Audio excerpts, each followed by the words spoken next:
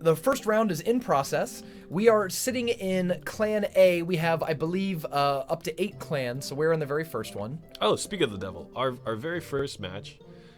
Yes. All right, we got a great match. Oh, what a cool deck. Okay, Nice. so Raintown, again, number 6 on their leaderboard, Yep. regular finisher, member of Sumo? Yes, Sumo. yes, Sumo. That's correct. And he's against Nim. I don't know. This where might be a Nim first timer hails for from. Nim. But we'll see. We'll see how this plays. Now, Miner is the card that we were talking about. This is exactly the interaction we were talking about. Elixir collectors are going to get punished by miners so hard. Nim is playing an Elixir collector. Raintown is playing a miner.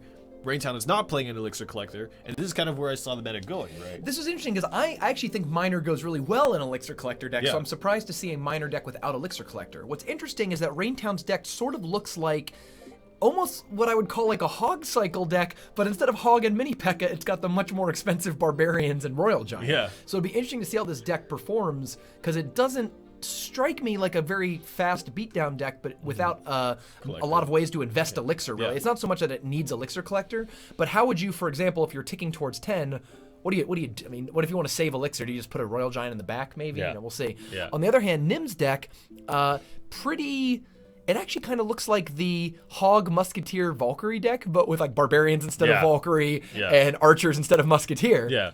Yeah, and of course Freeze taking a large hit, so that's maybe a card that we saw pretty often before, but maybe we're not gonna see This week it could take a while for Freeze to find its niche again, because a tournament Freeze now, a level 4 Freeze now, is less duration than a level 1 Freeze before the nerf. Oh my Freeze took goodness. over a 3-level nerf in terms of how much duration. It's possible Yeah. you don't see it that much this week. That's crazy. So we'll see. Let's jump right into the game and let's see what happens here between Raintown and Nim. This is game 1 of their series. So this is your first Super Magical Cup as well. All players, the reason why you have to register in advance is because all players have to register 2 decks. All matches are played as a best of 3, where you have to win with both decks. Now what that means is you play game 1, you can choose any of your 2 decks. If you win, you have to switch decks, because you have to win a game each with each of your 2 decks. Yep. The loser can either stay on their deck or switch to their other one, but if they win, of course, they have to go to their other one. Yep. So what's interesting here is, let's see how they open up. It looks like a pretty early Royal Giant for Raintown, really just going for the aggression early. But with that Barbarians played, it didn't quite do that much damage. And this is the reason why we were talking about kind of the Ice Wizard Princess combination being so great. When you just have one or the other, for example, in that situation he just had the Ice Wizard, he was slowing down the Barbarians, and it's a pretty good card against the minions, but he just doesn't quite have the damage to stop the minions and Barbarians from taking down the Royal Giant before it does damage. Great counterplay by putting the Archers in front of the Miner there. While you might, like, what ended up happening there was the Miner attacked the Archers. The Archers plus the tower ended up making the Elixir Collector not taking any damage, right? He actually was able to defend his Elixir Collector and just do a 3-for-3 on the Miner. Yep. Great counterplay by Nim. Yeah, I really like that response, and that's kind of, you need to be very quick on deciding where you're going to place your archers, because if the miner can be pretty tricky to figure out where it's going to pop up. I didn't like that Royal Giant play. He's holding Fireball in his hand, but he knows the other player has Barbarians, and yet still played the Royal Giant, but without the enough Elixir for Fireball. I feel like if you're going to do that, Ice Wizard, is not going to be enough to fight off those Barbarians. No cannon in hand. The Hog Rider comes through. Oh, But Barbarians the out of block. It's a little bit off to the side, so the Hog Rider is actually going to make it over to the tower a little quicker than it could have. But Raintown, I mean... Great zap, actually, by Nim. Normally, I don't really like the idea of zapping Barbarians, but if you notice with those Goblins, they actually tore up that Barbarian squad during that one and a half seconds. And I think he's even going to get free away time. without playing any additional Elixir, and he's going to be okay with taking 2 swings from 1 Barbarian. Yeah, of course. That's fine. Second Elixir Collector down. Will he defend it? Let's Smart see. move, by the way, by Nim, doubling up the Elixir Collector on the weak side, because this way, even if the Miner takes some shots on the tower, it's not the flexible tower. Yeah. All right, now, I really like that Raintown was prepared this time with the Fireball. And if you notice, the Ice Wizard plus Fireball takes him out really quick. Yeah. That's Yeah. great. Yeah. Wow, great last-minute cannon on the right side to defend that tower. He pulled it really far. Still in danger though. 1 swing, 2 swings, and the health level on that tower. Now, this is a super dangerous thing against Hog Cycle. When your tower is sub kind of 400 health, a Hog Rider swing, a zap at a second swing is enough to take it down, and we're getting over to overtime pretty soon. The instant that happens, you need to kill a tower at the exact same time, or make sure that this Royal Giant play. I wish Raintown would have zapped those Barbarians over the Ice Wizard. The Ice Wizard was a little too slow, didn't get that extra bit of damage in. Yeah, and this is the big issue, is that Fireball plus Ice Wizard, the Ice Wizard needs to take 2 or 3 swings to actually defeat the Barbarians. I mean, I think the game was already in hand even before that stuff. He had Fireball and Zap, and Fireball and Zap was enough to take the tower. He didn't actually even need to cast the Hog Rider. He just did it because he knew he could take an easy Fireball on the tower as well, right? pretty much the onus was on Raintown right away. I think the difference in that game was Raintown kept... I mean, again, like, it's not that he doesn't have Elixir Collector, it's that he doesn't have a way, when you're at 10 and you don't want to attack, to put Elixir into the future somehow. So the best thing he could do... the best thing he could do is play the Royal Giant in the very far back, and I didn't even see him do that much. He was playing the Ice Wizard, which is only 3 Elixir, and then when the Ice Wizard got to the front, he would play Royal Giant into Barbarians. It happened 3 times that game, and that could be the difference in that match. Yeah. What else we got? We could keep watching the same series, or we could watch a different one. Let's take a look. What's game 2? Let's watch game 2 of the Nim Raintown series. I'm interested in seeing what their alternative decks are. Absolutely. Actually, that's actually some curiosity that I want to fulfill for my own selfish purposes. So what do we got? We got game 2 here. Now Raintown switched his deck because now he has. It looks like it's a very similar deck. It looks like he's opting to run 2, Ice Wizard and Royal Giant decks this week, right? Because at least so you have to have 2 different decks, and the cards have to be the decks have to be 4 cards different. You can't have 5 of the same cards. Yeah. So I think his similar cards are the Fireball, Zap, Ice Wizard, and Royal Giant. I believe. So did he have Fireball? I know the Nim had Fireball and Zap. I don't remember if Raintown did. Used because he misplayed his Fireball. That's right. Or he played his Elixir too. He did. It's right. He did have. Yeah. Right. So those 4 cards are duplicates in both decks. So their cards are different. Nim switches. His other deck is still a Hog Rider deck, but with freeze. So we were saying about it. So he has Hog, Fireball, looks like Cannon in both decks. Doesn't have Elixir Collector in this one though. Yeah, this seems like a much more aggressive set deck. Yeah, he's not looking to pool Elixir and make a big play. He's looking to run him over with the base Elixir cost. I'm worried about that Zap and the Princess against his Minion Horde and Goblins. I don't see how Nim's actually going to put together a really strong offense with just a Hog Rider. But then again, there's no Cannon on the other side, so we'll see. Yeah, and that's something that we talked about, right? Is the Ice Wizard Princess plus Royal Giant combination is really the sweet spot, right? That's you get 2 strong AoEs, you get some slows. All right, let's take a look-see. Nim. So Nim is up 1 game. If he takes this game, the series is over. If not, they'll go Raintown and Nim will go to a game 3. Yeah. Always exciting. And currently, guys, we're kind of in group stages, so we're just kind of taking a snapshot of what's happening in the clans, and as we figure out how the games play out, we'll figure out who the top 2 of each clan is, and we have 8 clans to deal with. Oh, did our BlueStacks freeze? Oh no, I'm trying to pull up BlueStacks. It looks like our BlueStacks might have frozen. Oh no. Oh wait, psych. Psych! Accidentally hit the pauser. Woo! Okay. So they both start off a little hesitant. Actually, Nim is leaking Elixir right now, which I really don't like. I'm never a fan of leaking Elixir. I cannot think of a time where it's good to just let Elixir get wasted. Uh-oh. Oh, wow. Nice. Okay, so good arrows. I like the Princess plus Zap end up taking out. It's still a 5 for 5, right? Yeah. And this is what we were talking about with the mini P.E.K.K.A. It gets distracted by little cards like Spear Goblins and Skeletons and stuff, and the tower damage. And Spear Goblins do a decent amount themselves, so that is more than enough to take down a mini P.E.K.K.A. There's surprisingly good value to just casting Fireball, or just casting Spear Goblins even a lot of time. Yeah. Like if they just have an Elixir Collector and a Fireball, I've actually kind of come around to just Fireballing the Collector and Tower just as a way to pass the time. Spear Goblin, same as well. Yeah. It's so much better than committing to a big push like this and getting countered. Like, so for example, if this push gets countered by less than 9 Elixir, was it better just to Fireball something? Yeah. So the Princess, let's see. And we know he has arrows. Interesting to me, I figured the Zap would be the first choice you would want to go to. Because you already have the Ice Wizard on the field. Once you zap it, the Ice Wizard can at least reduce the damage you take by half. That's actually a good point. Yeah, that's actually a very good point. Because the zap plus the Ice Wizard attack does kill it. I think he was worried about the Princess getting arrowed. And what he wanted to do was make sure the Minion Horde went down in 1 attack so that it could hit the Spear Goblins right after. And it did. Like, that all worked out. Still got arrowed. But I think overall the value went to Raintown on that Princess. Yeah. So again, same boat. Well, there's actually interesting that there's no Barbarians in Nim's deck, and that was really the key interaction in the first game. I mean, he was punishing Raintown with his Barbarian play, and now without them... Yeah. And big misplay there for Nim. He actually put his cannon too far back, and it wasn't shooting back on the Royal Giant, so it got a little more damage than it should have. That's a very good point.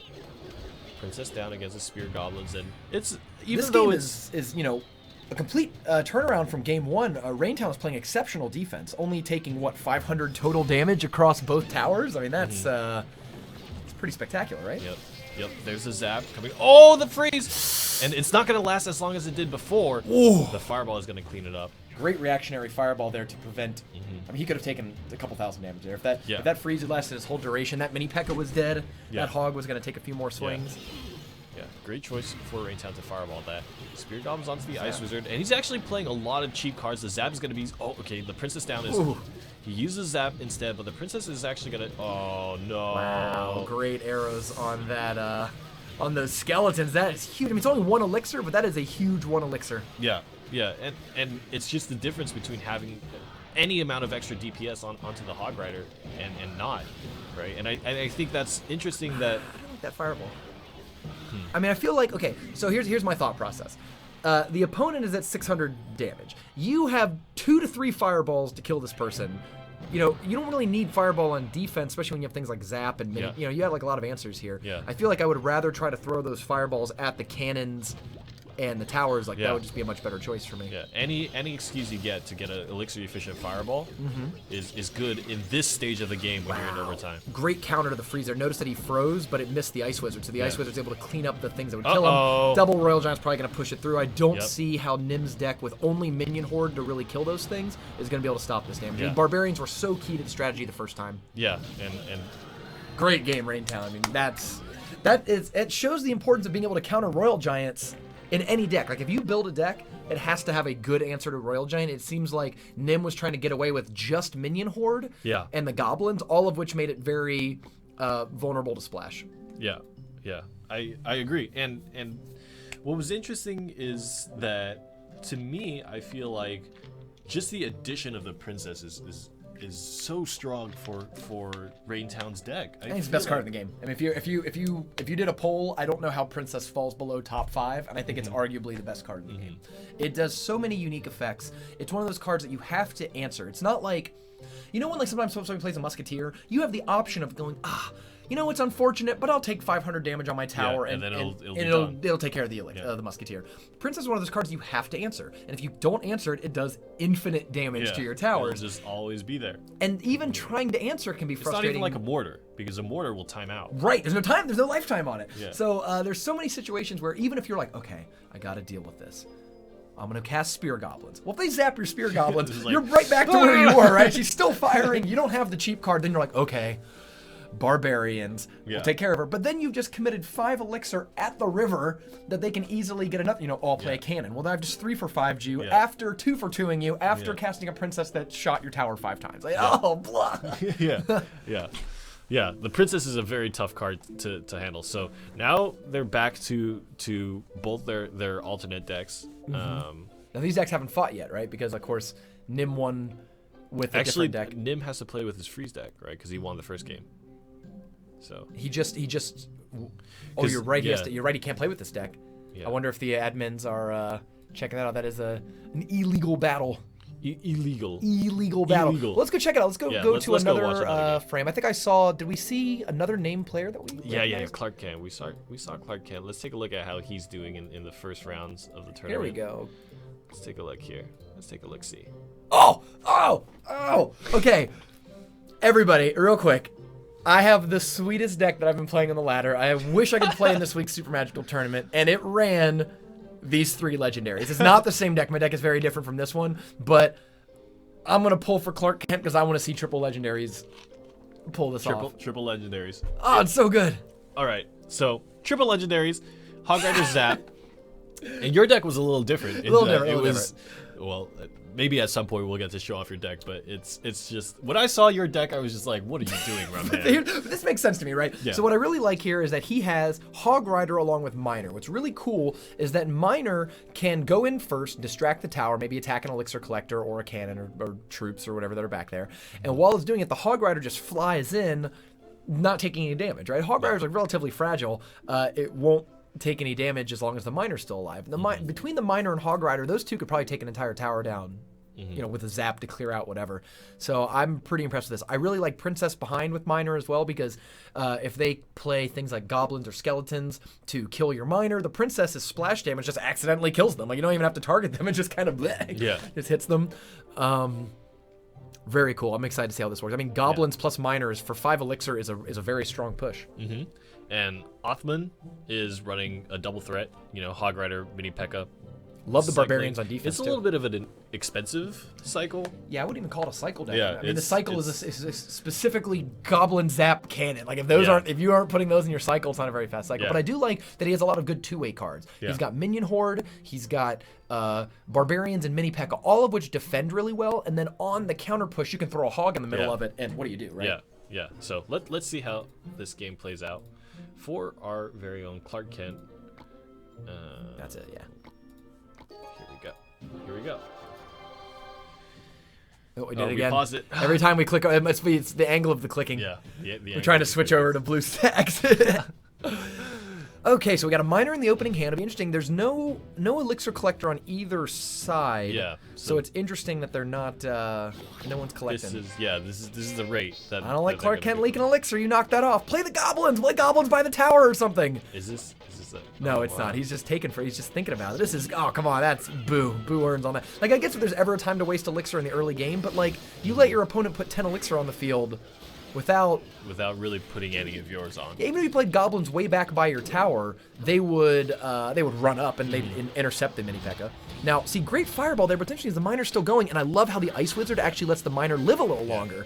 Slows down the tower shots. It's interesting. I mean, the way Clark Kent played his opening makes me feel like he's a player that values very, very specific cards at a very specific position in time. He really does not want to ruin either a card cycle or, some element of timing. A very high precision player. Maybe he just cares about that the most. Yeah, that's right? totally possible. Like, I'm a very like, I don't believe in a penny saved is a penny earned kind of thing. Like, if you don't put that elixir on the board, you're just putting yourself behind arbitrarily. Hey, really good counterplay, by the way, on that mini P.E.K.K.A push last time, because those two goblins ended up going back and getting 2 shivs on the tower, which is worthwhile. It'll be interesting to see how these barbarians, I'll see Othman has to fireball it. Yeah. Putting him back to what, 1, 2, 0? Oh, wow, he opts instead to go with the there's minion no horde. anti-air. He doesn't have either a princess or a He does have a ice princess wizard. now. So the nice thing is that I expect between the zap and the the minion horde won't actually do any damage to the tower. That miner's just chopping away, still going. 730 for the right side tower for Othman, and Clark Kent's miner combinations of miner plus X has just been so effective. What I think Othman needs to do is probably be a little more aggressive with his cannon. Notice, he's clearly holding the cannon for the Hog Rider, but if he could somehow like hold off the Hog Rider and keep the cannon, that would diffuse a lot of these miner pushes. And something that's really interesting is that Clark Kent is being very successful without having to play that Hog Rider. He might just be okay with, I'm just never going to play my Hog Rider. It's not relevant in this game. Yeah, may not need it. Late zap, unfortunately killed the goblins a little too late. If Clark Kent could have zapped those goblins a little faster, and I'm sorry, if he had zapped them a little faster and kept the princess alive, we could have seen maybe more pushes there. But I don't know if he's going to need it. This mini P.E.K.K.A is getting caught up on the barbarians. It's not going to get there. I mean, what do you do about one barbarian and an ice wizard? That's definitely something you got to deal with. And the miner pops up from behind. Oh, great barbarians behind. So now the miner's not even attacking the tower and gets instantly chopped up. And barbarians will be fairly healthy for a counter push. Absolutely. I mean, pretty much full health other than the one. Okay, but I think Princess and Ice Wizard are certainly a good combo to hold them off. Wow, Nice. Great river jump. Totally dodged the barbarians, which normally hold them up, and he was able to sneak in the miner at the very back. Okay, 214. Zap does double digits of damage in health, but the miner being put in the back plus a zap might be enough to close out the game for Clark Kent. He just needs to make sure he doesn't let a Hog Rider come through in a big way. Great body blocking, and I really didn't like that fireball. You got to fireball, obviously, all that stuff, right? Yeah. Like, they got to fireball the barbarians and goblins right there. So I understand trying to fireball the princess, but that really wasn't going to be the deciding factor. Ultimately, though, I think Othman did the best he could.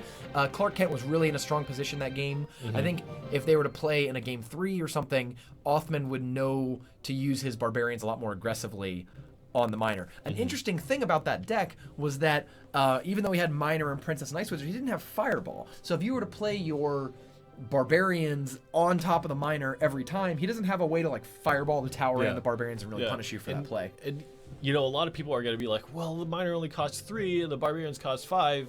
Well, the point being is that the barbarians are going to be pretty healthy to move across the They still cost 5 when they come across the river and are coming to fight you. It's still a 5 cost unit. That is definitely a big thing that I've gotten a lot.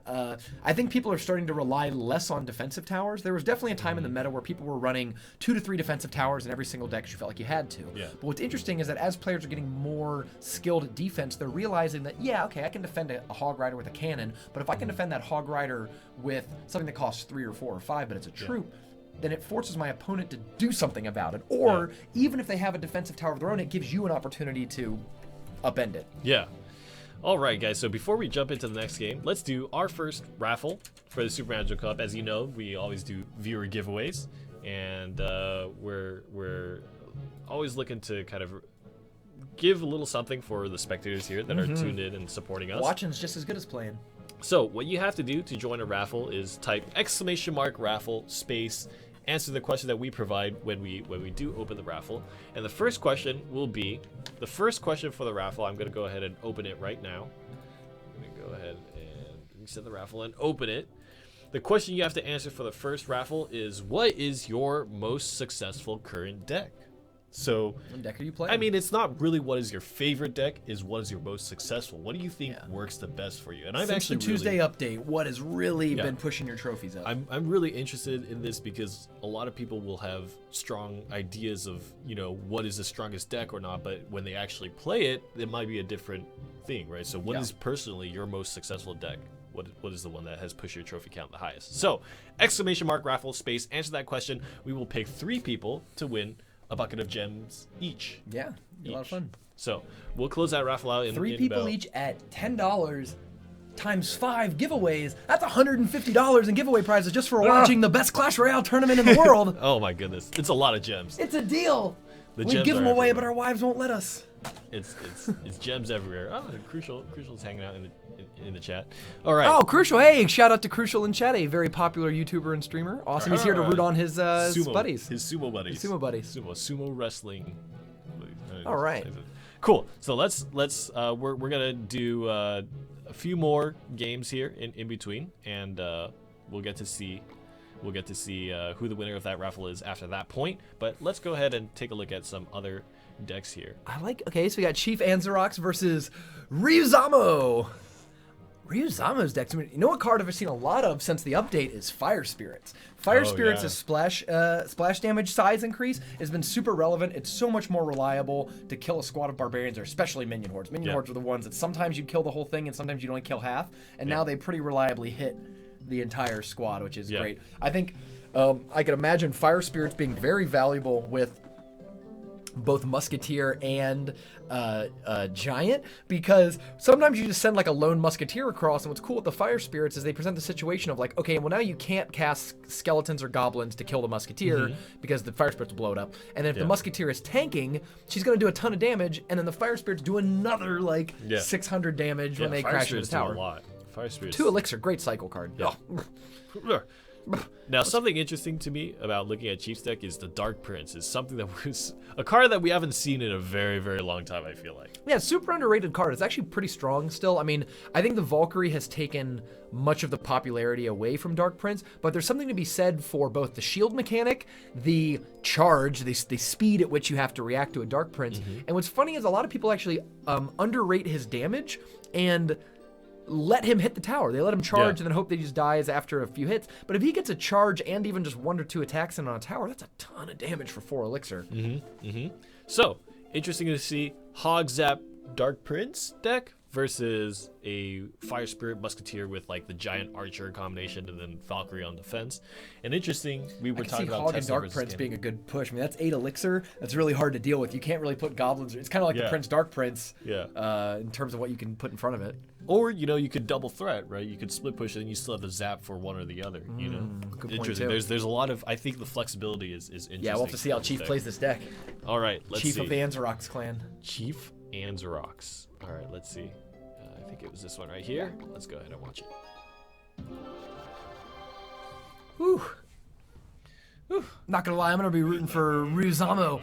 Giant is a card that I've seen come back. We actually talked about it a little last week because Skrazor, the winner, played a Giant deck as one of his 2 decks. And we talked about how Giant has actually come back in the world of Royal Giant because he's so much sturdier that if you get good at repelling Royal Giant pushes and then you play Giant, the Giant is so tough that you can repel those pushes and he still lives with most of his health. Yeah.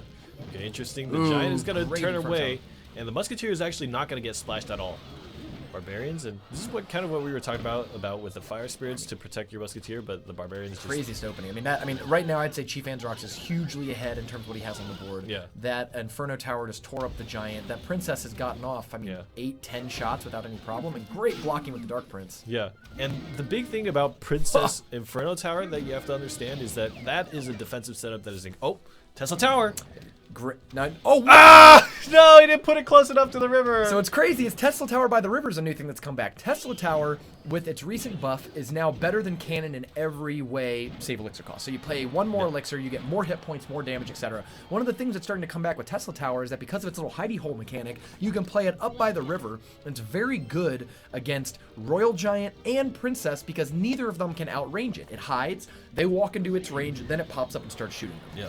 Great against Royal Giant. And it's great because you can put it down before the Royal Giant even makes his way across, which is one of the big problems, right? I don't like this Giant play. I mean, he knew he had the Inferno Tower, right? Yeah. Like, he just showed it to you last time you played Giant. If you're going to play Giant, then at least play Giant back behind your King Tower, because at that point, unfortunately, the Dark Prince actually killed the other Fire Spirit. Yeah, when he swung in. Yeah, he swung next to him. Wow, so Princess is him again! This Princess is getting Chief Anzorox is just amazing at getting so much value out of Princesses. But if you really want to play your Giant, you know he has Inferno Tower. Play your Giant behind your King Tower to let him walk up, gain that 10+ elixir back, and then maybe you can put something in front, like archers or goblins or something in front so that the Inferno Tower just doesn't crush your Giant every single time. Now, something interesting that I wanted to mention about this defense that Anzorox is putting. Hold on, a hog spear goblin combination, nice placement on the Valkyrie, and the fire spirits do a ton of damage. All three of them combined single target or something like 600, 650 damage. I mean, they're no chumps. Wow, great push getting pushed together by Ryuzamo here. The fireball cleans it up. Dreams shattered. So much. That was 11 elixir worth of a push. Dreams shattered. Hopes are gone. And now it's going to be a Barbarian Spear Goblin push. And I like how he's changing it up. He led with the Hog Rider this time, and now he's trying to use the Barbarians to tank up some damage and then put the Hog Rider behind, but still, Ryuzamo has such great cards. Yeah. Just that Tesla Tower is way stronger than I thought it would be. Here comes the Inferno again. So let's say we got the Goblins trying to swarm around. I like the Valkyrie behind will chop up those Barbarians pretty regularly, but we still haven't got an answer to the ever dangerous Inferno Tower, which also eats up the second tank. Yep.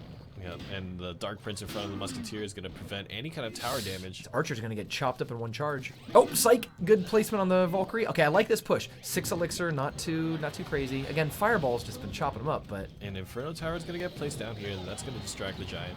And here's what I'm talking about. The Princess plus Inferno Tower, if you try to place chump units in front of the Giant to tank up the Inferno Tower, the Princess is actually just going to clear them out, so that defense is incredibly strong. I always like putting Barbarians in front of my tanks, because Barbarians are one of the best things against Inferno Towers. I like this choice from Anzorox to start trying to invest in other lanes, because he needs to find some way to break through Ryuzamo's structure defense. Yeah.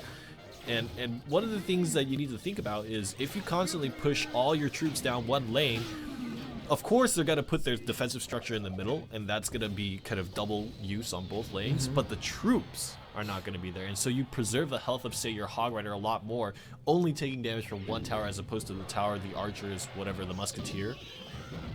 Good timing on that Tesla. It looks like he's opting. Oh no! Oh, they do kind of blow up. I'll just say it's weird because Ryuzamo feels like he is really good on defense. I've been really impressed with his defensive performance against a lot of these things. But in terms of putting together a wave, he just can't seem to get the cards in the right sequence in order to do this. Yeah, and I feel like he needs to think about doing small investments for chipping damage, right? Like start playing your goblins at the river plus like Valkyrie Goblin or Archer Goblin, something like that. He needs to think about playing units in smaller degrees to convince Anzorox to play at least his Inferno Tower in a different way. Yeah, I feel like Ryuzamo's is bashing his head into a wall over and over again, kind of the same way. He builds up these pushes of 8, 10 plus elixir, and then they just get Fireball. It's happened twice now. Yeah. Of course, with Zap and Fireball, what do? You can't really go small or big. Yeah. So the big issue here is the Giant is almost a card that I would say if you're not able to play it in the back, don't play it at all, right? Because if you play it at the river, every single time it's going to be traded out by the Inferno Tower. If you play it in the back, then you can start playing mind games where you play cards early on the left side, and then he plays the Inferno Tower, and you let the health tick down, and then you find some way to play off of that, right? But try something different. Even the Valkyrie, even the placement of the Valkyrie, like why not in front of your tower where like it walks into the Barbarians? That 1 second deploy time, I feel like gave a lot of opportunity for him to just... And actually, the way that I think is best to play a Valkyrie is as the barbarians come across the bridge and start lining themselves up, you place it kind of perpendicular so they kind of wrap around your Valkyrie and allow the Valkyrie to splash damage. I like the split push. So I think Ryazamu finally put together a pretty clever little push here. But it gets zapped out. But he needs to Anzrox is smarter. But this is... Oh no, Hog! Oh no, the Hog didn't get him on the left. He didn't have any defense. He played his archers. They didn't go to attack. Oh wow, Anzrox slipped in a Hog right on the left side. That was wild because I was like, all right, I see what he's doing. He's trying to put together the split push. Unfortunately, the Inferno Tower was still able to reach both sides, and Ryazamu, or Chief Anzrox, steals that game. So the interesting thing to think about is when he plays the Inferno Tower in that location, if you just play out a little bit patiently, you can play something like a Musketeer on your side and just take down the Inferno Tower and then play an aggressive Giant once you know the Inferno Tower is taken care of. You know, you can start adjusting your playstyle. I think it came just a little bit too late for Ryazamu, unfortunately. And so he ended up dropping that game. All right, let's take a look at who else we have in Qualifier A. Yeah, let's see. We got a few more games here. Let's go to the more recent matches to see. Whoa! Got a little spoiler if you want to. We can go into the next round and watch this game, or we can jump to. I kind of want to show someone who hasn't been featured before. Look at these. Let's try these guys. Let's take a look at this. This looks like it'll be a cool game. All right, let's do a match preview here. Hopefully this isn't. Yeah. Okay. Yeah, this will be interesting and super interesting because Balloon is one of those cards that I just, whenever I see it in a deck in tournament, I'm like, oh, I'm really interested to see what happens in this game because it's so fun. It's so satisfying to see the health bar of the tower just go down. Yeah. If the Balloon makes a connection. What's interesting is we had a top 8 player last week whose name was Titan Zeus, and with all the focus on clan play, I wonder if Titan's Juni is from the same clan, if there's a Titans clan, or if it's just a coincidence. But if you're in chat, Titan's Juni or Titan Zeus, let us know if this is if there's any relation. Yeah. You know? But so there's a bunch of people now in the tournament with the Titans clan tag. I wonder if this clan has started joining mass and really want to show themselves off against Elite Nation and Sumo. Elite Nation, Sumo, Titans? Okay, so let's say, so there's some pretty cool new cards here. Knight got a huge buff on Tuesday, 10% hit point buff, and Bomber got a 10% damage buff. We're seeing both of them in Sea Warriors deck, which looks like, I don't want to say like a standard, it's actually a pretty different looking Royal Giant deck, but if I had to guess, this is a, this is Royal Giant beatdown, but using Knight as maybe probably a defender, counterattacker, maybe something you can stick in front of the Royal Giant to take mini P.E.K.K.A. shots and things like that. Bomber, of course, is going to be great against Barbarians. Downside is Sea Warriors deck looks kind of weak against air. It only has Ice Wizard, Archers, and this arrows. is going to come back to probably bite him against the Balloon deck, right? Yeah. The other thing is, the other thing to notice is a lot of people look at the Balloon and they get intimidated because like, oh my god, it does so much damage that I don't have enough anti-air. But one of the things you have to remember about the Balloon is that it's actually all of its elixir committed to not doing any kind of damage. Yeah, it's 5 for nothing, right? 5 for 0. Yeah. This is an interesting deck too. I really like Giant Balloon. So Giant Balloons are relatively, it's I want to say a fringe strategy. It's not something that's super popular, but it's something that's very powerful in the right hand. So maybe Titan Juni, this is his like trademark deck, But Giant Balloon is weird. You're committing 10 elixir that can't kill any units, but it's 10 elixir that is shockingly hard to stop from killing your tower. Yeah. So I'm excited. Let's check this game out. I feel like these combinations of cards are great to use. Are great to use in overtime, right? Because the game is over once you take a tower, right? Yeah. So if you can push this card, it doesn't matter how much of a counter push they have. The instant you take down their tower, you win. Yeah, and I feel like automatically. That's why you see Hog Rider and Hog Freeze decks just really go for it right at the timer. Yeah. And I think Balloon decks should almost always be played in that fashion. Just defend up when it's close to overtime. So it looks like he didn't have the Giant in his opening hand, but did have the Balloon. Opted to play the Balloon far back. I wonder why Balloon far back as opposed to Giant far back and then Balloon at the river. Because I think Balloon in the back announces your intentions so much. So as you can see, 10 elixir, but then again, look, the Archer walked away. Oh, there's a Fireball. He's got a Fireball for the whole POW. If Titans can throw this, wow, a tower is down right away. Goodness. Great opening sequence. That's the dream, right? Like, isn't that the dream of what you want to do? So he counters with the Royal Giant. So again, here's the downside. You spend 10 elixir to take this tower, and you are vulnerable to a counter push. It seems like the Bomber, while very strong, only was hitting 2 Barbarians at a time and let the rest of the Royal Giant was big enough that the Barbarians, in an attempt to all swing at the Royal Giant, spread themselves out. Bomber does throw one in, though. Bomber does a good amount, what, 200 damage now per shot? So it's crazy because that push was actually looking really good. Ice Wizard tanking the tower with the slow effect, and then Bomber throwing bombs would have done a ton of damage. So I really like the defense by Titans because the Minion Horde, There's nothing in it. I mean, the Ice Wizard's not going to kill it fast enough. The Bomber's very fragile. Those things can just chew it up. Like Titan's going for an Elixir Collector, but can he commit to it? Aggressive Royal Giant. Look at that, three defenseless cards in his hand, though. This could be a very good Royal Giant push, because Collector, Giant, and Balloon aren't going to do anything. Yeah, he needs to wait until both the units are on the tower before he plays. Oh, see what he did? He waited for the Ice Wizard to come around so he could play the Goblins, but then when he played Goblins, Bomber cleared him up right away. And all this time, the Royal Giant is already working on his stuff, and he still has no defensive cards. I like how he was able to kill the Bomber. The Bomber retargeted onto the Giant. Yeah. So let's see. These Barbarians are going to fight at the river outside of any tower's range. The Fireball is going to turn the tide. And 3 bars do some damage. Oh, let's see how good the Knight does. I haven't seen Knight against Barbarians that much. Yeah, and Knight just... super tanky. Yeah, he got a buff to his health. Knight plus Tower, good enough to take down 2 Barbarians. He has a good amount of life. Maybe you could take 3. Interesting. The Elixir Collector up front there is to guard the Balloon. In case you're wondering, that's specifically there. Whoa! Aggressive Royal Giant plus a Knight coming in to tank the King Tower. Oh, great. Arrows there. He knew that the minion horde, he had seen it earlier on the Ice Wizard Bomber defense, so by casting the arrows pretty aggressively. But again, this is what we're talking about, and I think here's what I'm talking about. I think Titans Juni has played his combination just a moment too early. I feel like he should have been playing units in the back and not committing an all-in, because there's only 20 seconds left in the game. But now you've committed so much elixir, and this Royal Giant is doing so much damage to your right side tower, and you have no elixir to defend. Wow, 15, 16 seconds left. It's just, oh, he's going with the Giant there in the middle. So the Giant does tank both towers, which makes it pretty Balloon, amazing. And there's only archers for an anti-air. Wait, where's archers? Are the archers coming out? Oh, and he throws the bomber down. It takes the tower, but it looks like, you know what, those archers and wizards are tearing his tower. How is he going to defend? Where's the barbarians on the left side? He needs to or play the goblins or something. Why are you playing the Elixir Collector? He was so worried about defending the right tower, he's going to lose the King Tower. 400 health, and I don't know if Sea Warrior has Fireball. Great retarget on the bomber. Oh no, it's coming to the main tower. The goblins, oh, they were thrown away. He needs to play the balloon. Play the balloon. Oh my god, the Giant is going to take it. The archers are down. Does he have the fireball? He is not throwing the fireball. He's keeping the Elixir Collector in his hand held instead of trying to take that tower out. Oh no! Oh god, no. I'm telling you, Titans, if you would have just thrown that fireball, you had that tower.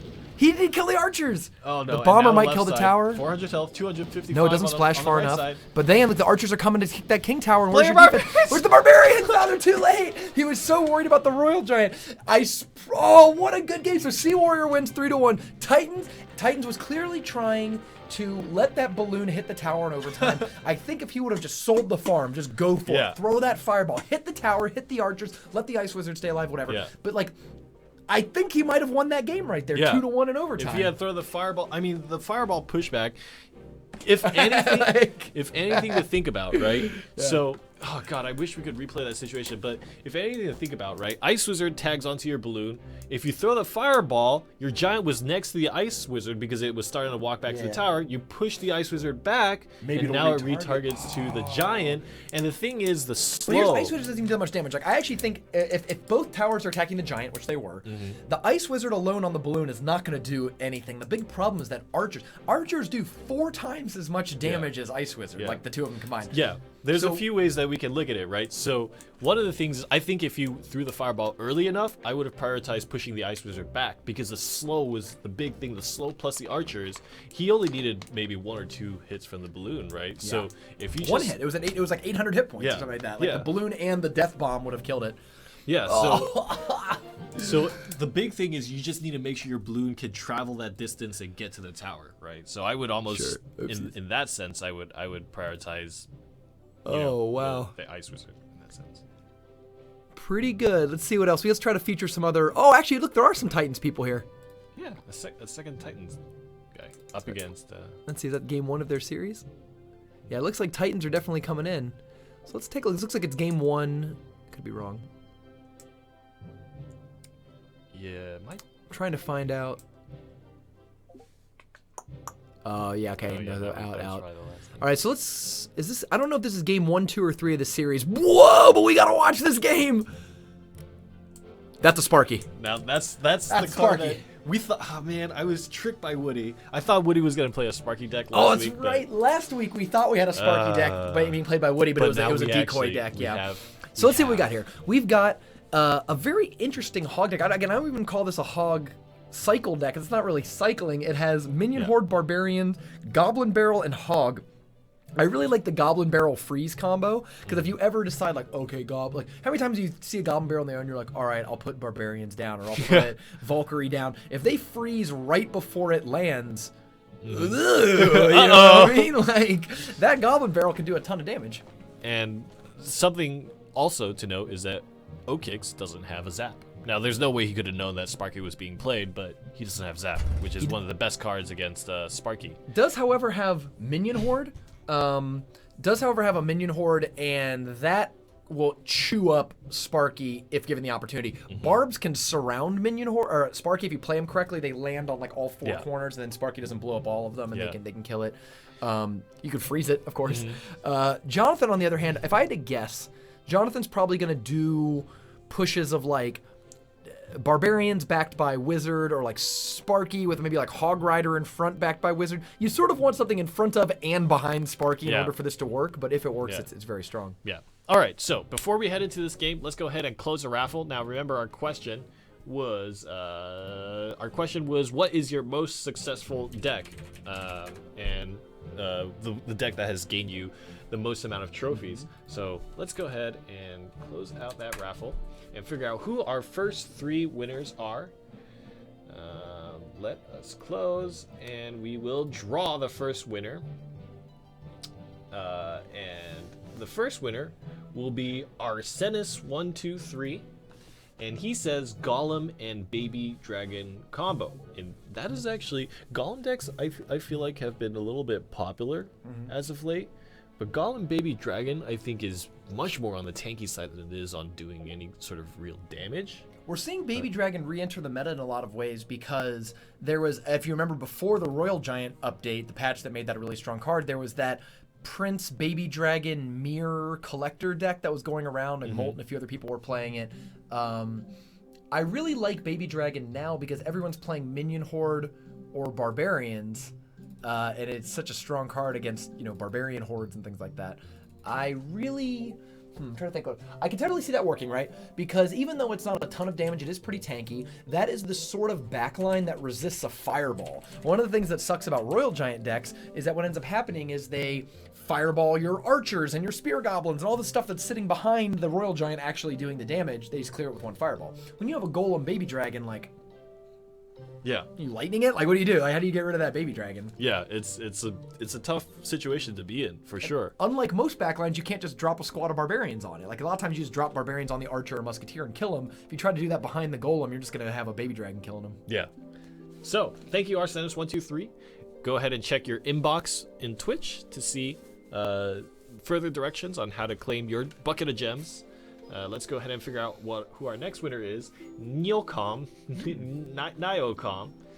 Niocom says Sparky plus Giant with Princess and Ice Wizard support. So That's here's another triple legendary deck. I like that idea. And here's another player that has found great success with Sparky, which I think is one of those cards that a lot of people are having trouble utilizing. I've heard that as the Sparky deck lists are starting to crystallize, I have heard that Sparky, Giant, Wizard, or Ice Wizard is kind of the key thing, or maybe Princess. Like, basically some splash damage unit with Giant and Sparky tends to be like the list that everyone's starting to crystallize around. So hopefully we see Sparky do well in this game that we're about to show. Yeah. And also, you know, in the future in general. Such a fun, cool, interesting card. It's fun to play against. It's fun to play as. I really hope to see it in tournament play. All right. Thank you, Nowcom. Likewise, in your inbox on Twitch, go ahead and look for that message. If it's not, by the way, if it's not in your inbox, go ahead and check other, just in case. Make sure that you find it, because these messages have been sent out. So, and our last winner for the Bucket of Gems is going to be Lekim77, and he says Lava Hound, Goblins, Minions, Elixir Collector, Baby Dragon, Zap, Spear Goblins, and Cannon. So this is kind of the Goblin Baby Dragon thing, except this time around it's got the Lava Hound. And actually, it's interesting that the last guy mentioned Golem and Baby Dragon, because I was a big proponent of Lava Hound Balloon. I kept telling everyone how good that was going to be. Yeah. But the Lava Hound decks I've seen having a lot of success are actually Lava Hound Baby Dragon. Interesting. Yeah, and I'm not exactly sure. Maybe because the Baby Dragon kills the minion hordes. It actually does a significant amount of damage to a tower if left alone. Yeah. It doesn't have a lot of hit points, so it doesn't tank for itself very well. But when you have the unbelievable tanking of the Lava Hound, it will, do stuff. Yeah. It'll take them down. All What's right. nice is that when the Lava Hound dies, the Baby Dragon starts tanking for the Lava Pups. I think that's a lot of the effect. And the lava pups are really where the lava hound starts to buy its effect in damage, right? Cool. So thank you, Lekin77. Thank you to all the winners for this current giveaway or this current raffle, and we still have many more raffles, 4 more, in fact. And lots more winners. So let's go ahead and jump into this match between Jonathan and Oatkicks. And what's interesting, so what we can see is we can actually see the clan. We're closing in on the top 8. So the games start being played at noon, and they move forward. And we're about to start the top 8. I want to say, I mean, I don't know exactly when they're still playing the games out, but we're closing in on it. Yeah. The top 8 is heavily... We're going to do live spectating of the top 4, especially. And I believe we do these sort of match previews for the top 8. So you'll get to see all of the best decks out of this event. Yes. Wow, look at this. We're looking at the huge bracket right now. Any interesting names still left? Manufan is still playing. Actually, I'm sorry, scroll on the very bottom. Sorry. Gosu, who I recognize, is still in the event. Manufan. Anyone else? Not here. Mr. Frodenoff still chopping through. Woody is there. Woody's still in. Scrazzer's there. Wow, last week's winner. Fly Society. Oh, that is the CG Siege player. Yeah, so it's a lot of interesting names. Clark Kent, Raintown. Yeah, so we'll very impressive. We're almost there. We have a few more games in group play. Let's go ahead and jump into this next game and keep the Clash Royale happening here. All right, so this is a Sparky deck. I have high hopes for this. I'm excited. I have not seen a successful tournament Sparky deck yet, so I hope that this deck can pull it off. Although it's interesting because I haven't really seen a Goblin Barrel deck in a long time either. That's true, yeah. It depends on who you're rooting for. I like big machines. I'm a big fan of big machines. I like Sparky because I like big damage. Okay. Those little goblins, you can either deliver goblins for 4 or you can just summon them for 2. Overall, though, I mean, actually, Jonathan did take a little bit of damage. There took about 300 damage. Yeah. Maybe not worth it for the goblin. Well, maybe. Well, he played the Elixir Collector too. I think his other cards in hand would have been too pricey for it. Great use of the Wizard. Wizard just took out 4 Elixir worth of goblins. Oh, the Minion Horde! No, it can't be played! Don't play the Minion Horde. He can't. You're right. He freezes them! Okay. And then he can cast it. Yep. And then they chop up the Wizard first. Yep. Wow, look at that. Notice how quick the freeze almost came off, though. Like, 1 more second would have obviously been a huge difference, but 1 less second would have been Wizard eating up Minion Horde. Yeah, so this is where I'm really thinking about Jonathan. Once you're up against somebody who's willing to play defensive freeze, you need to start thinking about diversifying your Elixir investment. It's like Fireball in a lot of ways. I mean, you almost just can't just build up these big soft pushes at the river because they're going to get Fireballed. Same deal with the freeze. Okay, Minion Horde defense. This is very typical of a player like Jason. Oh, he misses! Oh no! Kicks misses, and you know what's crazy? He has no more clear. He's got no more. No, that's a tower. That tower's you can't whiff like that. Oh wow! Oh my God! The plot twist. It wasn't Sparky. It was all along. It was Minion Horde. It was always a Minion Horde. No, I mean I'm gonna see Sparky blow up a tower. I have a belief. Yep, he still has freeze in hand, and he's still playing the same. Okay, Goblin Barrel on the left side, but he's gonna have freeze. Ooh, that's a great zap. Really bloody game though. If you notice, like, he doesn't have enough elixir. Oh, he's still the freeze by timeout. Oh, no! Wizard goes and Sparky, do you have time? No, it doesn't get the 5. Here's the thing: is freeze like zap does reset its 5-second charge up thing. So. Oh, that was. What a bummer. That was. Got her own Minion Horde. That just goes to show how quick level 4 freeze dissipates, though. I mean, that was not short. Yeah, that's actually where I think the freeze nerf was good for the game. Offensive freezes feel about the same. If you really need to get in those 1 to 2 hits with a Hog Rider, freeze will still do the job. It'll still do it. Right? The thing where I didn't like freeze, where I thought it hurt the game, was it was a lazy defensive card. You didn't have to do much. You could just cast freeze and it would hold up. And if you had freeze skeletons, freeze goblins, it would kill like anything. Yeah. So I really like that this defensive freeze is not. I mean, he's using it to a lot of great effect. I mean, big shout out to Oatkicks there, but it's not as oppressive as it could normally be. As it was. I mean, we saw the Sparky live at least. Yeah. And Oatkicks is not able to play Elixir or stay on the left side, and then also do a freeze combination on the right side. Get the zap. Looks like he was looking for the zap in his hand. Barbarians, I mean, again, we're seeing this tournament so far has shown how great Barbarians are against Hog Riders. We've seen so many Barbarians just completely kill a Hog Rider before they get more than 1 shot in on a tower. Yeah. I wanted to see Sparky shoot just one time. Just one blast. We got it in the future because I believe that looks like that might have been game 3, and Jonathan advances, so maybe we'll see a Sparky in a future round. Yeah. Wow, we got, looks like the round of, no, we can't jump in there. Let's see, here's some 2 other people we haven't taken a look at. This looks to be interesting too. Yeah, that's a good point. We don't know. Whoa. Let's go back to it. There we go. Oh, here, actually, do you want to watch maybe this one? Yeah, We've talked about it. Oh yeah, let's try this one. All right, let's do it. All right, pull this up, then match preview. Yep. I'm not good at steering. I don't steer much. All right, so we've seen Clark Kent. He's running triple legendary. Yeah. All right. He's running triple legendary. PepeJD, though, is a player we haven't seen. Freeze again. So Freeze is people still using Freeze. I am startled at the lack of Elixir Collector in this tournament. Like, it seems like Miner has really scared people off Elixir Collector. Another thing I'm surprised is how few Fireballs we're seeing. Last week, we saw Fireball. I want to say it was in like 5 of the top 8 decks because so many people were using it to Fireball Elixir Collectors, Fireball Barbarians. This week, there's like no Elixir Collectors and no Fireballs. Everyone's trying to get away with just like Zaps. Yeah. Arrows. Yeah, it's an interesting shift in the meta.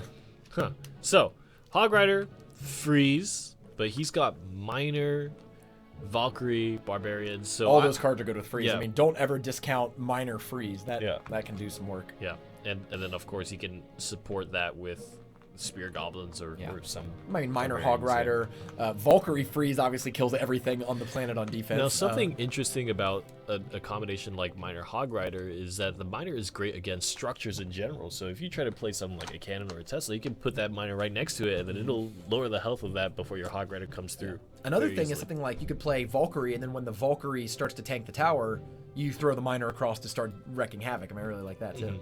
All right, let's take a look at what transpires in that particular match. There it is. It's that one, All right.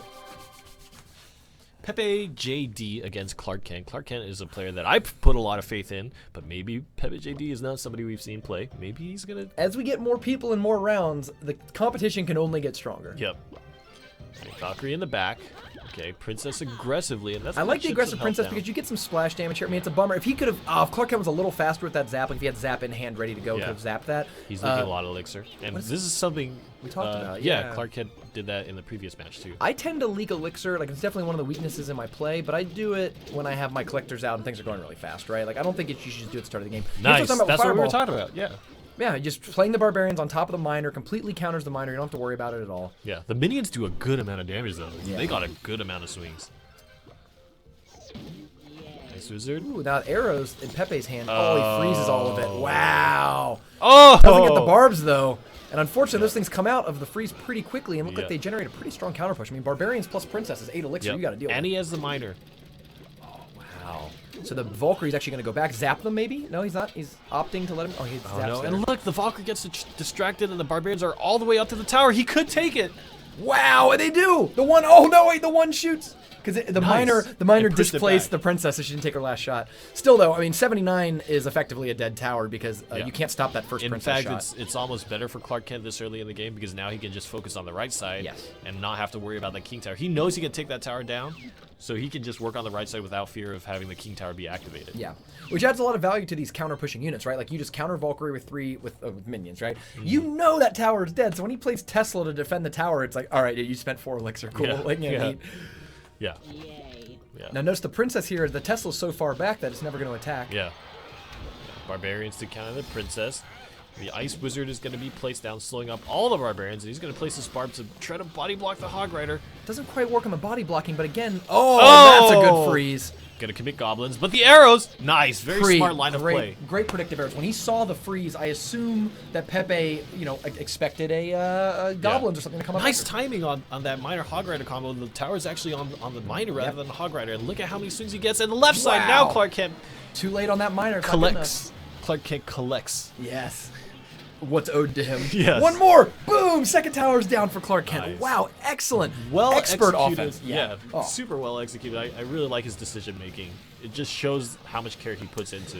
Even just the splitting up there, splitting up the Valkyrie a little bit over to the side, coming to the Ice Wizard, and then playing the Barbarians to the right on the Hog side. These little nuances really add up. Nice. Good positioning against the freeze. No way that it's going to be as effective. Clark Kent has that on his mind. Yeah. He freeze me once, shame on you. Freeze me twice, shame on me. Yeah. Yeah. Oh, look at that body blocking. Great. I mean, I think Barbarians have been making a huge comeback. Not only are they great against Hog Rider, they're so good against Royal Giant. Yeah. That's sort of the unspoken troop in the game to me. Like, that's one of the cards that when people talk about, oh, this defines the meta, this determines decks so much, Barbarians are sort of the dark horse. They're good against the things that are good in the game while being great on their own. Yeah, I agree. I very much agree. I think Barbarians are kind of a very almost the reason why they're so used, I think, is because of other cards. Yeah. It's not really like a win condition. Like, the reason why Hog Rider is used a lot is just because it helps people play to win, right? But the reason why Barbarians are used a lot is not necessarily to help people play to win, but it's just to deal with all of this other stuff that everybody's going to run. Hog Riders, Royal Giants, anything, right? So you're going to want to play Barbarians as just a great card against that. I like this one. This one's kind of interesting. Yeah, no, I agree. Like, and Barbarian's one of those cards that, you know, like Hog Rider, you just cast him at the river, you got to deal with it, and if you don't deal with it, you're dead, right? Like, there's nothing you can do about that. Yeah. So, okay, Jonathan 27, who we saw his Sparky deck, which while it won, didn't exactly fire a Sparky shot. Looks like Jonathan's packing two very unorthodox decks in the metagame because we have a Giant Skeleton. I'm pretty sure that says level 2. That is a level 2 Giant Skeleton, no less. Well, it's a great defensive card. Yeah. It's something that can really be good, especially countering things like Barbarians over on Achan's side. I mean, Mini P.E.K.K.A. Hog and Freeze, along with Barbarians and Minions. Almost every single card in that deck is terrifying with a Freeze. Yeah. So I'd be interested to see if Jonathan could pull off, you know, a Minion Horde trick. Maybe like Hog Rider Minion Horde is like hard to deal with. That's like not an easy push, especially when you have Freeze to finish it off with. All right. Achan running Fire Spirits could be really interesting there too. Yep. Let's see. I still have yet to see a super satisfying Fire Spirits connection. Yeah. Really? Oh man. Yeah. Oh, Fire Spirits give me so much trouble. Yeah, I really want to see Fire Spirits just wreck a huge clump of units. Fire Spirits counter Goblin Barrel 100% of the time so well. Because they smart target their... They jump. So, like, you just play them behind your tower right as the Goblin Barrel's about to land, and almost as soon as they're summoned, they just jump onto the things. The only time it still works even if the Goblins are split up because they 1, 2, 3. Yeah. But if they're all clumped up, it's even better, like 2 survive. Nice cannon placement for Achan. Although, I would say great for Jonathan to get a little damage in. He managed to pull some off. Now, great. Mini P.E.K.K.A. has surged in popularity because of how good it is against Hog Riders and Royal Giants, and then it pushes back. You have to deal with it. 2 elixirs, Spirit Goblins may not seem like much, but it's something you had to do. Yeah, and now you can't use the Spirit Goblins to try to... You know, Jonathan has the ability just to eat the damage and save that elixir. Achan has to reply to the Mini P.E.K.K.A. Yeah. All right, let's take a look. Okay, here it comes. Giant Skeleton. This is what we're waiting for. What's gonna happen? The Giant Skeleton oftentimes just gets distracted by anything. I feel like...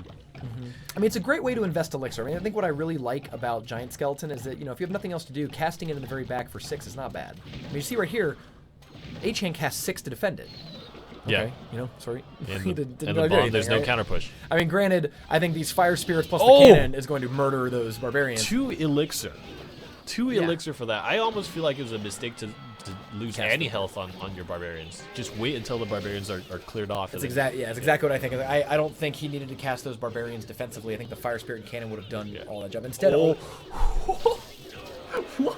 Wow! That was like 2 Barbarians! I mean, Spirit Goblins will do damage. You never know. Oh my goodness. Great counter push. That's a great example of Achan taking advantage. Like, there was 6 elixir. He played 6 on defense. It was kind of a push. But what's crazy is that Jonathan's 5-cost Barbarians kind of walked into a death trap. Yeah. And the cannon was still alive. Yeah. The cannon alone would have chopped them up. Yeah. But then the Fire Spirits on top really just cleaned them out. Yeah, I feel like Jonathan with his Giant Skeleton should have looked to at least clear the archers out with a cheap card and then play the Barbarians. Wow, now much better use of Fire Spirits for Jonathan in that they hit the Hog Rider instead of the entire Barbarian squad. Yeah. I like that freeze, but the Fireball, I mean, it's one of the reasons why Fireball is the most used spell right now, or one of the most favored spells. Those minion hordes, here's another example. What are you going to zap those things? He zaps the minion horde, but behind the Giant Skeleton, is that even good? Yeah. They're still running. Okay. Oh, the bomb is going to be placed on the cannon. Oh, the cannon actually dies, so Giant Skeleton. No! Oh yeah, bomb is too far away, and that Fireball takes out the side push that Jonathan was putting together. Yeah. And this is what's really difficult about playing in 2 times Elixir, is that just because you gain Elixir 2 times faster, but the troops don't move and attack 2 times quicker, right? I don't know. So the dynamic of the game changes a lot. I don't believe that was a purposeful freeze. I think that was a sacrifice. Knew the game was a over. scrazzer. Yeah, it's not a BM. It's the opposite of a BM. It's a concession, basically. Like, good game, freeze the ground. Yeah. Oh, man, it just reminded me of how many spells Scrazzer dropped on the floor in the That last made time, and he Scrazzer- still won. Skrazzer's victory last week is made so much more impressive by the number of times that he accidentally zapped or fireballed the empty ground. Yeah, it was just, it's too much. It was too much. Oh, hey, we got a pretty named battle right here. We got game 1. So this is, I believe, this is for the top 8. Yeah, it is, and we'll go ahead and show you that preview. But Let's go ahead and start another raffle. Let's start another raffle. Do it. You guys are probably itching for that. So remember how to do it: !raffle space answer the question. The question is as follows: what is the play style you are least good at playing against, and why? So what hurts you the most? What is the playstyle that hurts you the most? Is it beatdown? Is it people trying to rush your tower down and playing super aggressive? Is it control? People letting you play your combination and then just taking it apart super efficiently and then counter pushing you? Or is it siege? Players who are playing super defensively and will use guaranteed damage like either rockets or things like princesses or borders. Basically, Siege is attacking from their side of the board, Beatdown is fighting you on your side of the board, and Control is sort of doing a counterattack little trick after defending. I would... Personally, I'm a big Control player, but even though you'd think I'd be really good against Beatdown, I'd have to say Beatdown gives me the most trouble in the sense that... I would say if you had to look at my losses, like my the last 100 losses I've had, I want to say 50 of them are to opening Hog Riders. Like people just open up like Hog Rider Goblins with a zap in their hand, and you're just looking here like I don't have the cards. Like I don't have a barbarian or a cannon in my hand right now, and you end up taking like 1,500 damage to that opening Hog Rider. I think that's what I lose to more than anything else. What about you? I think I lose to... I feel like I'm the same way. Actually, in my mind, I think I lose to Control a little more because I like to play beatdown-oriented decks. So usually when they play aggressive beatdowns, I more often than not just trade. You know, I just say, oh, well, can't defend that. I'm going to go take your tower here. But Control is really what hurts me because I set up this beatdown combination and I try to make it effective when it moves across the bridge, but sometimes their defenses are just set up too well. Huge counter pushes just kill you. Yeah. So... what is the playstyle that you're least effective at playing against, and why? So that is the raffle question. We'll watch maybe 1 or 2 more games and then close that out and see who the next 3 winners are. But in the meantime, we have a very exciting match here. So this is for the top 8 to keep in mind. So we've talked about this earlier. We talked about Raintown and Clark Kent being, they're from, I believe, competing clans. Yeah. Or are they in the Sumo is right. Raintown. Elite Nation is... well, hold on. Let me double check. Double check it. I'm not sure if me they're double the same check clan or that. not. Let me double check that. Are they the same one? No, they are not. No. Okay. No, it's Raintown Sumo is Sumo. Raintown. Yeah. Okay, I was right. Okay. I was right. And So Clark for Kent. a spot in the top 8, they're going to play a best of 3 series. We'll probably watch the whole best of 3 series and I guess go into the top 8 and see who came out from the other clans that we've only been watching games from one group out of the group stage. Yeah. And we've kind of seen their decks a little bit. Just as a quick reminder, Raintown currently is running 2 Royal Giant Ice Wizard decks, and then Fireball Zap, Royal Giant Ice Wizard. He's really valuing the spells. He's valuing the spells. He's valuing the Royal Giant and the Ice Wizard. That's what I take to be important in Raintown's mind, right? Clark Kent, he's running this Hog Rider Miner, like triple legendary thing. And I actually forgot what his alternative deck was. I don't remember. I believe it had 2 I believe it wasn't still a minor deck, I don't think. I think it was still an Ice Wizard and Princess, though. I'm not sure. We'll see. I mean, we're going to see because we're going to watch this whole, or hopefully we watch this Clark Kent Raintown series. That was Let the me top try one. to just make sure that we're, okay, yep. Yeah. Cool. All right, let's get right into it. Sumo versus Elite Nation. Round 1. This is starting. It's starting. Oh, man. I can't wait till we live spectate the top 4 and I can throw confetti. I'm a confetti thrower. So the interesting thing is Clark Kent is representing in qualifier A, so he's in A group. Correct. And then Manufan is all the way down in C or D. So eventually they'll we'll see. If Manufan can win, who I haven't been watching, maybe he lost his last match. Yeah. The story's untold. So 2 shots from a Princess gets countered by the Miner. Right now, I would say Clark Kent is, or I'm sorry, Raintown's definitely ahead in Elixir because he hasn't lost any Elixir. Like the first thing that's going to die on his side is this Miner. Yeah. Got 1 swing, 2-4-7-0. Nice. Ice Wizard against the Goblins. And then the minions, but it might do. You see, this is the thing. When, the zap! Oh, nice. Great timing with Raintown on the zap. That allowed the Here's a counter push. I like this choice from Clark Kent. He knows that it's over on the right side. There's not much more he can contribute. There's no point in playing more cards against the Royal Giant. That damage is pretty much done. So he just goes straight to the left side, and he takes a good chunk out of that tower. Great show Clark Kent's of minor decision making. Yeah. Is offensive decision making on Clark Kent has been consistently great. I feel like. I mean, I even really liked how he went in with that with the minions there, because Raintown only had the option really of zapping them, but Zap's not very good when there's there's a Hog Rider beating on your tower and the miner's tanking. It's like the tower was cleaning them up. Oh, nice! It displaced it. Yeah, great reaction time. I mean, you should be minoring a princess pretty much every time. Very interesting. 2 shots from a miner on a goblin. So goblins are a great card to use against a miner.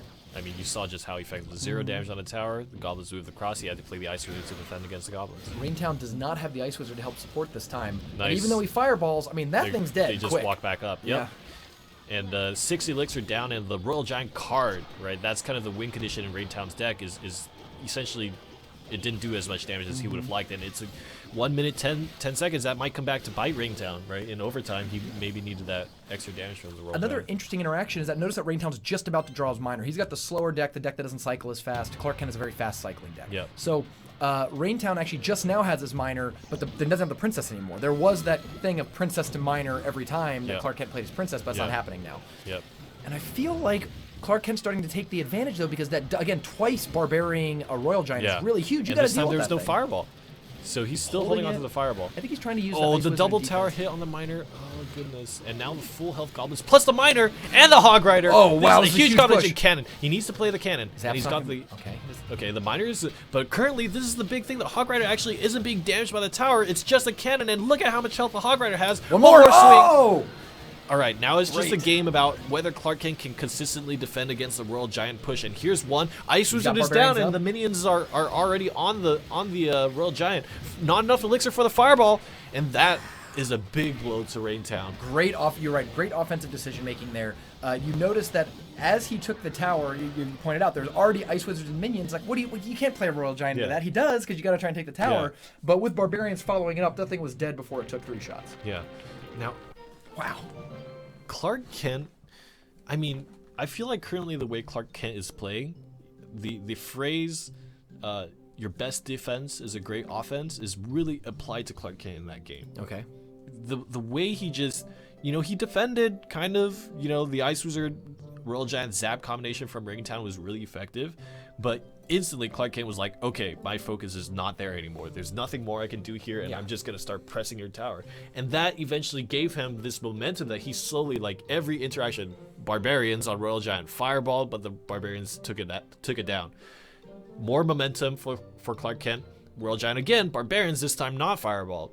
And then the last time he already had Ice Wizard and minions, and then the Royal Giant came out, and then he put the barbarians. So every single time after that, every single time the Royal Giant came out, Clark Kent was just taking it down that much quicker. And especially when you think about that, like people talked when Royal Giant first got buffed about like, oh, this card's so hard to deal with. How do you deal with this card? Well, if you spend 6 on a Royal Giant and then I spend 5 on barbarians, and you have to spend 4 to fireball my barbarians, you've spent 10 elixir and I've spent 5. And if those barbarians, like, okay, so how much damage did a Royal Giant do? What, like 500 damage? Do you want to take a 5 for 10 in order to do 500 damage? Like, probably not. So, yeah.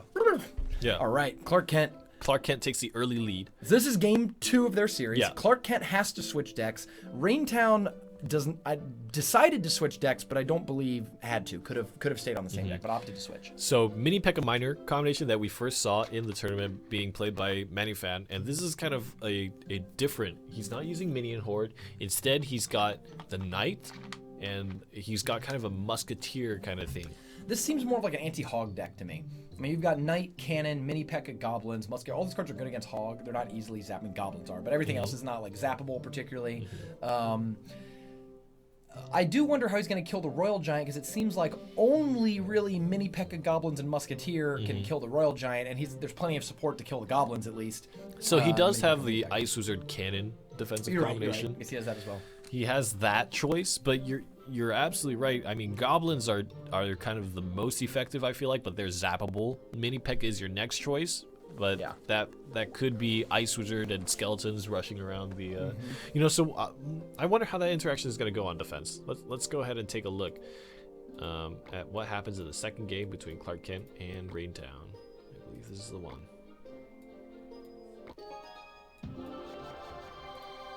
right, let's see. Clark Kent. You know, I haven't seen Clark Kent play in a long time, and now I'm kind of remembering why I felt like he was a stronger player than his past performances indicated. Because, I mean, he went really far. He ended up falling to Woody, I believe, in one of the tournaments, and then in the second tournament he fell to Guy. But it's a different game. It's a different time now in Clash Royale, I feel like.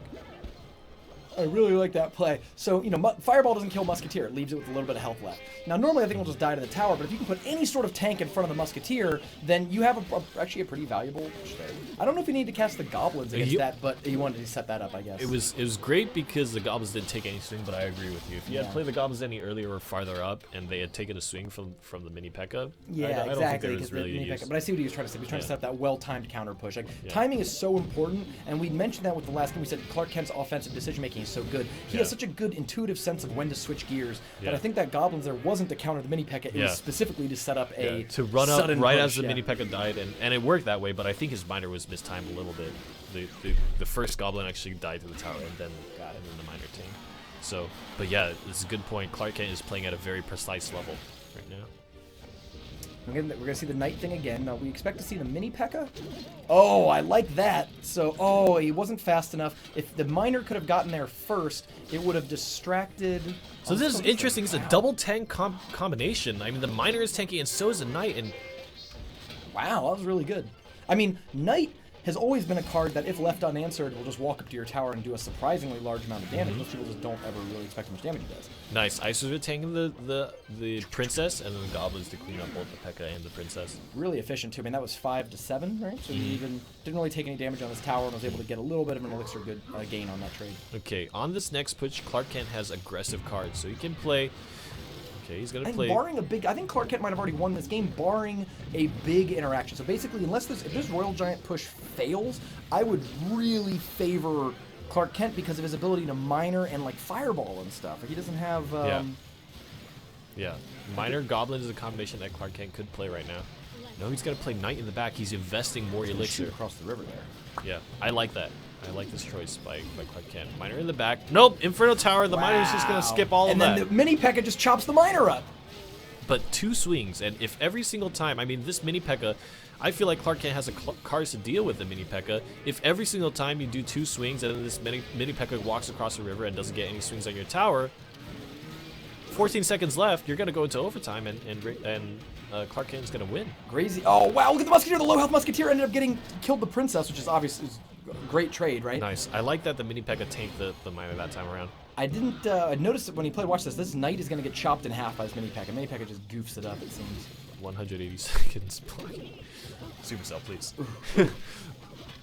Nice. And it's just chipping down the tower. Raintown is doing pretty good on defense. I actually think Clark Kent's making a lot of really good elixir trades, just like 1 or 2 cost trades that are slowly adding up and allowing him to add another 3 cost. He's got the cannon 3, 4 costing in his pushes. And you see that because like even the Ice Wizards are surviving. Like that Ice Wizard from the last push is still around. Yeah. And wow, the 500's really close. I mean, oh no! Oh no! Oh, Zap? Okay, he's on the skeleton. No, he's not even hitting the tower yet. Oh! One more. That's it. Oh, Miner steals it. You know, I really felt like as the pushes were coming, Raintown was kind of adjusting a little bit better each time. But Clark Kent, at the end of the day, even when Raintown started at the end of the game, he knew what was coming. Clark Kent, just the timing on everything was just super awkward. He played the princess, and then the miner came down, and then the skeletons were not really the best because the zap was coming, and the mini P.E.K.K.A. timing was offset, and Clark Kent is just really. I mean, that deck cycles. Clark Kent's deck cycles very, very, very quickly. Yeah. And it makes it hard that if you feel like you have to assign like card A to card B, card C to card D, he can always throw off your rotation by getting ahead. So Clark Kent wins the series 2-0, advancing into the top 8. Yeah, and I think the last 2 in qualifier A that we'll watch is between Captain and Achan, and they're kind of the winners of these are gonna move on to kind of I believe it'll be the round of 16. Oh, it's okay. They're about to wrap up. We can watch game 3 of that. Yeah. And then go on. I believe all the other match. Oh, actually, Group A is a little ahead of the other group, so we could actually watch this whole three game series between Captain and Achan. Yeah, and of course we still have the raffle that we can close out. Oh yeah, let's do that. Let's do a raffle close, and then we'll do this preview. All right. I'm I'm gonna close out the raffle now, and we're gonna draw the winners. And the question was, what is the playstyle you are least good at playing against, and why? So let's go ahead and draw our first winner for a bucket of gems. Anando the Best, and well, that's not really a play style. I mean, Three Musketeer decks are very unique. Like, they're definitely a sort of deck that I'm trying to that don't have a lot of parallels, right? Like, what other decks out there are trying to cast 9 elixir cards that single-handedly win the game, right? Like, it's ever since I started playing Lightning, Rumham, I just whenever I see Three Musketeers, I'm like, oh, I can feel the victory. That's why I play Fireball Zap. Yeah. Same deal, 6 elixir, just boom, boom, take them out. Yeah, wow. I mean, Three Musketeers is one of those cards that actually I expected to be a lot more powerful after the Royal Giant buff because they're so good against Royal Giant. Royal Giant's played on the other side of the river. You immediately drop Three Musketeers and they just tear it up. You can't Fireball it, right? Fireball's not going to kill the things. But it didn't happen. The popularity of that Valkyrie Hog Rider Freeze deck was so prominent that it kind of undercut Three Musketeers' popularity. Yeah. If the Freeze nerf allows Three Musketeers to come back into the metagame, I think that'd be really cool. I mean, maybe not for Anando the Best, who is enjoying not playing him. Yeah, this is Anando the Best loses to Three Musketeers a lot. So the big thing that you need to think about for Three Musketeers is spells in general. Freeze, even Poison is actually pretty good against them. And then Fireball, Lightning. Princess Princess Fireball works too because the Princess takes 1 shot at long range and then you Fireball to clean them up. Yeah, so that works. All right, let's do another. Let's draw the other winner. All right, Dulingako. He says, Siege Rocket deck because they have tons of defensive units my troops can't go through. And I think this is a very interesting topic. When you see defensive decks and rocket cycle decks of that sort, what is your kind of general, like, what do you think about, like, okay, these are my ways to win, right? What do you think of, assuming, like, let's say you're playing a current deck that you like? I would say that comes down to how well you can not only time your pushes. I guess it's 2 factors. You need to time your pushes right when their towers are down. Rocket decks really rely on being able to play a tower before you attack so that when you attack, they have a tower plus elixir to cast with. So you really need to time your pushes right when the tower is about to die so that if they recast their tower, at least they don't have any other elixir. And then if you have some trump card in the tower, like a lightning or something like that, you can cast it. I think how good your deck can invest elixir into the future. So if you can drop, giant in the back, like big tough tanky units in the back, you are more likely to be able to deal with the rocket decks. One of the things that rocket decks can't deal with is like Golem.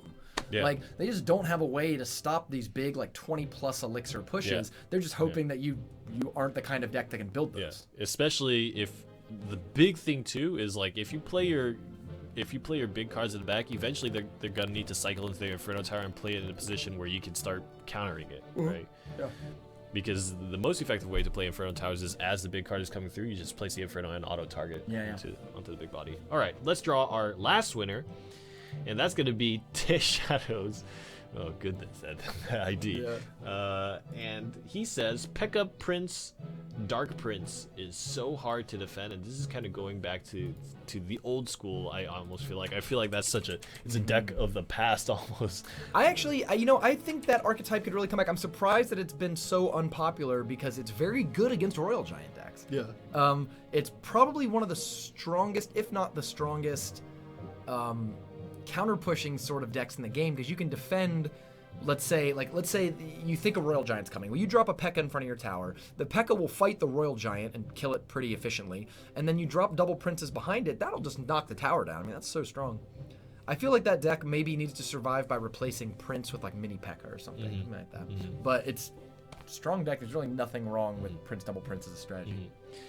So we've sent messages to all your Twitch inboxes. Make sure to go ahead and check that. If you don't see it in your inbox, make sure to go ahead and check the others tab because it might be there. Yeah, also, forgot to mention this at the beginning of the giveaway. All the winners have been notified, of course, but for the prizes on the giveaway, you guys, we can only fulfill Apple users within the United States. If you are outside of the United States and you're an Apple user, unfortunately, we cannot fulfill the pricing to you.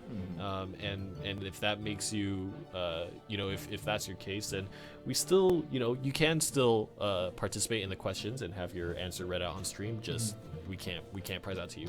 For Google Play, we can do it in all regions.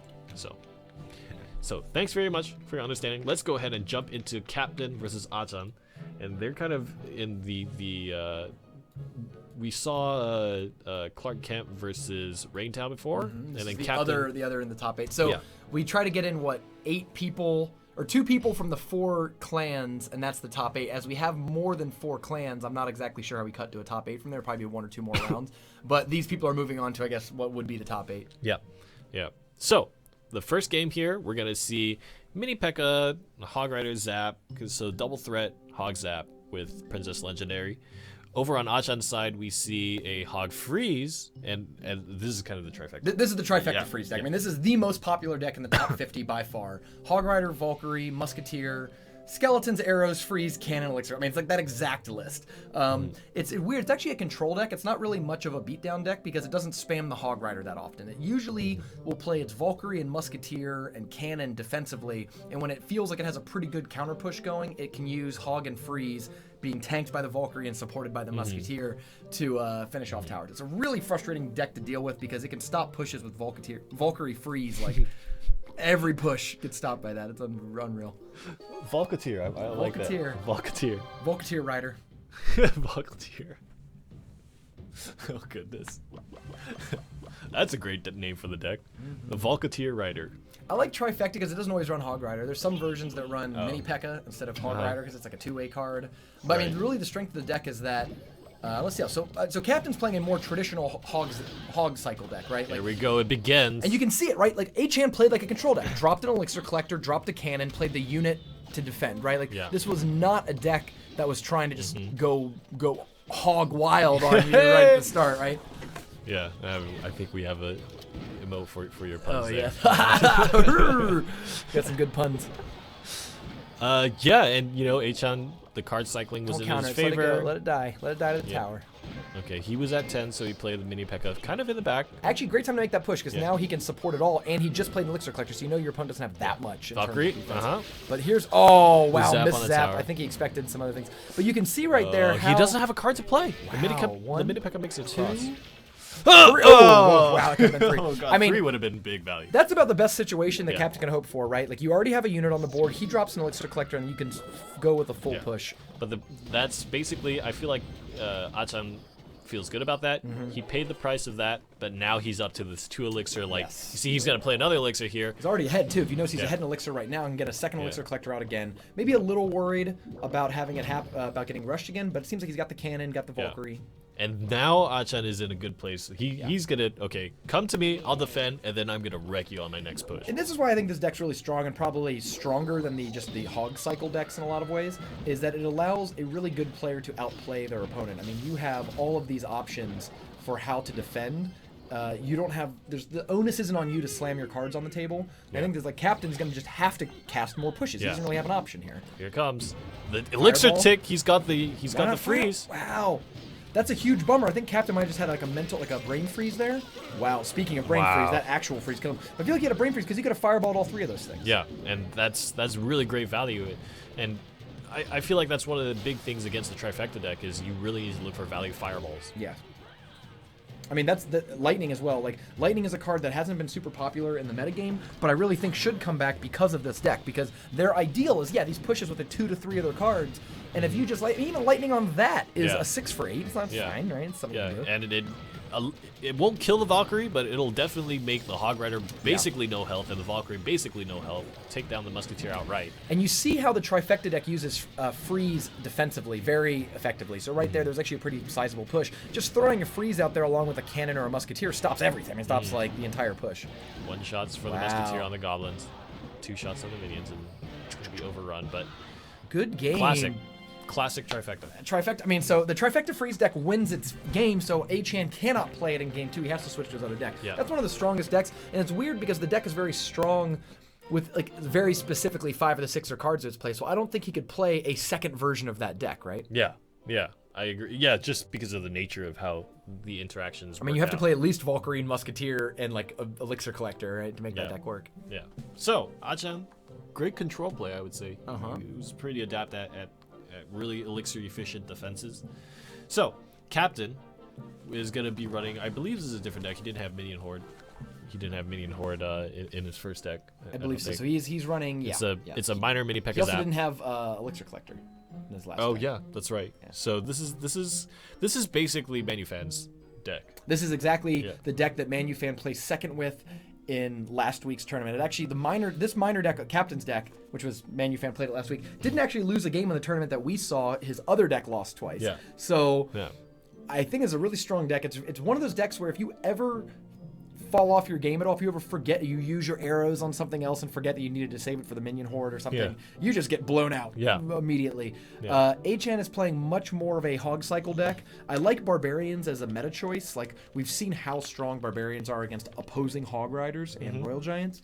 That I like that this allows him to play like a Hog Cycle deck, but still put together these very powerful counter pushes with Barbarians. The Fire Spirit Zap is a combination that I think is just great.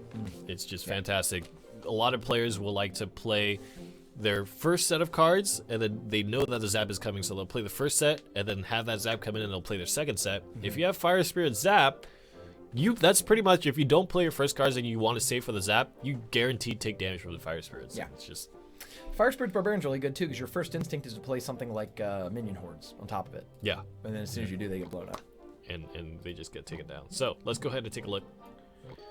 Let's take a look here. Right. I'm excited to see Fire Spirits in action. I mean, that's such a great... When that card came out, I thought immediately it would be so good in all the cycle decks, because a lot of those decks play Zap, and sometimes they don't even play Zap like efficiently, they just play it. They just play it to get out of their hand. They just, it's not a great card to Zap, but I'll just do it anyways. So Fire Spirit seems just that good, right? It's like a 2-card. It's pretty. It threatens a tower if they don't do anything about it. It threatens a lot of very big units efficiently. Oh, interesting. Just a Naked Miner. He's going for the damage. Like he's trying to cycle, maybe. Okay, cannon position could have been left one more square. But it works takes no damage. Yeah. Although, look at that. One Naked Miner is 500 damage. If you don't, 450 damage. So if you don't... For 3 Elixir. It's not bad. Yeah, it's huge, right? I mean, that's better than a Fireball. Yeah. Not that you're fireballing towers, but yeah. Or maybe I am. Whoa! Now there's a fireball I like doing. I will fireball every princess standing next to a tower 100% of the time. No, they're just right in a line, make it real easy for Mini P.E.K.K.A. The Zap's traded. Actually, the Zap on the Mini P.E.K.K.A. was super effective there because it actually allowed the Barbarians to build up a lot of damage on it. Yeah. I agree. He cycled back to the princess, and that's fine. Notice that so to talk about the speed of Captain's deck, Achan fireballed the princess. The princess is now back out, and not only is the fireball not there, it's not even the next card. Now it's the next card. You know what I mean? That's a fast cycle. Captain can really get ahead of you. And now he's at double Elixir Collector. He's gonna be fine with the Spear Goblins. I mean, this is the okay, here it comes. You drop the cannon. Watch this cannon go down. Oh, the Zap! Okay. He decided to spend the Zap on the Fire Spirits. And he loses the Collector. But he got the Fireball. You notice, actually good for Captain, that pump came in right as the Hog Rider, so you even got that last bit of collection. Yep. Now, I like this. The Spear Goblins plus Miners, for 5 Elixir, it really doesn't leave you vulnerable. If you notice, Captain already has a lot of Elixir back. He forced Achan to really dump his hand to fight that. And, you know, the ideal combination is obviously with a Mini P.E.K.K.A., but having the Spear Goblins there, you know, good enough. I mean, there's something to be said for not letting yourself be vulnerable ever, right? I really wish you would place that Elixir Collector one square over, so it would stop being fireballed with the I get what you're saying, yeah. Like, you should lean it to the left side because who cares about a lot of those? Yeah. Okay, wow. Oh, he misses the Zap, it looks like? Oh, no, I think that was a Zap from Achan. Play it now. Play it early. Go on the other side. Oh, wow, so I like this. He's starting to split There's push. the Zap there? Oh, he doesn't zap the Spear Goblins, which I found kind of interesting. Because he could have, if he zapped the Spear Goblins on the right side, maybe that push would have gone a little better. Interesting. I almost wonder. I feel like the Mini P.E.K.K.A. minor combination is enough to kind of one-shot a tower. I feel like even though left side tower is lower, it was still worth it to focus your pushes on one side. Okay, here comes the minor. See, that's what we're talking about. The Zap's not actually really good there. Yeah. Well, you play the Spear Goblins. The Spear Goblins, yeah, you're right. So the thing about what Manufan did, I like that. the big thing about what Manufan did is he actually hid the Mini P.E.K.K.A. under the Minion Horde too. So you zap the Minion Horde, and even if you play Spear Goblins and whatnot, the Spear Goblins will target onto the Minion Horde, and the Mini P.E.K.K.A. just walks under and takes down the Spear Goblins. And here we are. We see how late in the game it is. 4-0! I was gonna say, so we talked about with overtime, even though Captain's right tower was vulnerable, first tower down wins the game, right? Sudden death. Yeah. So that deck is solid. That is a strong deck. I mean, it's crazy how fast it can cycle once it gets ahead of you. I mean, I think it was a smart play by Captain there. I asked him like why. I was asking why didn't he zap the Spear Goblins on that push? He clearly felt that zapping the Fire Spirits that follow up the Hog Rider is like the key defensive play that keeps him in the game. So it makes sense to me. All right, so we just watched this. So 1-1 now. 1-1 they are. 1-1 in this series. The minor deck is 1, so it is out, right? You can't play it anymore. So they are basically both now in game 3 playing the decks that they lost with prior. So it's coming down to who can win with their alternate deck or their non-winning deck so far. Hog Zap with the Fire Spirits versus Captain's Hog Zap with the Mini P.E.K.K.A. the double threat. I was really impressed with how the Fire Spirits went along with the Hog Rider in this game. I mean, that felt really strong. It felt like A-Chain could have taken that game, but Captain was just really smart. Now, Captain, again, has the Zap for the Fire Spirit, so he can play that same game. But given how much he relied on Minor last game to really take the damage, I wonder if how much he's gonna miss that card. Big thing I'm noticing is that Captain is a level 5 Fireball, which may not be very good against these level 9 Barbarians. I mean, Fireball as it stands already, I mean, that might be 3 hits after the Fireball as opposed to 2, which is already like pretty... Could be pretty serious. Yeah. We'll see. Let's see. Captain or Achan, who's gonna make it through? Alright, let's take a look. Ooh, so what are you thinking about? We have a lot of cheap, small cards for Captain. No good opening for Captain, which is kind of a bummer. Unless he wanted to gamble and just do like Goblins and then Mini P.E.K.K.A.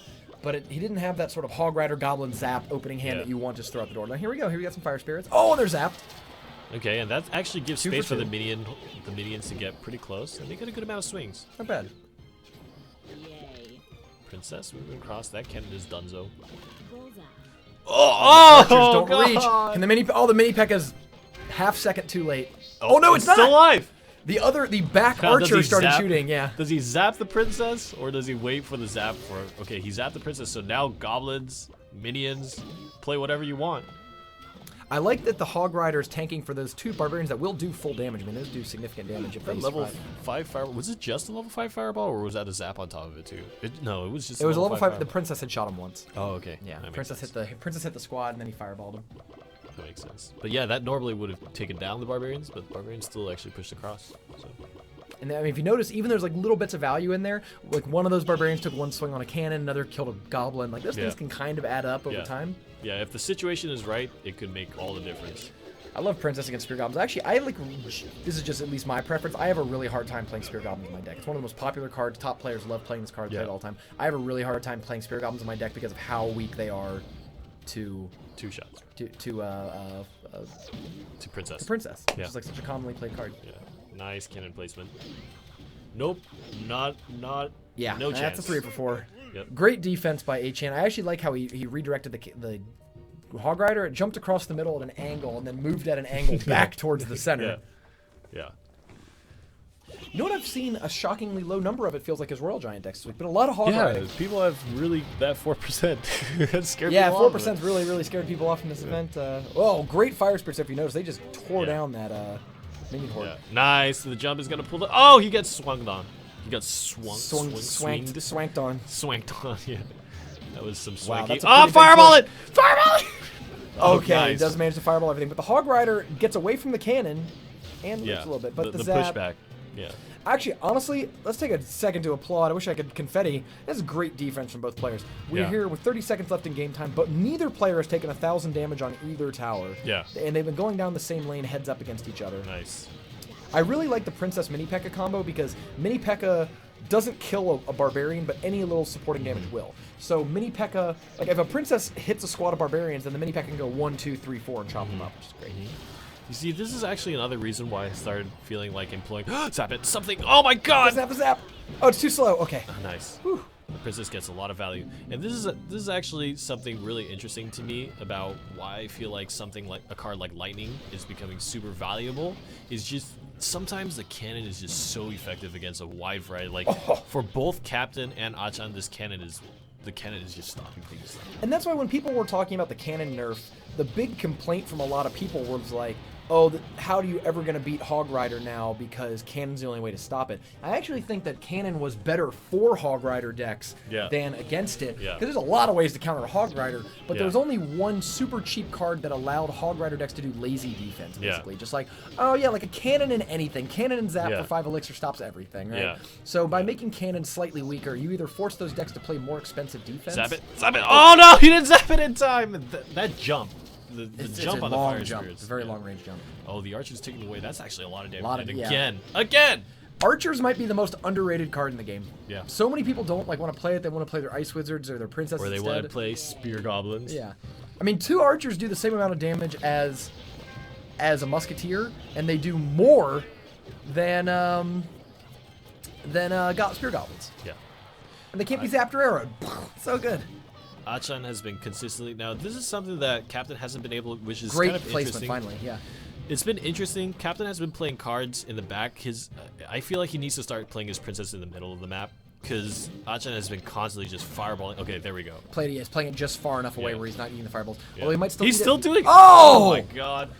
Just every single I think the last 3 or 4 I've princesses. noticed it, yeah. Honestly, I think what he should be doing there is actually playing his princess in the other lane because princesses can shoot cross lane. yeah. Like don't even put it near the tower. Put it like, over by the left tower. So you'll sit there and shoot an infinite amount of things you have attacking, and it'll still hit the cannons in the middle. Yeah. Right when it comes up to the river. Oh no! Dead. Oh god! Fire spirits are so good. Fireball plus fire spirits. Zap. Nice. Got him. Achan steals the match and moves on to the next round. Yeah, I feel like Achan versus compared to Captain, Achan just had a better grasp of how to win a long game. Because I feel like this is one of the things, right? A 3-minute overtime is not something that people are very used to. In ladder, that would have been a draw a long time ago. And I feel like people who haven't played a lot of friendly battles don't consider like, oh, actually, it's worth it for me. It's actually a strategy to just start throw fireballs. Yeah, to start slugging away. Lucas? Yeah. Okay. Cool. So I think we have. I'm not exactly sure what the admins are doing to get us to the next turn. Oh, playoffs clan called Super Magical Cup. All right, let's get in there. Cool. Let's check the. Actually, want to check the top. Where's it at? Not the leaderboard. Yeah. Is this all up to date now? Let's go ahead and take a look. We should be starting the top 8 really soon. Yeah, and we had an extra round in there because we started at 256, so it might even be the top 16. Oh, I see. It's gonna be a buy or something. We'll I'm not sure. I see. Yeah, so it looks like everybody has kind of played out their matches. So we can actually take a look at how each of their groups closed out. Only a handful of matches still have to be played. But yeah, let's throw the bracket screen here. throw the brackets up. I don't know if this is going. Wow. So Oh, Group nice. E. Oh, So we're this actually is the missing- half-filled clan. We didn't get the full 256. So go ahead and sign up at thesupermagicalcup.com for next week on Monday. We're trying to expand this because last week we got so many requests we couldn't accommodate them all. Now we're going to try and accommodate everyone. Yeah. And get double the size of this event. So Manufan makes Yep. it through, and below you guys can't see, but a player called Sparks actually makes it through, and he actually defeated Gosu. Okay. Or rather, no, he didn't defeat Gosu. Tatsi defeated. Yeah. Yeah. So. Manufan, any other big names in that bracket? Pretty good. Congratulations, Manufan. We'll see you hopefully in the top 8 soon. What a consistently strong player. He's Yeah, a delight he's to play. I mean, I've learned so much watching him play. Mr. Frodonoth will not be repeating his past adventures. Mr. Yeah, Frodonoth's wild ride stopped He here. was placed 5th through 8th 2 times in a row, and this time he gets stopped. And I believe Jeff was in last week's tournament, so he's being somebody who was a regular last week, or is a regular player in the Super Magical Cup, finally gets his break. Yeah. Theories, Nader? Yeah, I'm not familiar with either of these names, but Nader makes it across. You guys can't see that. There we go. Naders will make it across. Let's see. Oh, Woody. okay, Wow, they're I wish we still could watch that best of 3. They're still Ferg Dizzle might have the upset of the tournament by knocking out Woody, who is such a regular finisher. Yeah. And he's never been lower than 4th. So Scrazzer, last week's champion, looks like he's going to make the top 8. Congratulations. 2-0. He only dropped 1 game. Wow. 2-0 to everything else. Jack X. Maybe we'll see more of that giant beatdown deck. Take a look. And this should be... Fly this is Society and Group E. Baron still playing? That's a... Fly Society, again, similar to Scrazzer, only dropped 1 game so far. Baron, I'm just trying to look at the path. Oh, Titan Zeus, that was one There was. of the There was top also... 8. Yes, I was just... Baron Shadow knocked him out. really Wow, and early. they kept going. Yeah. At least his death was not in vain. Yep. Oh, we have a Chinese name. Maybe I'm not sure what I'm going to call him in the top 8. I'm very terrible. Yeah, We'll have to guess on that one. I shame in my family. I don't know how to read it either. Titans Raki. Titans knocked out early on. Yeah, I see a lot of members of the Titans clan. I mean, hey, thanks for showing up. Definitely keep battling because I'm sure we'll see Titans at the top of the leaderboard soon enough. And is there one more? And then our group, of course, was Achan and Clark Kent. Clark Kent, yeah. All right, let's join the Super Magical Cup clan, the playoff clan. We can start seeing who is in the top.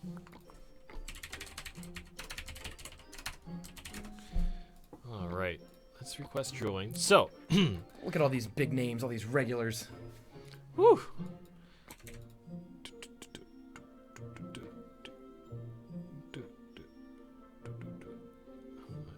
Okay, so I think we'll be starting the top 8 pretty soon.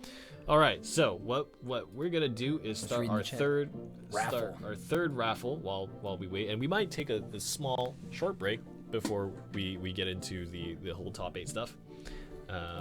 Get some more water. I'm out. Yeah. So the raffle. I'm gonna go ahead and close all of this out. Make sure the raffle is reset. Make sure it's closed, and then open a new one. And the question is gonna be, what do you currently have the easiest time playing against? So the last question was your most difficult matchup, the thing you struggled with the most. This one is exclamation mark raffle and then space your message. And your message should be, what do you currently have the easiest time playing against? And I feel like a lot of players, there's a lot of this sentiment, like a lot of players are having trouble with Royal Giants, but I think that there are a ton of players out there that just kind of get it, that know how to surpass some of these decks. So it might be interesting, just tell us what the easiest deck you have playing against is and why, so that maybe we can gain some insight on some. If there's a surprising answer, we could take a look at. I think that's why whenever I see buffs and nerfs, I try not to overreact, try not to freak out, because obviously Supercell's going to playtest all this stuff, and generally when some new powerful thing comes along, it only feels that powerful because you're playing last week's deck. You're playing a deck that doesn't account for the stuff that people are playing now. And once people have started to adapt to Royal Giant, I mean, I guess we'll see. We'll see what's in the top 8, because really the ones that matter are the top 8 players, the best players playing the best decks. So it's possible we'll see a lot of Royal Giant there, but I've been very impressed at how, in a 2-week span, we've seen people adapt to Royal Giant offense. I mean, 2 weeks ago, it was 3 of the top 4 decks, and now it doesn't look like it's going to be like that. Yeah, I definitely agree. So, what do you currently have the easiest time playing against and why? And I believe I opened that raffle already. Cool. So, with that, we'll take a short, maybe about a 5-minute break, 2-minute break. Not really sure how much of a break we'll take.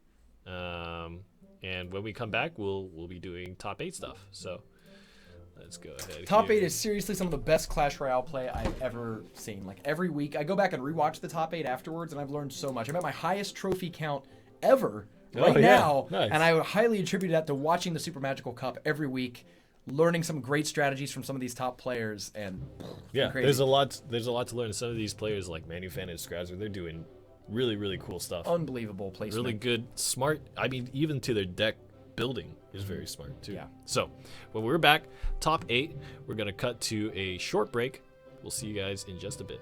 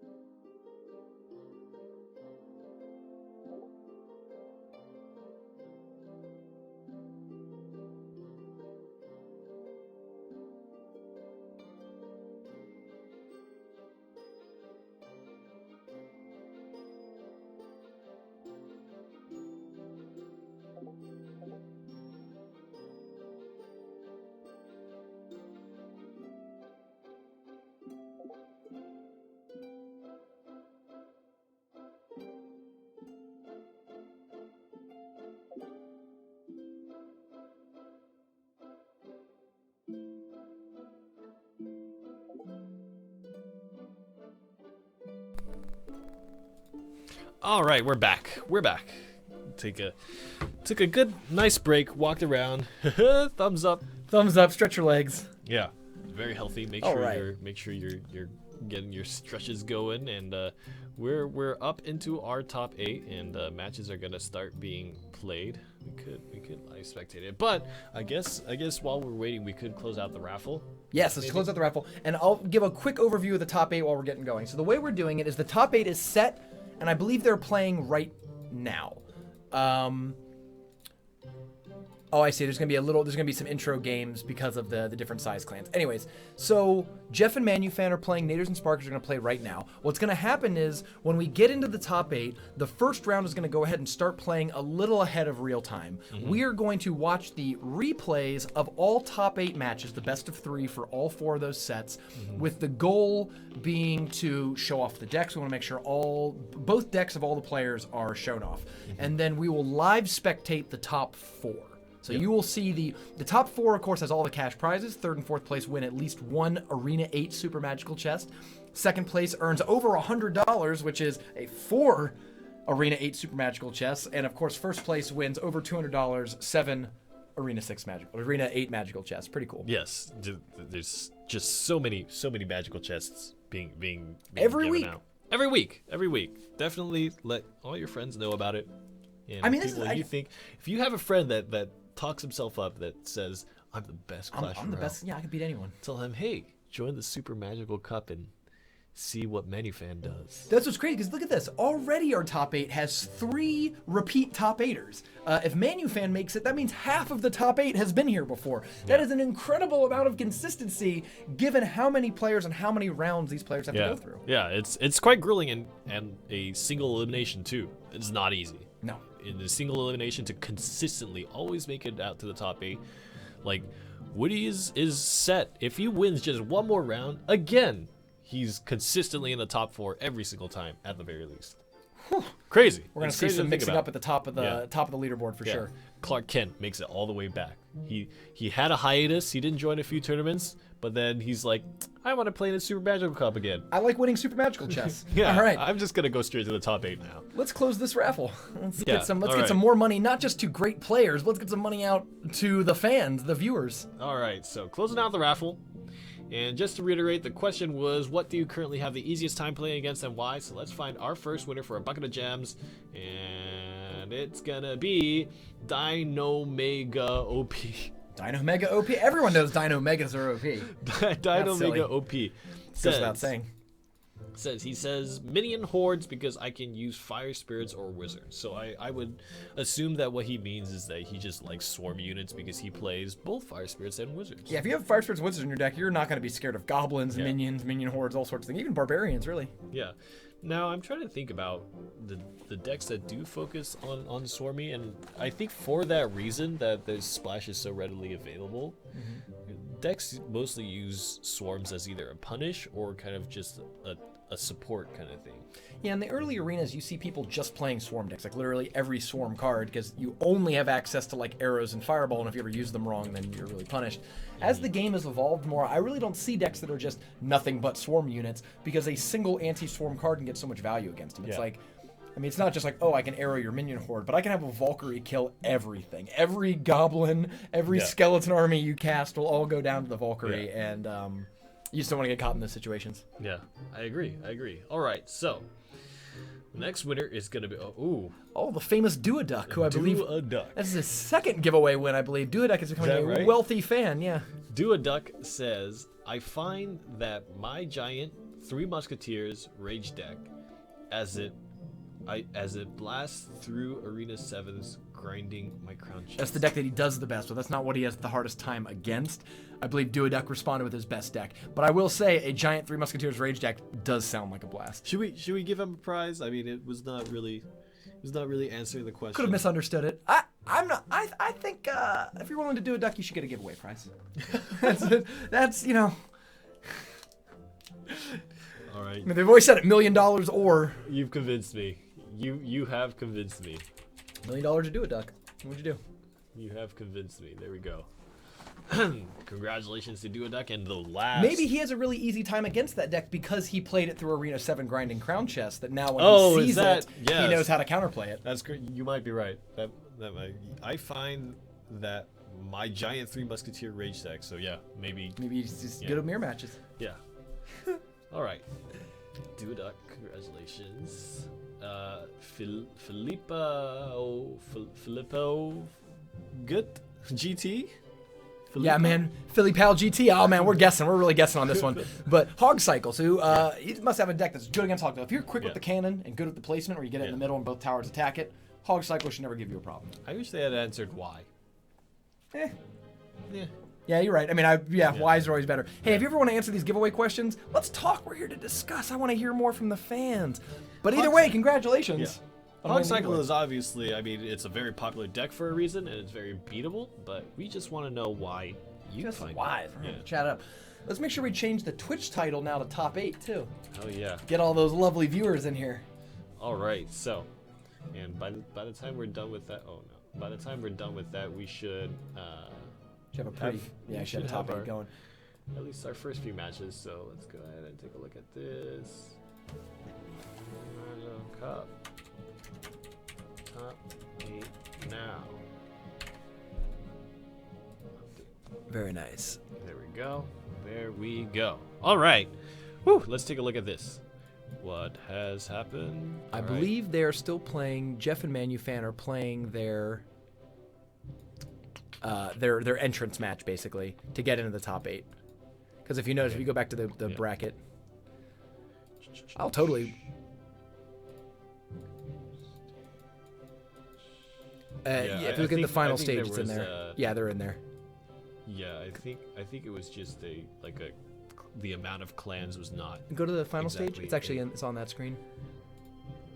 Yeah, so Jeff and Manufan are playing that match, and Naders and Sparks are playing in a different clan. Yeah. So you can watch the Jeff Manufan games. That'll get you right into the top 8. Yeah, we may as well. Let's take a look. All right, we have the match preview up.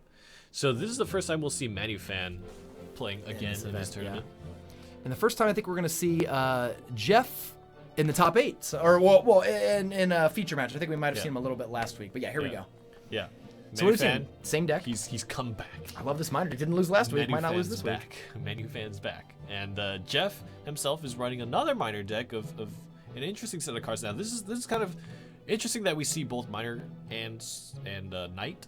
We saw it in the other deck. Remember, I don't know if it wasn't a Jeff game, but we did see another game. Yeah, it wasn't Jeff. It was a different game. Yeah, a different player. It might have been Captain or really good with the bomber. We've seen how popular barbarians are in this event. I mean, obviously, there's not a lot of great targets in Manufan's deck for it, but bomber has been so powerful against barbarians that I could imagine, pushing back against barbarians, then throwing a miner on the other side. And the bomber does a lot of damage there. Ice Wizard obviously might be the most popular card in this tournament that we've seen so far. I feel like we've seen a ton of Ice Wizard. This would be great. Let's get into it. I'm really excited. I think Manufan's obviously the favorite, being such a regular top performer. And honestly, I haven't seen this deck of his lose yet. Even when the other person played it, they won. It's such a strong deck in tournaments because most people don't have their miner leveled up to the rest of their cards. Like if you're going against level 10 or 11 commons, you only have a level 1 miner. Well, that's underpowered. Yeah. So it's interesting that your legendary is actually kind of going to buff in tournaments, unless you're one of those lucky level 7s with a legendary. Yeah. Yeah, absolutely. So Jeff starts off slow with 2 ranged attackers. Manufan is definitely a push. Walk faster! Fireball! Oh, there we go. Unfortunately, that bomber got killed by the cannon, didn't get tanked by the knight. But look at that! The cannon isn't in range! Oh, no. Wow, he's going to get 1 shot, 2 shot. 2 shots, 1987 for an opening gambit. No, this is huge. This is a big And that zap may not be enough. Look at the miner to defend the miner. How funny is that? Interesting. Jeff countered the miner play with his own miners to get it out there as soon as possible. It's funny how his miner actually casts faster because it's a smaller tunnel to dig. It just shows up. Yeah, and one of the crazy things is I feel like it's kind of risky to guess which side the miner is going to pop up. And Jeff got it exactly right. I think he knew because of all the supporting troops, right? Like, he's not going to throw them on the other side. But you're right, I mean, there's some mind trickery there. Which side of the tower, right? He could play on the left side, and if you play it too far, then it gets onto the tower anyways. I think he played it back center, like where the path meets the tower, so that it didn't have too far to walk. But you're right. There's definitely a little tricky placement there. Cannon gets put down. It's a 3 for 3. It only took one shot. I mean, that's Yeah. about as It's not efficiently as bad, you're ever yeah. going to counter a princess. But now this cannon could be picked away by, say, a minion horde. Yeah. They're at the same elixir, so if you notice, even though the exchanges have gone back and forth, Manufan's a little bit more damage, but has felt the same. Now, we just saw his elixir collector get fireballed. I kind of wish that he would rather, he's doing it happen again, right? I sort of wish he would start playing that behind his right tower, unless he's happy taking that exchange. Yeah, yeah, it's interesting. I mean, him seeing the fireball get committed, nice, and the mini P.E.K.K.A. will tank. Maybe a miner Mini coming P.E.K.K.A. out. is unfortunately, it's the Mini P.E.K.K.A. might even tank for the tower. Uh-oh. Uh-oh, we got a lot coming in there. Oh, Oh, the Mini P.E.K.K.A. swings once, swings twice, but unfortunately the miner went down to the knight, and sure enough, look at that. Nice, back in control. These miner pushes from Manufan just really aren't being that effective. It actually feels like Jeff is kind of outwitting them. Yeah. Wow, missed and the zap. One of the things that we noticed about the last tournament that I think Scrouser started doing, remember we mentioned that Scrouser started noticing that, oh, actually the miner is a key unit to take down as fast as he can, right? And I feel like players are, because everybody's started using miners a lot more, players are starting to get used to recognizing, like, okay, if we actually commit some elixir to take down the miner and then distract something like a mini P.E.K.K.A. with maybe like a cannon in the middle, it's actually much more Sure. you can handle it much better. Every card has an answer, right? There's never going to be a situation where something is just completely uncounterable, but it is interesting how this deck popped out last week, completely caught everyone off guard. Yeah. People's unfamiliarity with it on the ladder has allowed it to become a very strong ladder deck. I actually think that Jeff might be outwitting these miner decks. Maybe he's been playing against a lot of these this week, and he's got a deck list that counters these sort of popular mini P.E.K.K.A. miner tricks. I mean, you notice the knight is just crushing that miner every time. Yeah, and that's a 3 for 3, right? And that knight is super tanky. It's way like. And notice that, yeah, the knight is actually taking the miner damage. You play the knight fast enough, the miner doesn't even hit the tower. Yeah. It's purely knight-on-knight battles, and that's something that the miner's going to win every time. But then again, look at this miner! Nice zap! Wow! He's The zap! great zap onto the Spear Goblins. The first couple times he did that, Spear Goblins were always played, and it felt like Jeff wasn't zapping them right. He'd leave one or two out, and I think right there at the key moment of the game, he knew, I'm going to see Spear Goblins, I'm going to have my zap ready, and use that to take the game away. So Manufan's down a game. undefeated deck Defeated. is defeated. The undefeated deck is finally defeated, and we'll have to see. I mean, What happens in game 2? it's just the best of 3, right? If Manufan loses again, he's out. So interesting, it looks like Manufan has brought 2 of the same deck. He switched, but he still has these sort of mini P.E.K.K.A. minions, zap yeah, this is kind deck. of what we were talking about. Like, Yeah. okay, well, how are you? So the big thing is now it has a very expensive card in the giant, traded for the minion horde, right? It's the same cost, 5 and 5, and it has no elixir collector, instead an inferno tower. Yeah, this is definitely, I mean, I get what he's doing. Basically, instead of casting Elixir Collector, you cast Giant by the back, then when he gets to the front, you have, I mean, there's a lot of things that can support the Giant. Once the Giant is tanking a tower, you can play. you play Miner. Play your Miner, Yeah. Goblins, Mini P.E.K.K.A. Like, all those cards do so well. They're all, like, pretty high damage, low health cards that if he can put together these big, multifaceted pushes with the Giant, I think that could be really valuable for him. And one of the great things about Miner Giant, and especially if you have Zap in your deck, Yeah. is now if you happen to come across an Inferno Tower, guess what? He plays the Inferno Tower as a response to your Giant. You can play your Miner Zap. Get the shield. And the Miner Zap is kind of the same thing as if you play the Goblins in the back and then Zap, so it retargets the Goblins. Playing the Miner, it just skips straight to the front of that Inferno Tower. You zap it and then resets its charge. Yep, I think it's really good. I think what's interesting here is Jeff has actually got a very interesting Royal Giant deck, but the Inferno Tower is probably going to single-handedly counter that. Yeah. Like, it kills Valkyrie and Royal Giant. That's Yeah, ugh, yeah, they're icky. both slow. Valkyrie, I consider Valkyrie a big body unit just Yeah. because of how slow it moves. Absolutely. It's super slow. All right, let's see what happens. Let's see what happens. Manufan at risk of being knocked out. Scary. I don't know what I would do. Manu fan. I also like Manu. So That's true. I don't know. What will I do? That's true. Oh, so this is, again, not actually the top 8. This is because we had a larger tournament to accommodate all of the Yeah. demand for the Super Magical Cup. We actually cut to a top 12 because we had Yeah. 6 clans. Yeah. And this is playing in for the top 8. Yeah. All right, let's see. Slow versus slow. Elixir efficiency a little bit on Manifan's side, but he's leaking a little bit. Okay, he wants to play the Goblins in the back because he definitely does not want the Goblins to run into the Valkyrie. Don't do it! Oh, they're building up a huge raid. Look at this. While everyone's distracted with the giant, sure enough, there goes Miner. Miner versus Miner. It's actually not being very effective, though. They're not fighting each other. He was fighting the tower. He just did very, very little to and the now tower. the full health Miner is walking across, and I feel like the Miner, even though it has that teleportation, quote-unquote, property, I mean, as a unit itself, it's not too terrible. Yeah, it's like a worse Knight, which is Yeah. becoming more of a statement given that Knight is much better now. Yeah. I think Yeah. when Knight was a pretty unplayed, weak card, the idea of being like, well, he's a Look little at that. weaker than a Knight is like whatever. Look at how effective that Knight coming across was. Yeah. 1.7k on the left side tower. Manufan again finds himself in a disadvantage, and this time he can't justify it with an Elixir Collector. Yeah, that's the big thing. I mean, I love Elixir Collector and Miner in the same deck because they allow you to really win that game plan. I have Elixir Collectors, so you have to deal with the fact that I have Elixir Collectors. And if you have them, I'm gonna mine them. Like, Yeah. I feel like they go together so well. I'm surprised at all these players coming out with Here comes. non-Elixir Collector Miner decks. Oh wow, so it hits the Valkyrie there Nice instead. zap. Good zap. The Spear Goblins would have taken that down. And it looks like that giant is actually not going to do too much there, Oh, but it did get a shot distracted off. long enough. Nice. And the Goblins on the left side are actually not getting splashed. Right, and full health. Wow, those two goblins can Nice. do a lot of damage. Even just the one on the tower. I mean, look could- at that. He's doing way more than that Miner ever hoped to do. Boink, boink, boink. Oh, he did get another Very shot. nice. But that, yeah, 1.5k caught up. Manufan is in the Elixir advantage too. So, bad timing on that Miner there because the Valkyrie was getting attacked by the minions, so it ended up like the Miner wasn't really tanking for much. Yeah, and then the Mini P.E.K.K.A. was played for the Miner, and Sure. it's just cleaned up. Easy. Oh no, the Mini P.E.K.K.A. is walking But ahead. here comes so the it feels like- Miner! Oh, what's great about that is look at Oh that. no, he needs to zap! Oh, I don't think he's. Oh, it looks like he's gonna let it happen. Oh, he does zap there. Okay. So the tower's attacking the Miner, leaving that giant pretty much walking to the tower untouched. Oh, and now it's max health on the tower. It can do a lot of damage, but the Ice Wizard is great at slowing down big bodies. And I want to say I really do like the Princess here because notice that he's doing splash damage to the Valkyrie and the main tower. Like that's a lot of double. Nice. Wow, it does take it out. And the Miner doesn't go for the Princess. Surprising play there. Yeah. Yep. Manufan comes out with the tower win, 16 seconds left, but there's a big push. This is actually pretty chunky. Mini P.E.K.K.A. Valkyrie. The ordering was just a little bit wrong. Honestly, that Mini P.E.K.K.A. on defense there, it killed an incoming Mini P.E.K.K.A. with a zap and ended up killing the Valkyrie, and then with the Inferno Tower repelled the Royal Giant. Great defense. This by deck is by really Manufan. interesting.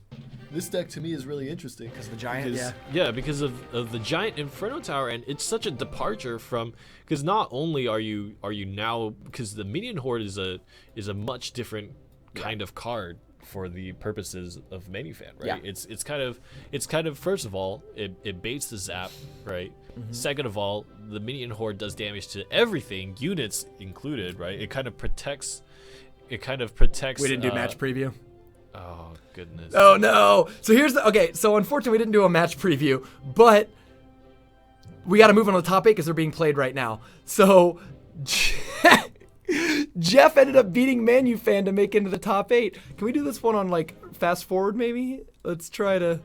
Yeah. This is their fast game. Let's see what happens because we got to move on to the top 8. We're already like quite a bit behind schedule because of the larger event. So let's see what happens. This is Game 3 between their match between, I believe, the original. Wow, just right away. Actually, Jeff just opened with a Royal Giant push that it turns out Manufan just didn't have the Mini P.E.K.K.A. in hand, couldn't seem to fight it off. It's sort of like we always talk about opening up with Hog Goblins and what can you do after that. Yeah. And Manufan could only trade with 1.3k on the right side, but let's see. Mini P.E.K.K.A. And this is back to the Manufan's original deck, right? The one that actually lost to Jeff. So. Yeah, he had to play it a second time. And honestly, it looks like these interactions aren't going too badly for Manufan. I mean, he actually is chopping down that tower like kind of consistently. Of course, being down a tower forces you to be so reactive, right? It forces you to just to feel like you have to throw all your stuff into it. Yeah. Yeah. Like the lobby overlay. Let's get away. Oh no, lobby overlay again. Okay, so here we go. Let's go back to the top 8. I believe they're all starting to play right now. Yeah. So congratulations to our top 8. A-Chan, Jeff beating Manufan. A-Chan, we watched his path to victory. Scrazzer, last week's winner, repeats the top 8 against Baron Shadow. Sparks makes it in out of the play-in round to get in against repeat top 8er Clark Kent. And of course, Woody, the dangerous Woody, is going up against a fellow from the Far East whose name I cannot pronounce. Let's go Let's go with 3 symbols. I'm gonna call them 3 symbols. 3 symbols. It's like 2 chains, but it's like 2 chains, Two but a little, chains, 3 symbols. but a little more deadly.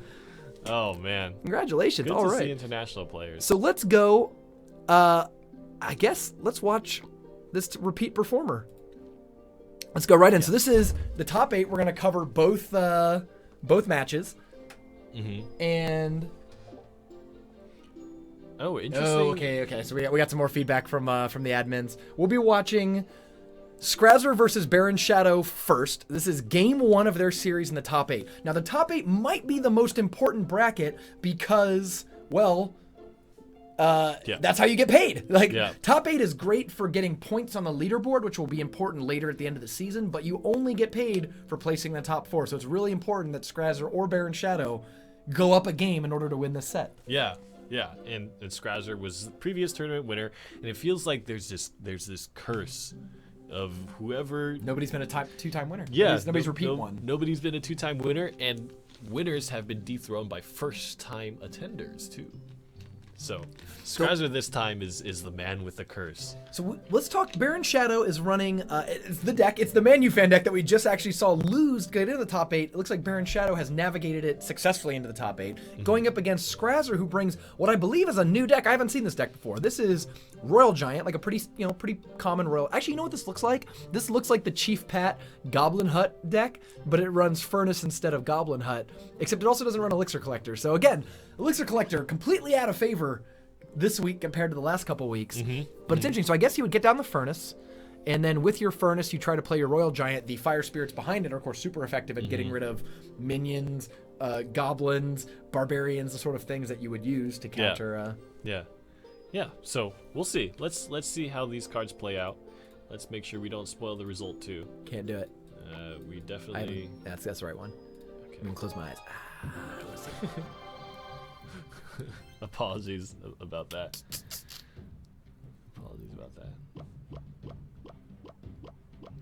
Okay, so here we go. Start of the game. They're both starting off slow. Baron Shadow gets exactly the opening that he wants with an Elixir Collector. Scrazzer has his own sort of Elixir Collector in the form of the Furnace. Yeah. Now what's interesting, oh wow, pretty strong opening push there. That Furnace, the Fire Spirits of the Furnace just overrolled the cannon. Yeah, he's gonna arrow down the mini. I wonder if that's gonna defeat the mini Pekka. No, Did you notice it that actually the princess got hit? Yep. The princess had actually killed those Fire Spirits. Those Fire Spirits probably would have killed that mini Pekka, but didn't quite work that way. Now notice this: equal level Fire Spirits take 2 shots from a tower, and that allows them to jump Spear like Goblins! that. They can always take 1 shot from a tower, and that gives them a chance to jump. Nice, and it provided some tanking for the minions too, and so that's down to 1k health. What's interesting here is that Baron Shadow, like normally you would want to play something like Cannon to deal with the Elixir Collector. This is gonna die. It's not gonna hit the tower. Yeah. The Furnace pumped out the time. Oh! He played. Wow. Very unfortunate play by Baron Shadow there. So it was a little bit of a mind game. He played the Minion Horde and the Miner trying to do that. Right as he played Minion Horde, Scrazzer played Furnace. The 2 Fire Spirits blew up on the Minion Horde, and then Baron Shadow zapped the dead space where the Fire Spirits used to be. It was a little difficult timing. It's a game of inches. Goodness. Royal Giant does so much damage, and I feel the Furnace has just been so cost effective for Scrazzer in this match, and it got its elixir cost reduced too. Well, that's actually the rework to it. Wow, 2 hits on the mini Pekkas. That's Almost tied this game. I mean, 600 damage is not 0. And look at the elixir advantage that Baron Shadow has. The Furnace with the Royal Giant actually feels great because it's only 10 elixir. It allows you to stagger it in the same way that the Chief Pat deck with Goblin Hut allows you to play, Goblin Hut. Nice. Great fireball. Yeah, I mean, you take a bunch of elixir off that tower and you kill the tower. It's totally fine. Now again, though, what are you gonna do? Oh, okay, the late barbarians. But the princess is still ticking away, and this is now in spell range. I mean, does Baron have any direct damage? He's got ye old miner. Yeah, that's about as close to direct damage you're gonna get. Yep, it's got that tower. But Royal Giant for the counter, but Baron has a lot of elixir. I like the choice by Scrazzer just to let that happen and instead try to make a push. It's unfortunate that he couldn't support that push with really anything else. Actually, you could split push by Baron. The key thing would have been the Furnace, I feel like. I didn't like that random miner by Baron Shadow. I feel like both pushes were kind of stifled by the defensive play. Yeah. And he ended up just getting cracked with the 3-4. And once again, the Zap, he had Zap in his hand, just didn't cast it. Interesting. I feel like you got to be aggressive with it. The thing is, there's actually 10 seconds between Fire Spirits. There's a good amount of time. If you zap that squad, you've got some time. Yeah. It seems like Baron Shadow is just super unfamiliar with how to deal with this sort of like, you know, archetype or this sort of setup. Although, admittedly, he is stopping these Royal Giants very effectively. Yeah, nice minion horde right on top of the furnace, but It's only that first one that really caught him off guard. He's been great with the mini P.E.K.K.A. and the cannon afterwards. Furnace again in the middle. What I'd like to see actually is maybe the miner hitting the furnace. He does. All right. Yeah, hey, mind reader right there. And that's going to be super effective, but now a lot of elixir invested into a Royal Giant Barbarian push, and there's no Fireball in Baron Shadow's hand. You're right, because he didn't. He doesn't have Fireball. Only Scryzer has Fireball. Yeah. Only Oh, yeah, Skyzer just- has oh, yeah. Fireball. That's going to be a lot of pain for. I mean, Scryzer's doing a great job here, though, by pushing that tower. Royal Giant pushes may not be successful all the time, but they do a good amount of damage. You can only absorb a couple of them. Like, even if his next push only does like 700 damage, that means, well, 2 of those, you lose the game, right? It's really on Baron Shadow to do this 2,400 damage in the next few seconds. Or, actually, it's overtime, really. It's the next tower is the game. Yeah. Great. Oh, the mini P.E.K.K.A. actually tanks that, and the miner pops up from the back. I'm pretty cool with Fire Spirits. Now, see, this is what Baron Shadow wants, is these sort of, arrow, trying to dodge the Fire Spirits and the zaps, and getting his minion horde to be a full value card. Yeah, and you can see just how much more effective his defense was because of it. This is a lot of units to deal with. The tower locked onto the mini P.E.K.K.A. Mini P.E.K.K.A. didn't even chop up the furnace. But great timing. Again, there's 10 seconds between Fire Spirits. He did that twice now. Seems to be very effective for him, is dropping the minion horde on top of the Fire Spirits. I feel like it's really hurting Scryzer now. I almost feel like Scryzer should go for the furnace in the back corner so that the minion horde can't just be played on top of it. And it also helps preemptively defend against miners. Yeah. It might, the Fire Spirits are there. It might hit something else. Again, but now he's got the Royal Giant time with it. Oh, actually, there's Fire Spirits getting caught up behind the Royal Royal mini Giant. P.E.K.K.A. Where's the mini P.E.K.K.A.? Oh, that minion horde. That time he got it, and then Fire Spirits blow up.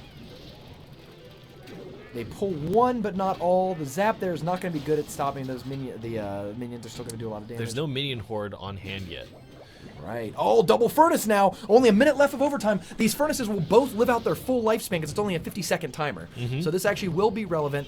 He's got 1,500 damage on his tower. Oh, no. The Here comes double the Fire Fire Spirit Spirits. really stops that plan. Now, unfortunately, those mini P.E.K.K.A. is still being really good, but he just used, his Fireball. He used his Zap. He only has, a Princess maybe? Ooh. Elixir Collector defend is pretty dodgy. The one Fire Spirit is going to make... Oh, he lands on that! That's huge!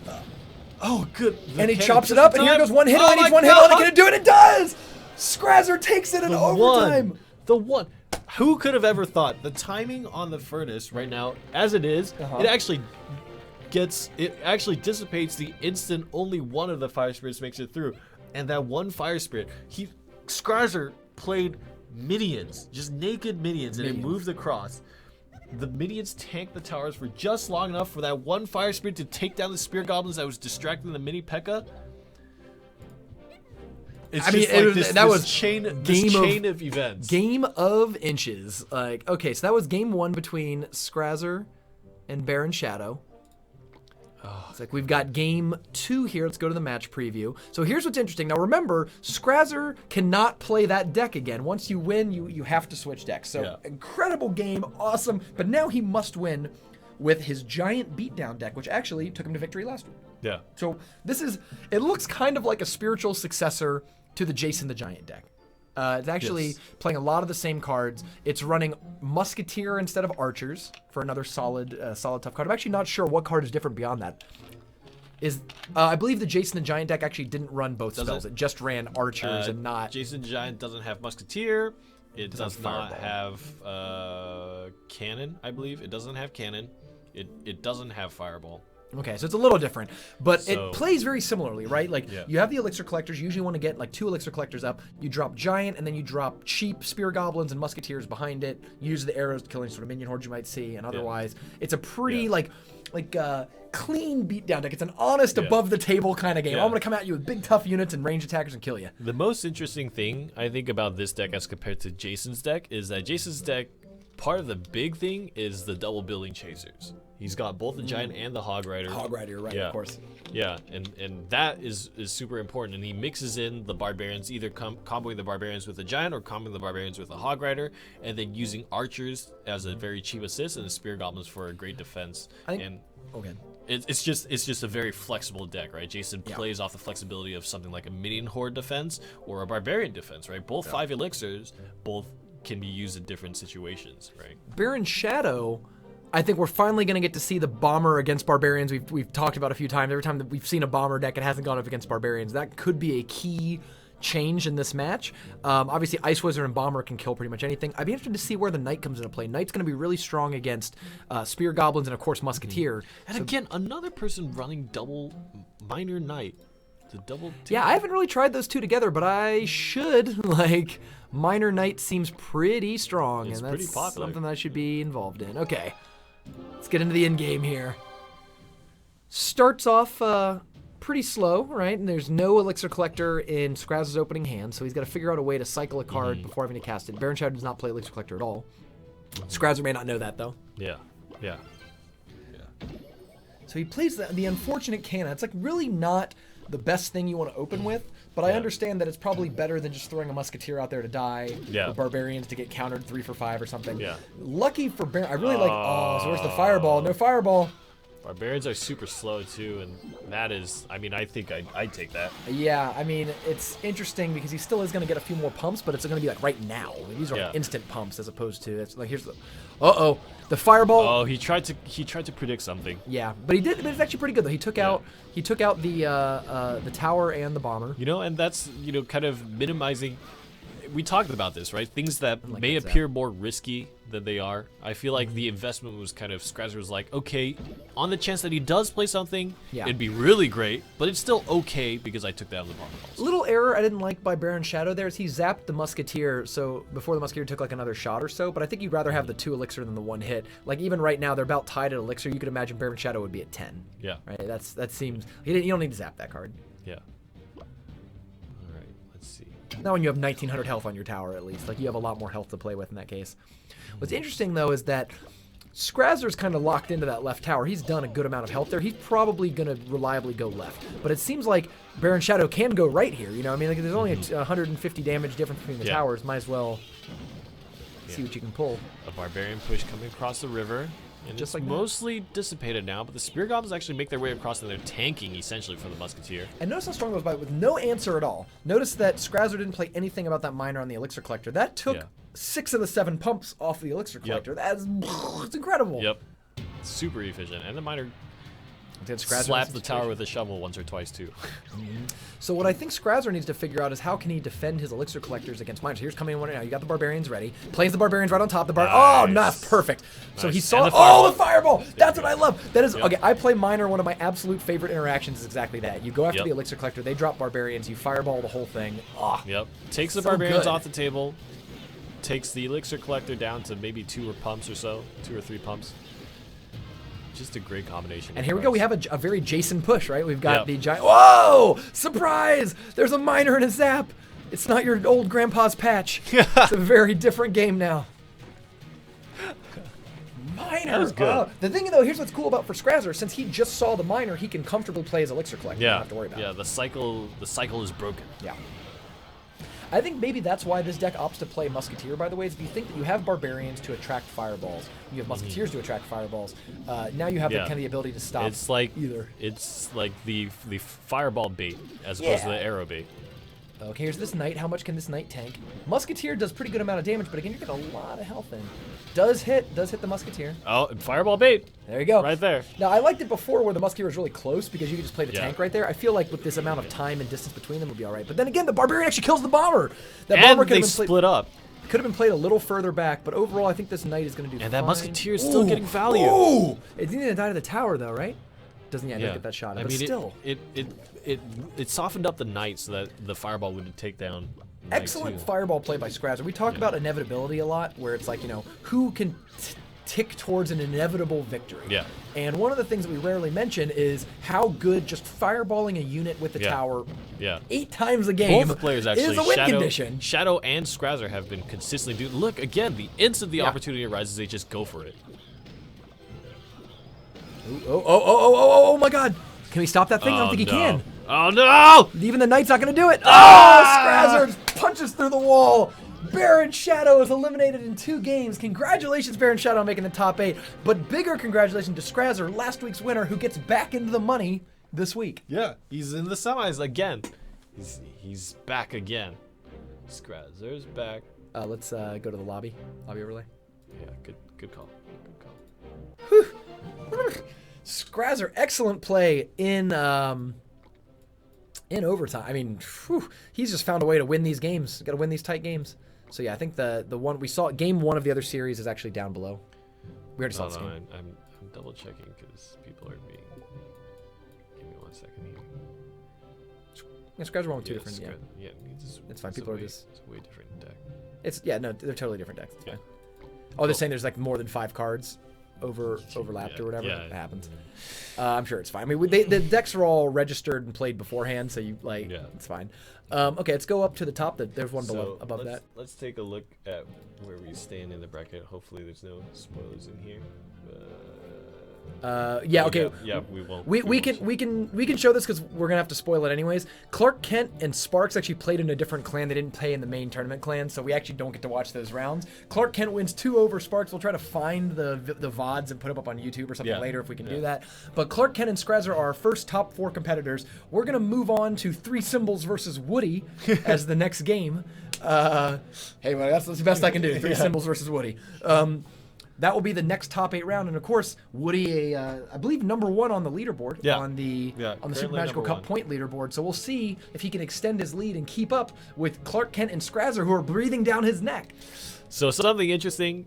Clark Kent is a player that I wanted to see do very well. I said that in the pre-show, but Scrazzer, I want Scrazzer to break the curse also, right? I want Scrazzer to be able to win first place a second time in a row. And we're put in this interesting situation where they're mutually exclusive. Only one can happen. Because Clark Kent will either repeat his performance of being a really consistent, strong player by defeating Scrazzer and moving on to the finals. And then Scrazzer is the curse, right? He's getting wrecked by he's not able to win first place twice. Or Scrazzer is on the path to destroying the curse and win first place twice, but then that means Clark Kent, he still did make it pretty far into the tournament, but he's not, I feel like, my suspicion is that Clark Kent is a godlike player.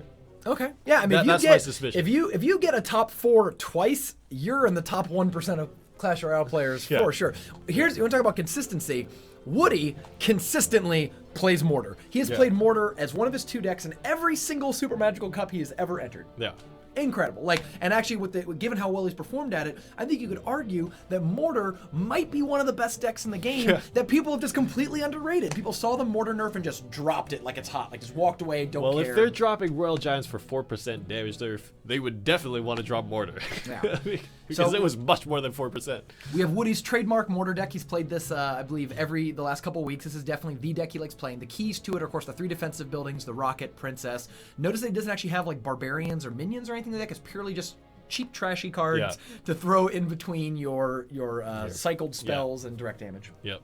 Meanwhile, 3 Symbols, this gentleman over here on the left side, is running the Jason deck. This is the exact Jason deck. I forgot I had Minion Horde in it. Yeah, you're right. This is absolutely 100% the Jason deck. Yeah, this is the Jason deck. So let's see. I actually favor 3 Symbols in this match because I feel like having Giant, Hog Rider, and especially even just tough things like Barbarians and stuff are really good against Mortar decks. It's really hard for Mortar to actually ever hit your tower when you've got an Elixir Collector in the middle and then you've got these big beefy things you can cast in response.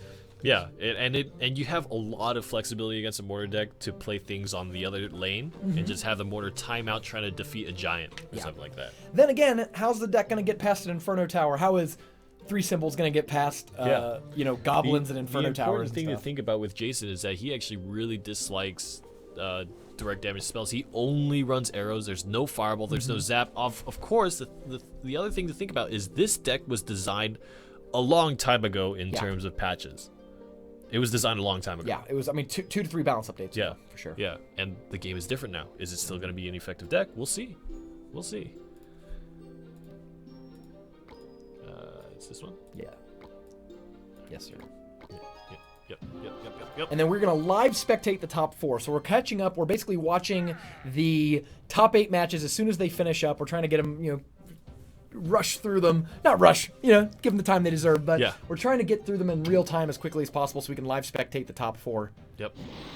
Oh, right. So opening play by 3 Symbols. Didn't know that there was a Rocket in Woody's deck, and obviously took that. And now he knows. So hopefully every future Elixir Collector played is not quite so close to a tower. Mortar setup. Oh. Ooh, I like that defense. Notice there's nothing to defend the mortar. Okay, the archer's finally here. I actually wish he would have played maybe Giant or Minion. I'm just surprised he played Archers there. Although, then again, they are taking 2 shots and doing pretty much all the damage to it. They did, and 1 punch. The Giant is kind of the questionable one here because it's going to die even to this like 10-second left Elixir. Yeah, he played 5 Elixir to get 1 punch on a mortar.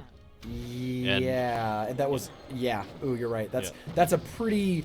I mean, you can see he's already almost behind an Elixir. Like Woody, actually, they're about tied. The fireball on the minion horde was like +1, and now they're even. So Yeah. Woody was about 1 behind. Yeah, that's right because he had the mortar, which doesn't really kill anything. Yeah. It simply. Although it did kill the archers, not bad. Yeah. I mean, if they're even, that's an advantage for Woody because he did 600 damage to the tower and Yeah, got he away already, with it. he already rocketed the collector. I think that's in range of the right side tower, but he can't rocket the left side tower and the collector. I'm pretty sure. Yeah. Uh-oh, well that cannon does... Oh, it does draw! Oh! Wow, that's a huge Just counter one right there. square back if you notice. Or 1 or 2. I swear the range changes had a secret buff to mortar that nobody noticed because nobody plays mortar, right? Yeah. But like, I swear that with the changes, mortar can now be played in different spots and still hit the tower than it used to. It got like a ½ inch range increase or something. Yeah. Ooh!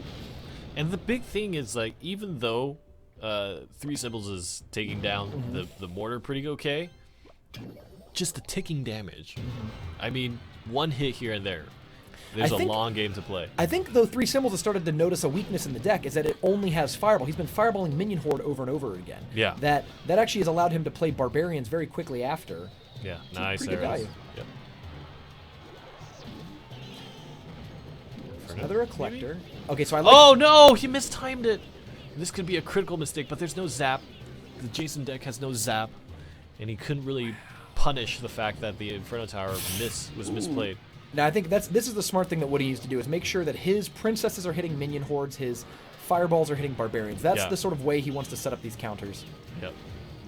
And a good... Oh, I like the Yeah, timing these of this Inferno mortar. Towers are killing Oh it. no! The timing was just a little bit... It was close enough. There you go, the little fireball, maybe this one little shot, he's going to keep him off the mortar. Wow, the funny thing is, if you look at it, 3 Symbols is just... I mean, granted, the mortar's not doing a ton of damage to the tower, but... The mortar's taking out just troop. I'm taking out like way more than 4 elixir worth of troops because he's throwing them kind of recklessly in front. Woody is hovering over the princess, and the minion horde is going to get put down here. I don't Arrows like is that a princess response. so far up. Wish it could have been further back. Yeah, it still hits the tower anyways too, so further back would have been Yeah. better. About even though, it's crazy. Now we're going to overtime, and here's what's crazy. Now it comes down to first tower, right? Yeah. I would say that favors the Hog Rider deck, but you never know. I mean, if one of these mortars kind of takes off, protected basically, it gets to shoot its whole lifespan basically. Yeah. That would easily take a tower. Ah! Whoa! Now is that in range of 2 rockets now? Because now Woody can switch to a rocket plan. The question is, can he rocket and still survive a hog push? That's the big question. I don't like these. It looks like he's trying to cycle. Okay, so he threw down the goblins and skeletons to quickly cycle back to his princess, which he felt was the card he really needed. Oh, they're being led on a magical journey. Yeah, those cards are not getting anywhere near a tower at that rate. Nice. I would almost say that you're free to use a rocket right now. I don't know if he knows that he's up by that much elixir. He's Yeah. clearly trying to throw the fireball. I mean, actually, I think cycling fireballs into elixir collectors is totally valuable. Yeah. I think that was actually the safer option for Woody. Of course, we're in the Spectre clan, so we know exactly what's coming down. But He might actually also want to do that because he knows that he can just do 2 fireballs and then 1 rocket as opposed to two rockets. The weird thing about rocket in this deck, though, is if you notice, and this is true of really any deck that holds rocket, it very often just sits there. Like, you play 3 card hands, basically, because the rocket just sits there from the start of the game the entire time. Which is why I think Woody relies so much on the skeletons and goblins to help cycle through the other cards in the deck. oh, here it comes. Oh goodness. Actually, he doesn't have it. He had to cycle a little bit more. There was an opportunity for him to die there, but not today. Not today. The princess. Okay. The Actually, splash. didn't do damage. I'm surprised. I mean, all he has to do is save up for a rocket. Oh goodness, that minion horde got played into the Wow, just princess. save up for the rocket. There comes the rocket, and it's close. Oh, it's close, Wait, but he takes it. I feel like every single time it comes out of the Rockets, now that we've seen what happened to Woody in the finals of Super Magic Cup, number 3 or something, every single time it comes down to that situation, I'm like, okay, it feels like the rocket was launched on time, but this is getting really close. They know. Okay, so that was game 1. Woody wins 1-0. With his mortar deck, but this is the big thing for Woody is that he has to change up his deck now. Yes, let's see what he's playing. He's got a second mortar deck this time around. He Yeah, wasn't doing wow. that before. So- he was doing a Royal Giant deck. Yeah, he had a Royal Giant beatdown the last few weeks. This week he's opted for 2 mortar decks. So what are the similarities between them? We got There are, skeletons just before we start, there are no epics or legendaries. and the only rare elixir collector. So wow, this is an all common and elixir collector Woody deck. becomes a people's player. He is the populist. He is the man of the people. He is the people's player. This is and the underdog too. Because okay, so let's take a look. Elixir collector, cannon, skeletons, and mortar are the 4 duplicate cards. So instead of playing goblins and Inferno Tower, he's playing barbarians and zap, I guess, right? And then he's got arrows instead of fireball and minion horde instead of something. Yeah. Whatever else is in Yeah. there. So what is the other deck? It looks like 3 Symbols has switched his deck, even though he didn't have to, but he opted to. This is Hog much cycle. more of a, and like strictly hog I cycle. feel There's like not a Inferno second Tower damage is an dealer. interesting choice. I feel like it's still in consideration of the fact that maybe Royal Giants are super popular, but they're not. I mean, he's not. Yeah. At least in the context of this tournament, there's not, and that might hurt him actually. Yeah, I could definitely see that happening. I mean, What do you Inferno Tower on? Woody's you're side? right, dude. So many people were prepared for this boogeyman that never came. All right, so Woody has to close out another game with his mortar deck, and if he does, then there are 2 mortar decks in the top 4, in the top 8 decks. Top 4 players, top 8 decks. 2 of them will be mortar. Are you kidding me? There's no princess though. I can't imagine a mortar deck without a princess. That was crazy too. I actually expected that to be one of the cards. Okay, so we have this mostly zapped minion horde coming back. It looks like they're going to get knocked out. Spear Goblins coming across. They're gonna get a little bit of chipping damage, and gonna be feeling pretty happy about that. But Woody takes the opportunity to put Elixir Collector down and just Wants to go with goblins. Goblins everywhere. This is Ooh. a cycle. I like that fireball. That whole setup. Nice. Yeah. I mean, even if the Hog Rider dies, I actually think putting a fireball onto an Elixir Collector and a tower is like Yeah. pretty reasonable. it. I used to hate that trade. I used to think it was a bad play. But given with your options or things like, oh, I gotta run my barbarians into a death trap or something, I'd much rather would just fireball something. See, skeletons, I almost argue were super effective in that situation just because a mortar fired 1 mortar shot at 1 skeleton. It's not worth it. It's crazy. I almost want to rewatch that exchange. Like I might do that on the Twitch VODs later. Yeah. Because there were like 4 or 5 cards played in quick sequence there that all had this kind of like a one-upsmanship quality to it. He played the skeletons to distract, played the other goblins. The goblins got zapped. The mortar Yeah. hit the next squad that was Yeah. played. It was. Yeah, and Woody was awarded with two mortar shots on the left side tower. This is where I feel like, I mean, Elixir Collector is so powerful in these matchups where if, for example, Woody feels like he can defend against Hog Cycle decks, then he has pretty much unlimited Yeah. reign to keep casting Elixir Collectors. And if you can get 2-3 Elixir Collectors out, you're probably going to win that Yeah. game, right? And the more Elixir Collectors you have, the easier it is to put out more Elixir Collectors. And what is, and like, you know what I mean? Like, what is, Oh no, Zap. yeah, like, what is, He 3 could play symbols even do skeleton. here? He could even just play skeleton and then collector. He just has no way to invest Elixir into the future, right? Like, Yeah. every time you hit 10, you are obligated to make an attack. Yeah. Since your attacks are never really more than like 6 Elixir, 8 Elixir, you just never really pull anything big off. Ooh, actually, Zap used on his skeletons as Spear Goblins as a response, and now that mortar is going to be taken down. But there's another one! I mean, that's the mortar only costs 4. You can Oh my absolutely God, cycle and it. it Oh, just wow. splashed. Now, is that hitting the left or it looks like it's hitting the right side, not the left side? No, but it is. Nice. And it's great because even though it got him to play the Hog Rider, the cannon, you know, same counter. Woody's just been sitting at 10 this whole game Yeah, because he another never zap. really has to commit more than he wants to. And with this double Elixir Collector, we can see him cycle and get 2 mortars down really easily. And Now there's what we should be doing. That's what Yeah. 3 Symbols should be doing the whole time, is just setting up Inferno Towers Yeah. into mortar. Now what's interesting is Woody doesn't have rocket in this build. So once he wow, sees he that could happen- actually play another Elixir Collector. That one's nearly still at full effectiveness. And if he gets a 3 Elixir Collector down, he can actually start leapfrogging mortars, essentially. Yeah, zap skeleton arrows. Like, Yeah. woo. The mortar leapfrog. Oh, so the next one should be set up. It looks like he's. Oh, I don't like that Oh, play. goodness. I think you should have set it up across from the mortar and just let your tower clean up the minions. Yep. I mean, you really need that Inferno Tower to kill the mortar. Right I now, agree. it's just going to be a hit. I agree. point stick. Triple Elixir Collector and the cannon and the zap. There's so He's much getting away cycling. with it. Woody is just an excellent cycler of these cards. I mean, look at him. He basically goes Elixir Collector, skeleton arrows, cannon. You know what I mean? Like, this is the Yeah. cheapest, most effective Yeah. cards. Yeah. Now that's a good fireball. That's a great fireball. but I think he's in a little bit of trouble. He could play another elixir collector down.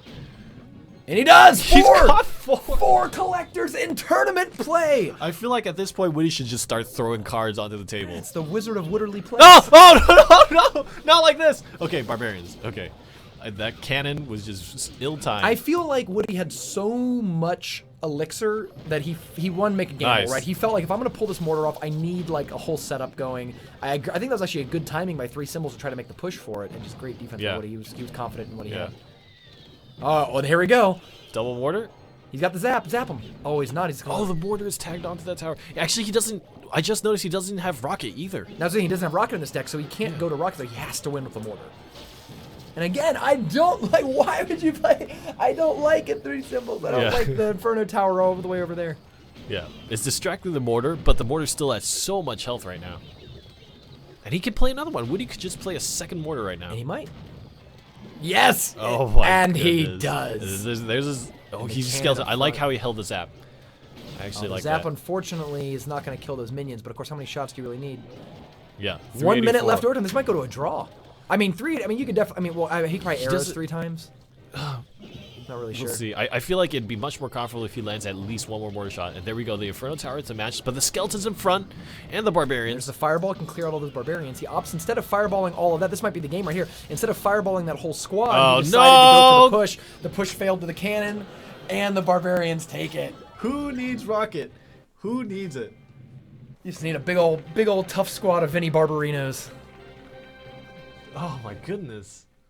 People are asking in chat, what's 3 symbols? The answer is, I don't know how to pronounce this name, so 3 symbols is this fine person. All right, let's go. The lobby overlay. Let's move right. I mean, we are definitely dragging a little late, so we're going to run right into the next preview. We're going to give you as much. We're in the semis now, right? So. So yeah, Woody wins 2-0. Yeah. And I believe that. no, we're still in the top 8. Yeah, Achan and Jeff. So let's go through. Oh, okay, yeah. Let's do the match preview. We're gonna match preview real quick and get into the game. We have a trifecta freeze tech from Achan that we saw earlier. Jeff, we also watched earlier with the Minor Knight. I think this might have been the first person on the Minor Knight deck. I honestly, kind of like the trifecta freeze deck in this matchup. I don't really know who's gonna win. I hope. Let's go to it. Let's see it. Yep. All right, I just want to make sure I don't. I got a lobby overlay. Lobby overlay. Yeah. Ooh, okay. Gotta be real careful after we spoiled some stuff earlier. Is that the actual match? This is the match. Yes. Okay. Okay. Let's do it. In All right. game. Woo, moving along, and our next giveaway is going to be at the beginning of the semis, and our last giveaway at the beginning of the finals. Correct. So the next giveaway, so after this round, we'll do one more giveaway, and then we'll start live spectating the top 4. Yep. Super exciting. Yep. All right. Collector at the start. This is the money. This is the money right here. He's got Collector. He's got Cannon. He's got Valkyrie. You're not scared. That's the ideal opening hand. Yeah, really strong start for Achan. I mean, this deck is another deck that kind of that also wants to get 2 to 3 collectors out if at all possible. Yeah. Yeah.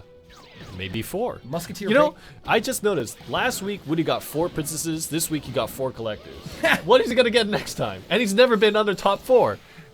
Woody and the number 4 are conjoined. He knows them. It's inside and out. He's And Zen player. Pretty sure mortars cost 4 elixir too. And right? they do. Oh my god. Jesus, what is happening? Oh wow! And Wake up, sheeple. HN can actually play his second collector right now. So it looks like he's going to mine the first collector, and well, it actually might work. He's going to kill it. It's actually funny. I mean, he decided to cast it when he wanted to cast it. You feel like he maybe should have gone to the other collector because at least it would have done more damage. It would have taken more pumps off. Yeah, interesting. But essentially, this means that Achan gets away with 1 collector against the minor deck. Great use, by the way, of the other 2 tough characters in the deck to protect that musketeer. That low health musketeer is actually doing a lot. There's the freeze, and 1, 2. Look at that! It actually pulls the knight away, so the musketeer is still shooting. And how much value can you get for 4 elixir? Yeah, that and thing it was killed at a miner. low health, and super low health. This miner is not going to do anything. Here's a second miner to protect the Ice Wizard, but skeletons to surround. Yep. Is a good way to handle Ice Wizard. Yeah, it's interesting. I always think maybe the skeletons would have been better on the miner.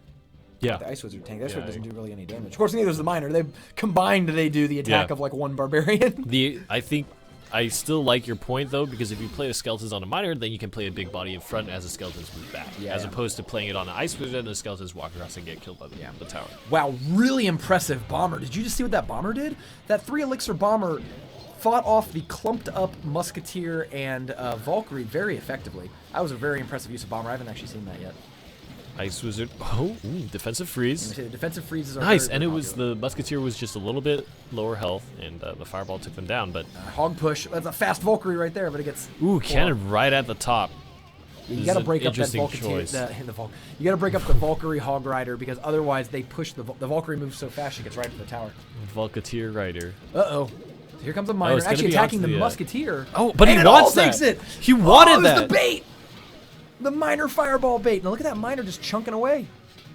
Level 1 miner against level 9 towers. That's a good combo. And here we go. We're gonna see another pig push. Nice. And Jeff really likes to play the cannon far up on the river. I wonder what the benefits of that are. I mean, I guess he's there's a just trying to Hog Rider. break up that combo. You almost want maybe. the Valkyrie to keep going towards the tower so Yeah. you can put something tough in front of it. Yeah, freeze Valk. See, again, we've talked all tournament about cycling fireballs on unit to towers Yeah. is huge. It's like a huge Super- win condition. As long as you get an excuse, the elixir efficient trade, basically you're getting away with free damage every single time.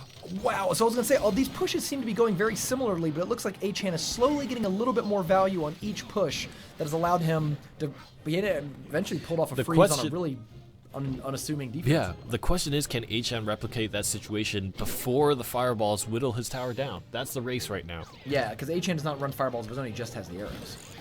Potentially, all HN needs is one more Hog Rider. And look at that, the Musketeer didn't shoot the miner. The Musketeer Oh, played no. on defense was played a little too far up. And every single point of health counts. He spends the fireball actually on the push, and I think Gotta that's do a that. smart choice because the freeze came in. If he didn't, if he tried to fireball the tower, he could have lost the game in that instant, I think. I mean, I think I'd be happy with how the miner's done too. You don't need to fireball. The miner did a lot of damage. He's getting another one in there. It's actually attacking the Valkyrie this time after the zap. Nice. I like that because if the miner had targeted onto the tower, one more fireball would close out the game. Yeah. Super HN needs to be super. He needs to feel like he's in danger because he is. I'm actually wondering at what point Jeff. Oh will no, the bomber! Oh, the bomber again. At what point Jeff just sticks to the fireball? Uh-oh. Quit casting. Play miner, card! I mean, No! The fireball's gonna come in! that is. That's fireball time. Oh no, the fireball. Do. Meow. Wow. Congratulations, Jeff. Jeff is really impressing this week. He's playing really well. He's playing out of his mind. People who have simple names that start with J are just good at this game. That must be it. There's no other excuse. Okay. So that was game 1. That was game 1. Let's take a look at the alternate decks for just a bit. And Match preview. Okay, so Jeff switches decks. Still a big fan of the miner, but opting away from the sort of minion horde based attack of last time. yeah, so basically it's minor mini P.E.K.K.A, but with a royal giant threat added on top. Sure. For Achan, it's still the triple threat. I mean, So- he was so close to winning that last game. Not a bad idea at all. All right, let's go ahead and watch this second game. Yep. In game, and I believe this is the last of the top 4, or the top 8. Sorry, last of the top 8. Then we go into the semifinals right Yeah. after this. Awesome. I love live spectating. I like throwing confetti. Yeah. Yeah, the confetti is really great. All right. Now, not such a fortuitous opener. He has to commit his Valkyrie. But actually, I think he could have done Valkyrie- skeletons. Maybe, but actually, Valkyrie's one of the better ways to invest elixir in this deck. One of the advantages it has over a traditional hog cycle deck is that you can play the Valkyrie back, and it's a reasonable thing to do. Now, this would be interesting, is with the tower attacking the miner, I wonder if that Valkyrie can do a lot of damage to the cannon. Cannon probably should still kill it. Yeah, and it does. oh wow, the cannon actually, and that's super important because the mini P.E.K.K.A didn't get distracted by it, and it gets one swing. If the cannon had survived, the mini P.E.K.K.A would have walked towards the cannon and did It's no interesting little damage. split push. So Jeff is, I'm sorry, Achan is. Never mind. I'm sorry. I'm getting confused with the names. I mean, I like that. I like how Musketeer. He's actually done a really good job. Achan has of getting his Musketeer on the river or on the bridge where it's not getting shot by the tower. That Musketeer gets a lot of value. Yeah. He's just timing it really well. Uh-oh. Uh-oh. Oh, this A is little a, trifecta oh of your own. goodness. Now, will he play a freeze here? I think this would be a good opportunity. Okay. Yeah. But the mini Unfortunately- P.E.K.K.A squeezes by. And then, yeah, unfortunately, the freeze did not catch it. And I mean, Jeff is going to be really happy with that. That is a lot of damage onto your tower. And the Royal Giant's elements at max health. He could just take the tower here. I think he might just do it. It depends if not that miner. Oh, actually, the Musketeer. The miner is not going to hit the tower. Oh, goodness. Yeah. Oh, wow. I mean, he did kill the Musketeer, which is good. I mean, at this point, Jeff has that tower, Yeah. right? Like, He can just go arrowables, for the right anything, side. Yeah. Even just defending with things like Spear Goblins might accidentally take in the tower. So Yeah. you can start focusing on mining, basically, the Elixir Collectors on the other side. Yeah. Right. he takes that opportunity to put down a second Elixir Collector, and I like that choice by Achan. He needs to make a big push happen when the 1 minute hits. I actually, oh, it's too bad you got that last pump. I actually think, yeah, maybe arrowing the tower and the double collectors is like worth it. You'd actually take 4 pumps off of it, which is yeah. Oh wow! So the mini P.E.K.K.A. actually, Nice. The Valkyrie blocks for the Musketeer and lets Just in Musketeer time. survive. And look at that Oh, card a nice still freeze! The Hog Rider is going to get a bunch of hits in.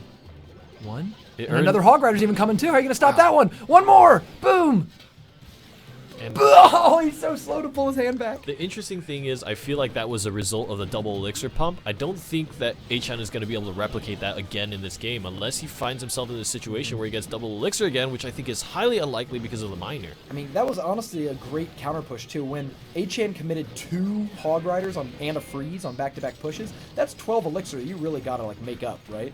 And I like that Jeff was able to counter push with a huge, I mean, like 3 units plus a Royal Giant, and really put Achan's tower threatened. Good defense by Jeff, and Will be enough. I mean, really, it's not up to Jeff to take another tower. Yeah. It's up to Achan. He couldn't do it. yeah, you got to do it. So Wow, Jeff wins moves 2-0. on. All right. Well, let's get into the top 4. Let's do this raffle. Yeah. Let's move to the raffle part, and then I'll start getting the top 4 set up. So go ahead and. Let's go ahead and take a look at this raffle question here. Oh yeah, go for it. Let me just go ahead and open the raffle. And this is going to be an interesting question. I'm actually not sure what kind of answers we're going to get, but the raffle question is, what card synergies do you like the most? So what combination of cards do you think is your favorite? And it might be a super Two-card fun combo. Yeah. Like it doesn't need to be the most effective. It Sure. can just be the one that you feel is the most fun. But what card synergies do you like the most? What combination of cards 2+ do you enjoy? I'm actually a big fan of baby dragons and balloons.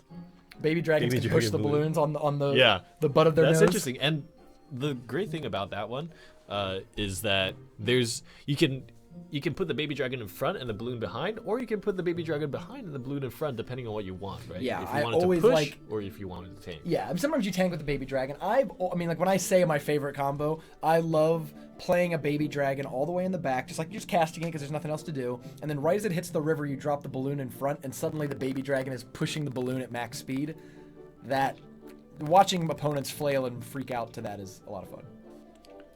All right, so we have the next raffle set up. Let's go ahead and take a look at a bracket of our semifinals, and when the semis start. And the first game is starting right now. Cool. So we actually don't know what decks they're playing because of the live spectating mode, but it's Scrazzer versus Clark Kent. Big time matchup. This is, you know what? I know you're a big Clark Kent fanboy. I'm gonna go ahead and take Scrazzer. I think that if you win last week, you at least get to be the favorite going into the next week. So All it right, appears that's a that we're good point. playing Oh, the nice. Furnace Royal Giant deck out of Scrazzer. Instant Miner response. It does 2 chops to the Furnace, but that mini P.E.K.K.A. is just. Oh wow! Oh wow! Oh, This uh-oh. mini P.E.K.K.A.'s getting close. Oh, Okay, great good. Goblin play. Yep. Let's see, because he would have chopped up that Ice Yeah, Wizard too. the Ice Wizard would have been a bad choice, but the Goblins in front of it makes the Ice Wizard a great choice because now he can push over and do a counter push. Great placement by the Hog Rider. Just ran by the Barbarians. Yep, 2 hits, and this is why you're incentivized to play the Barbarians on the tower rather than away from it, because that's how you get the best body block. Arrows, nice. Oh, no! You can see he cast it a little too early. He cast it before the Princess was actually something. There's always a 1 or 2 yeah. second delay when you tap your cards. So I feel like he had tapped that instantly. Like, oh, I gotta kill those things. Yep. And then the Princess came down. Yep, and now look at this valley that the Princess Oh! can potentially get. One doesn't it's still kill alive, it. but You it's a need 2. furnace. It's gonna pump out another in a few seconds. But at the what Princess cost? I mean, this Princess survived arrows, it survived fire spirits, and it got a bunch of damage on the left side tower for Scrazzer. And Scrazzer, again, he's playing the deck without an elixir collector, so he can't really justify himself losing this in this tower health fight. Yeah, the Furnace is kind of the Elixir Collector in this deck, right? Yeah. Like, it's the card that you cast. You cast it up in the middle. It blocks mortars. It generates support for later. Oh, I think excellent play by Clark Kent with the triplets deck Yeah. by using Princess to punish the Furnace and then like Miner as well. I really like the idea here that, wow, look at that Miner go. That if you play something behind a tower, it's gonna get Miner. If you play in front of the tower, it's gonna get Princess. And that's Yeah, absolutely. Clark Kent with the sweet triplets deck. I mean, even Minor Hog Rider is a very powerful combo we haven't seen too much of. Yeah. That's a card that as more people get Minor, I think you might start to see more on the ladder. Here comes a Hog Here's the Rider. thing is, actually, those Fire Spirits aren't very good against Hog There's Rider. no Barbarians in hand, so this Hog Rider is at least gonna get 1 swing, and the Zap is down to 2 health down. Wow. So Clark Kent takes an early lead. Wow, these fireballs actually, these fire spirits. Wow, and the minions. And the mini P.E.K.K.A for the answer. Scrazzer's Royal Giant push was not very impressive at all, actually. It kind of just folded almost immediately under all of the various Oh my sort of god, attacks. and the Goblins make it just in time to prevent one swing on the mini P.E.K.K.A. Oh, whoa, that's a fast mini P.E.K.K.A. Oh, wow. Again, Princess just single-handedly counters the Furnace in the sense that, I mean, if she takes out even 1 to 2 waves, I mean, that's... Yeah. There's only 5 or 6 waves that come out of the thing. Yeah, and I mean, all Clark Kent has to do is hold for this rest of the time and then just zap for the game-winning move. Nice. It's really up to Scrazzer to put together a very threatening counter push, but it just feels like with the opportunity, Clark Kent can go on the right lane here. Yeah. Wow. Whew. Yeah, and the big thing about this push is Scrazzer is put into this situation where if he commits Elixir to the right side to defend that counter push, then his left side push is definitely not going to take a tower. Right. But if Scrazzer commits all his Elixir to take the left side tower, then Scrazzer is going to take the right side tower and then zap your left side tower again at 2 health, and he's going to win in overtime anyways. So Clark Kent that was the checkmate right there. Took advantage of the early opportunity, and basically it's kind of like when we talk about the Hog Cycle decks. If you take that tower early, your decision making for the rest of the game is so much slower. I mean, it's easier. You can just defend or split push or distract. You don't have to just sell the farm to try to take a tower like you do late game with the Hog deck. Yeah. So let's see. We can do the match preview. Except that this was the game that just ended. So Scrazzer won, or I'm sorry, Clark Kent won. Yeah. So we know that Clark Kent has to switch decks. The triplet deck, as cool as it is, will not be coming back in this semifinals. He can play it again in the finals if he makes it there. Scrazzer can either choose to stick with the Royal Giant deck or switch to his other deck. We'll see what happens. Looks like they are starting. And Scrazzer opens up right away with Skeleton's Royal Giant Furnace to try to build this huge push. He wants to kind of take a page out of Clark Kent's book and take a tower very early on. Yeah. Oh, the split push, and he's got the Knight on the left side, and the mini P.E.K.K.A alone on the right side is not going to survive the Fire Spirits and the tower. It's interesting though because even just a little bit of damage to the Furnace will slow down the number of spawns you get out of it, taking some of that back. Yeah. It seems like Scrazzer really wants to rely on that Furnace to support the Royal Giant. Oh, was it going to get there? Whoop, boink. Oh, the jump. A little hoppy. Gives it a little bit of range, and the instant it gets into that range, it becomes invulnerable. That's why it's so good against Goblin Barrel. If you're ever in trouble with Goblin Barrel, Fire Spirits is the ultimate reco. Because you don't have to aim it like zapper arrows or time it well. You just play them like a few seconds before they landed. They'll even come back. They'll like double back onto the Goblins. Mini P.E.K.K.A plus Skeletons. This is actually a great combination. It defends the Mini P.E.K.K.A for a long time, but I don't think he has Zap. And one. And then that one's going to die too, unfortunately. But you need both fire orbs to hit the tower. Yeah. Or just something. Another unit. So it's interesting. They're both playing a lot more cautious this game. Let's go ahead and give. I don't know. I'm gonna throw out for Scrazzer. I'm a confetti thrower for Scrazzer. I'm not gonna lie. Nice. And Scrazzer, you know, he's on the verge of being eliminated, so I think he needs the help. Now, this is a great Royal Giant push. Notice that there's not a lot of stuff. I mean, Clark Kent actually doesn't have that much Elixir. He can only now play the mini P.E.K.K.A after the cannon's already dead, you know. Minions are out, but they're a little too slow. That Musketeer actually did a ton of great work. Yeah, and it's still full health. Musketeer is one of the best cards in the game. I mean, that's the trifecta freeze deck. People call it a hog freeze deck, but honestly, it's as much a Musketeer deck as it is anything else. Yeah, and the Musketeer is a great card just because, similarly to the Royal Giant, the range on a Musketeer means its time to tower is TTT. Yeah, time to tower is really low. Really low. Because if we get another cannon out here, I mean, he's going to need no fireball in this deck, so you really need cannon to defend this play, and he's going to have to play it probably against the Royal Giant, which he does. But again, that mini P.E.K.K.A, oh, okay, he only got the one shot in. Fireball misses the Goblins, and those Goblins will probably tear that thing down fast enough. And maybe a miner to add on? No. Boom, boom. Ouch. And Clark Kent throws the miner a little bit late, but it's going to get a good amount of swings. And currently, just because Scrazzer has gotten a few mini P.E.K.K.A swings off, I feel like Clark Kent's slow, methodical push, just kind of whittling down Skrazzer's tower, has been matched just in the fact that Scrazzer has been able to make the mini P.E.K.K.A swing once, twice over the course of this this is super game. unfortunate, too, with the way that miner can just keep popping up. I'm pretty sure, I mean, I think Clark Kent has the advantage here, but then again, it only takes one Royal Giant push to knock down 7. That's not hard to do at all. There's so much danger that Scrazzer packs. I mean, currently, Clark Kent's defense has been good enough to avoid taking critical damage, but any push that it's fireball.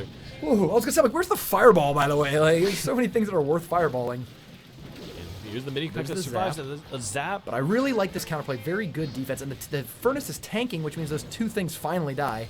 I feel like Clark Kent needs to smartly defend at least 1 or 1.5 more pushes. Yeah. Actually, I'm pretty sure the next push will take it down. If he can repel this Royal Giant, I mean, the big problem here is that where the cannon's being placed, it makes it so you can't fireball both. And I think this is over, right? There's not. Oh, there's zap. No. Oh! But one more zap. He just has to cycle back to zap, and the game is over. How much damage does zap do? Is it 54? Oh, you're right. It's tournament levels. You're right. We'll see. We'll see. This is why I said 1.5 because I'm not quite sure if he has enough to close it out. Yeah, but he's still winning. He's not in any threat of dying. Oh yeah, the zap did take it down. Zap does maybe like 60. It's 1 or something. Yeah, like that. 60 something. I just felt like at that point, I mean, you needed the only way Scrazzer was going to win that is if that Royal Giant started knocking stuff over like now, like as soon as we said he can cycle back to zap. Because even if it wasn't just zap, it could have been zap and one minor hit. You're not going to be able to really stop. And wow. And that's what we were talking about with the minor, right? You can't. It's hard to know exactly where on the tower is going to pop up, and you need to make sure that your unit is close enough so that the miner tags onto your unit as opposed to the tower. So it gets really dangerous in that sense. It's almost like a mini zap. That's 3 elixir, 1 swing. That was great. So Clark Kent advances 2-0 into the finals over defending champion Scrazzer, who's still impressive with a top 4 finish. Getting top 4 earns you 500 super magical legendary points, which will put Scrazzer. Let's go let's see if we can go pull it up over here. We have the leaderboard while they're about to start the next game, so we'll come right back. But Let's see. Oh, it's C12. Got it. Cool. So if you look here, this is actually not updated for the current week, but Woody is going to move up, right? Manufan stays the same. Didn't make top 8. Scrazzer moves up. Clark Kent moves up, perhaps big time if he wins. Yeah. Very, very cool game. So let's get back to the lobby overlay. They are about to play. All right. And I don't think it's a I told you so moment, but Clark Kent is further confirming my suspicions. I'm a Woody fan myself. Here's the thing. I played so much Mortar before the nerf. I really liked Mortar. I actually think it's a cool card. I wish it didn't get nerfed as much. Woody is the person who gives me hope that I can still Mortar people. I might do that next season. Oh my god, the Kent is not actually in range of the mortar. Oh no, it's just a hit point sink. Oh no, and the mortar is super effective. Mistakes like this could cost you a lot. I mean, it's not going to do any damage to the tower, but it's giving Elixir advantage over to Woody, and eventually he's going to convert that into something meaningful. Interesting fact, Woody's playing his alternate deck, not his main one. So he's actually playing the one with Minion Horde and Barbarians, not the one with Fireball and Rocket. And Princess. And it seems like you might want to be able to Fireball and Rocket all of these like Ice Wizards plus Musketeer plus Knight pushes. I agree. Bomber ambles its way across. Like actually, Bomber and Barbarians could be the deciding thing. That's another thing. What I really like about Woody from a tournament strategy standpoint is that you don't really want to play the most common list because everyone's prepared for them. Like I guarantee all these top players practice against Trifecta Freeze, and we're like, all right, if we got to make sure that we're gonna be good against this, right? And I just gross. When Woody plays something weird like Mortar, people aren't playtesting against Mortar decks, and suddenly mid-match you're kind of like, what am I doing? How do I beat this deck? Yep. Which is a good situation. Great play of the Skeletons. Notice that the Miner's attacking the 4 Skeletons and only gets 1 shot on the tower. Yeah, and the Skeletons are super effective. Takes the Miner 4 slow swings to take down the Woody Elixir card. So you think that's a 4-for-1? That's another way? I mean, Skeletons are S-tier card. It's like one of the best cards in the game. Yeah, given there's how well just so many opportunities for you to gain.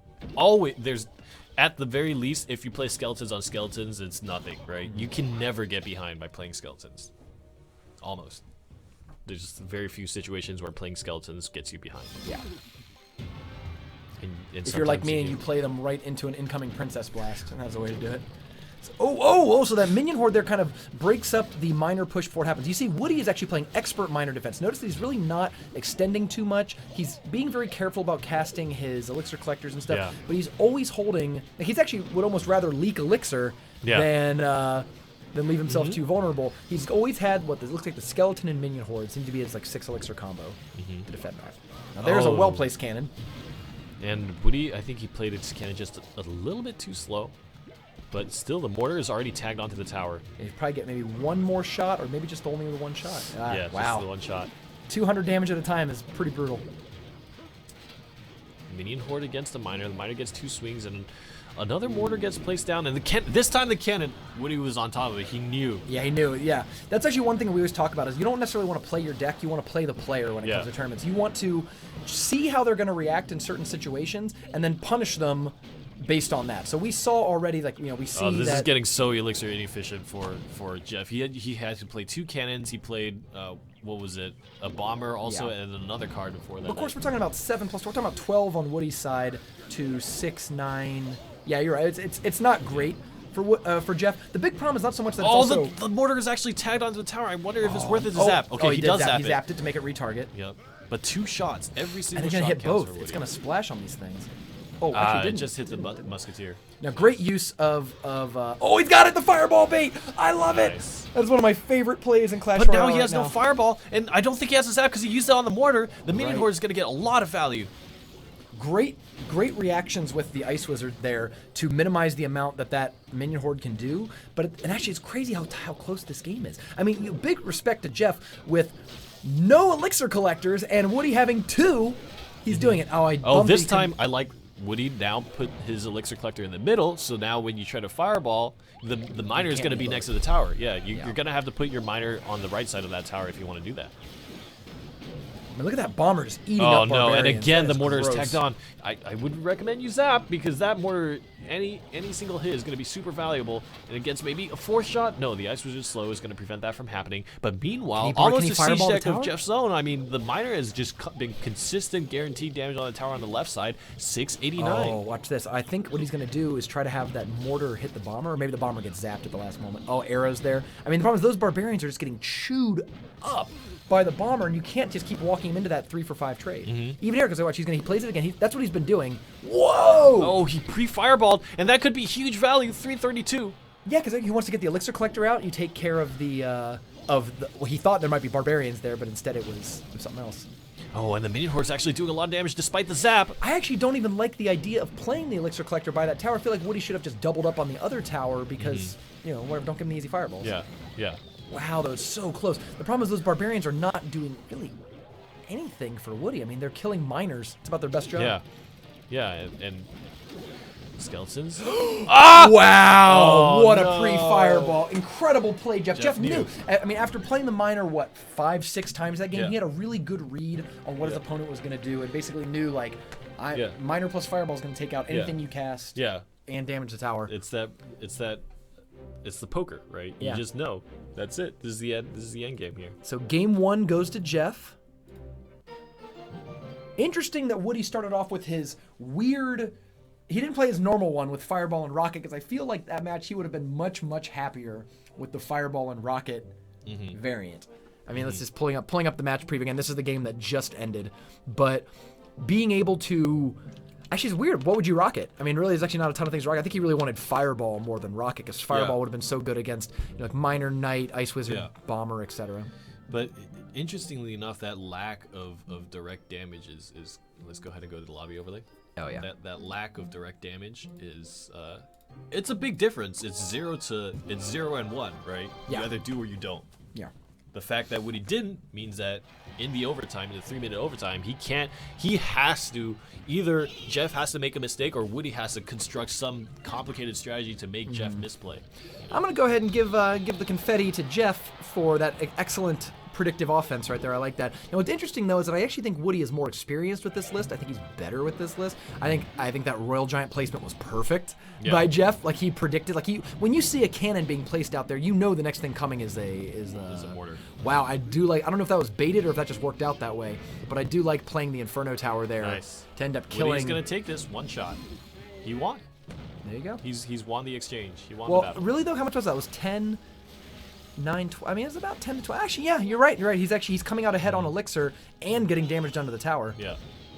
And that Inferno Tower beamed away a mini P.E.K.K.A., a Royal Giant, and an Ice Wizard. That Inferno Tower.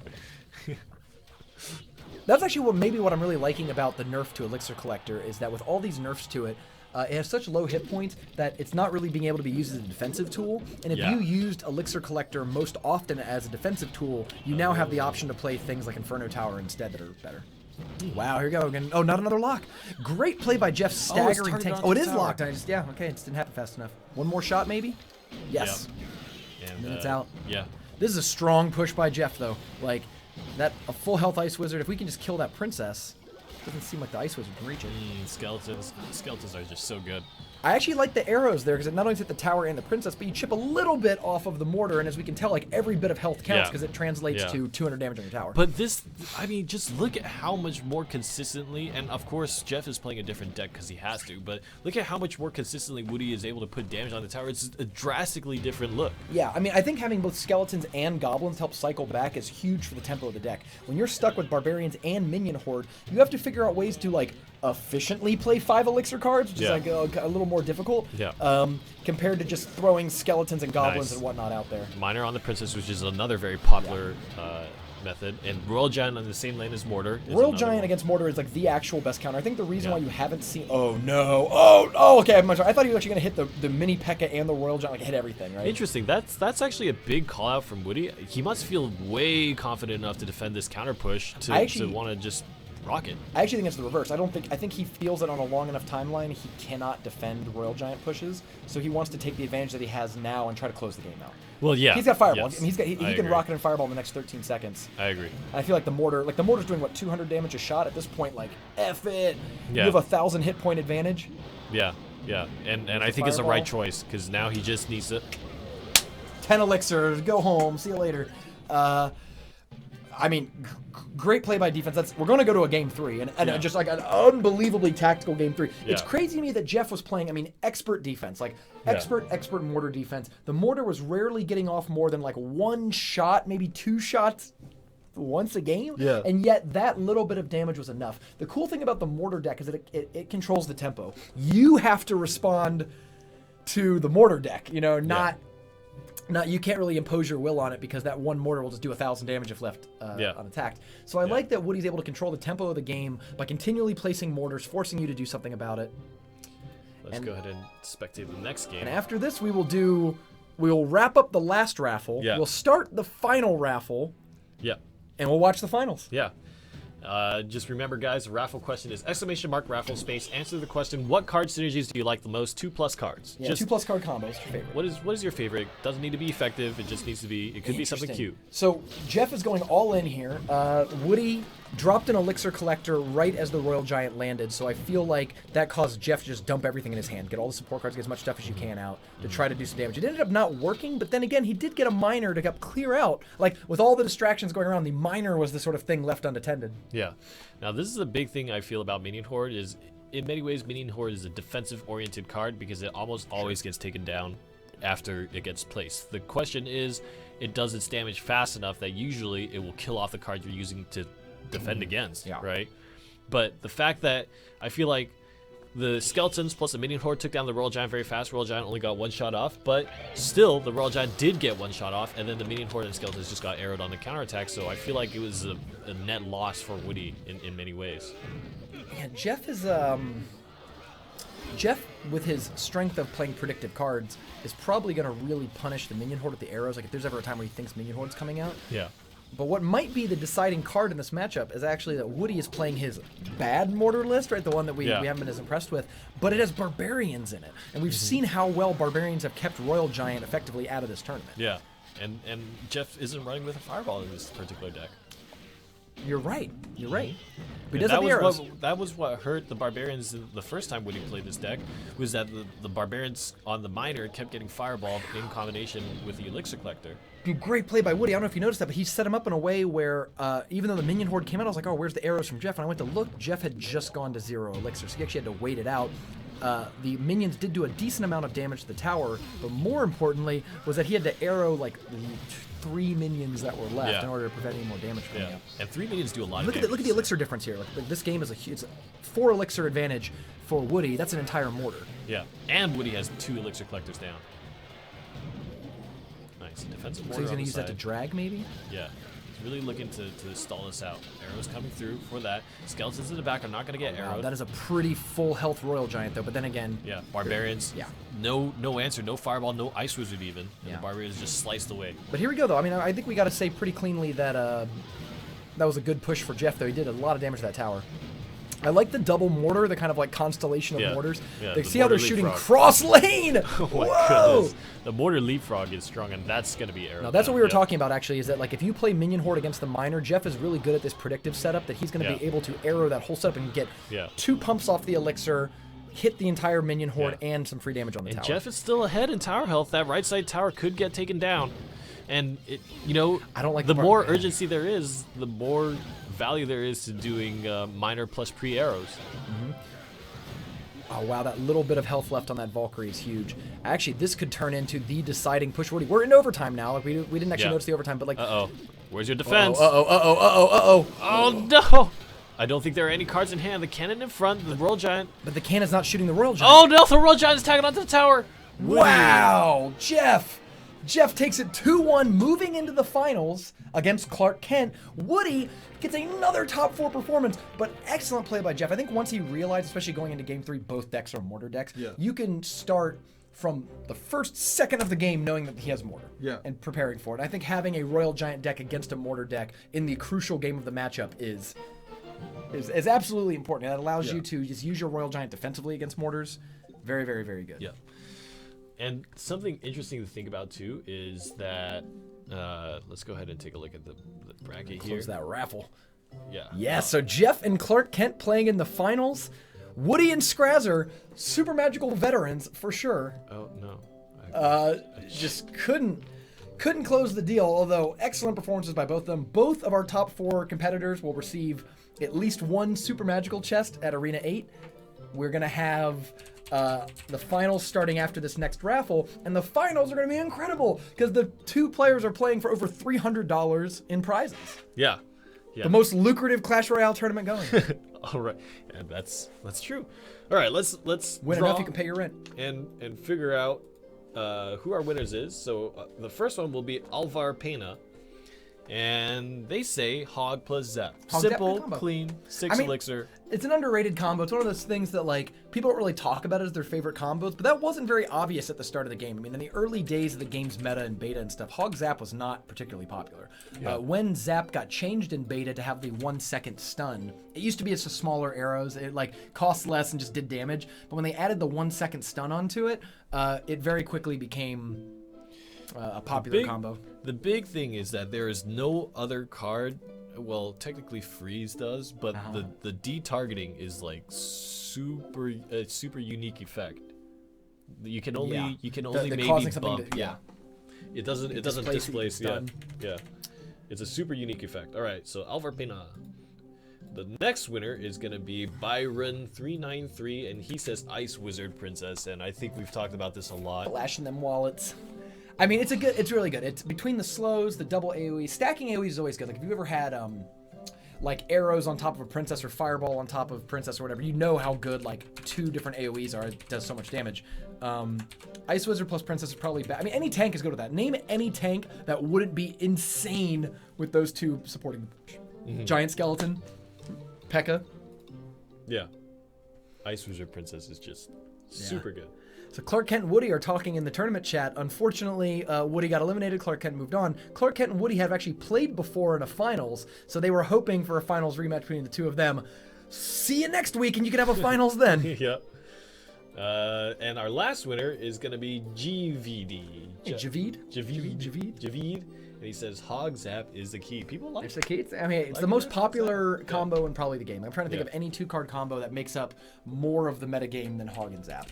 Yeah, Hog Zap go hand in hand. Now, the only thing that I think is super regrettable about all of this is that people did not think of maybe 3-card combos, or 4-card combos, or like a huge wombo combo thing, Minor plus Fireball's moving up my list, I'll tell you that much. Minor for Fireball. stuff.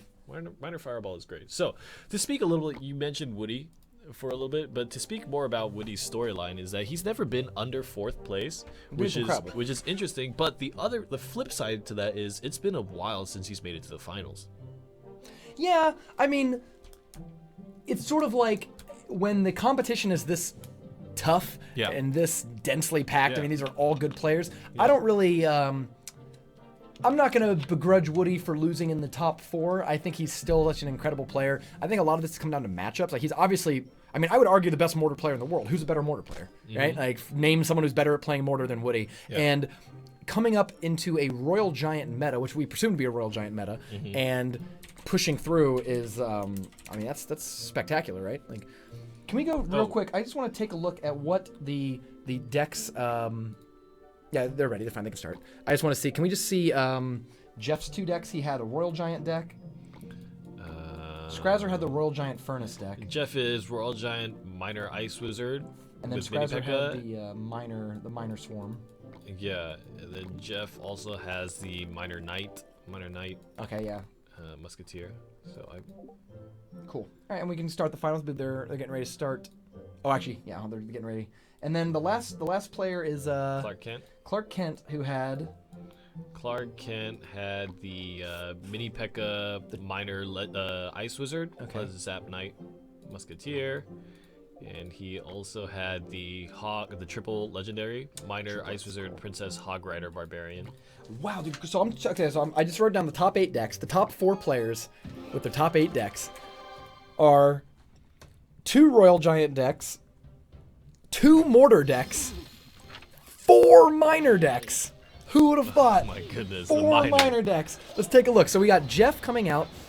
Jeff has Royal Giant and a Minor Princess deck. It appears he's playing the Minor Princess deck because it had Knight in as well. Yeah. So he's playing his Minor Princess deck for this match. Clark Kent is running the Triplets deck. That is easily my favorite deck of the tournament. I've been playing a Triplets deck kind of in the ladder right now. It's different from this list, but... Oh, goodness. Musketeer makes it over to the other side and chunks down a huge amount of the tower's health. And left side, the Minor, the Ice Wizard actually just ignored the Minor. Bomber lives! Oh, Bomber has been so impressive in this tournament. How many times can that card just ruin Barbarians? Yeah. It's really great against Barbarians. Fireball against Princess and Tower. Did it miss the tower? Or did it hit the tower? I'm pretty sure it hit the tower. And value. People really underrate. People are too quick to let the Ice Wizard just attack a tower, even though he doesn't do that much damage per shot because he tanks for a long time. He ends up, I mean, even just right there, he did 200 damage to the tower.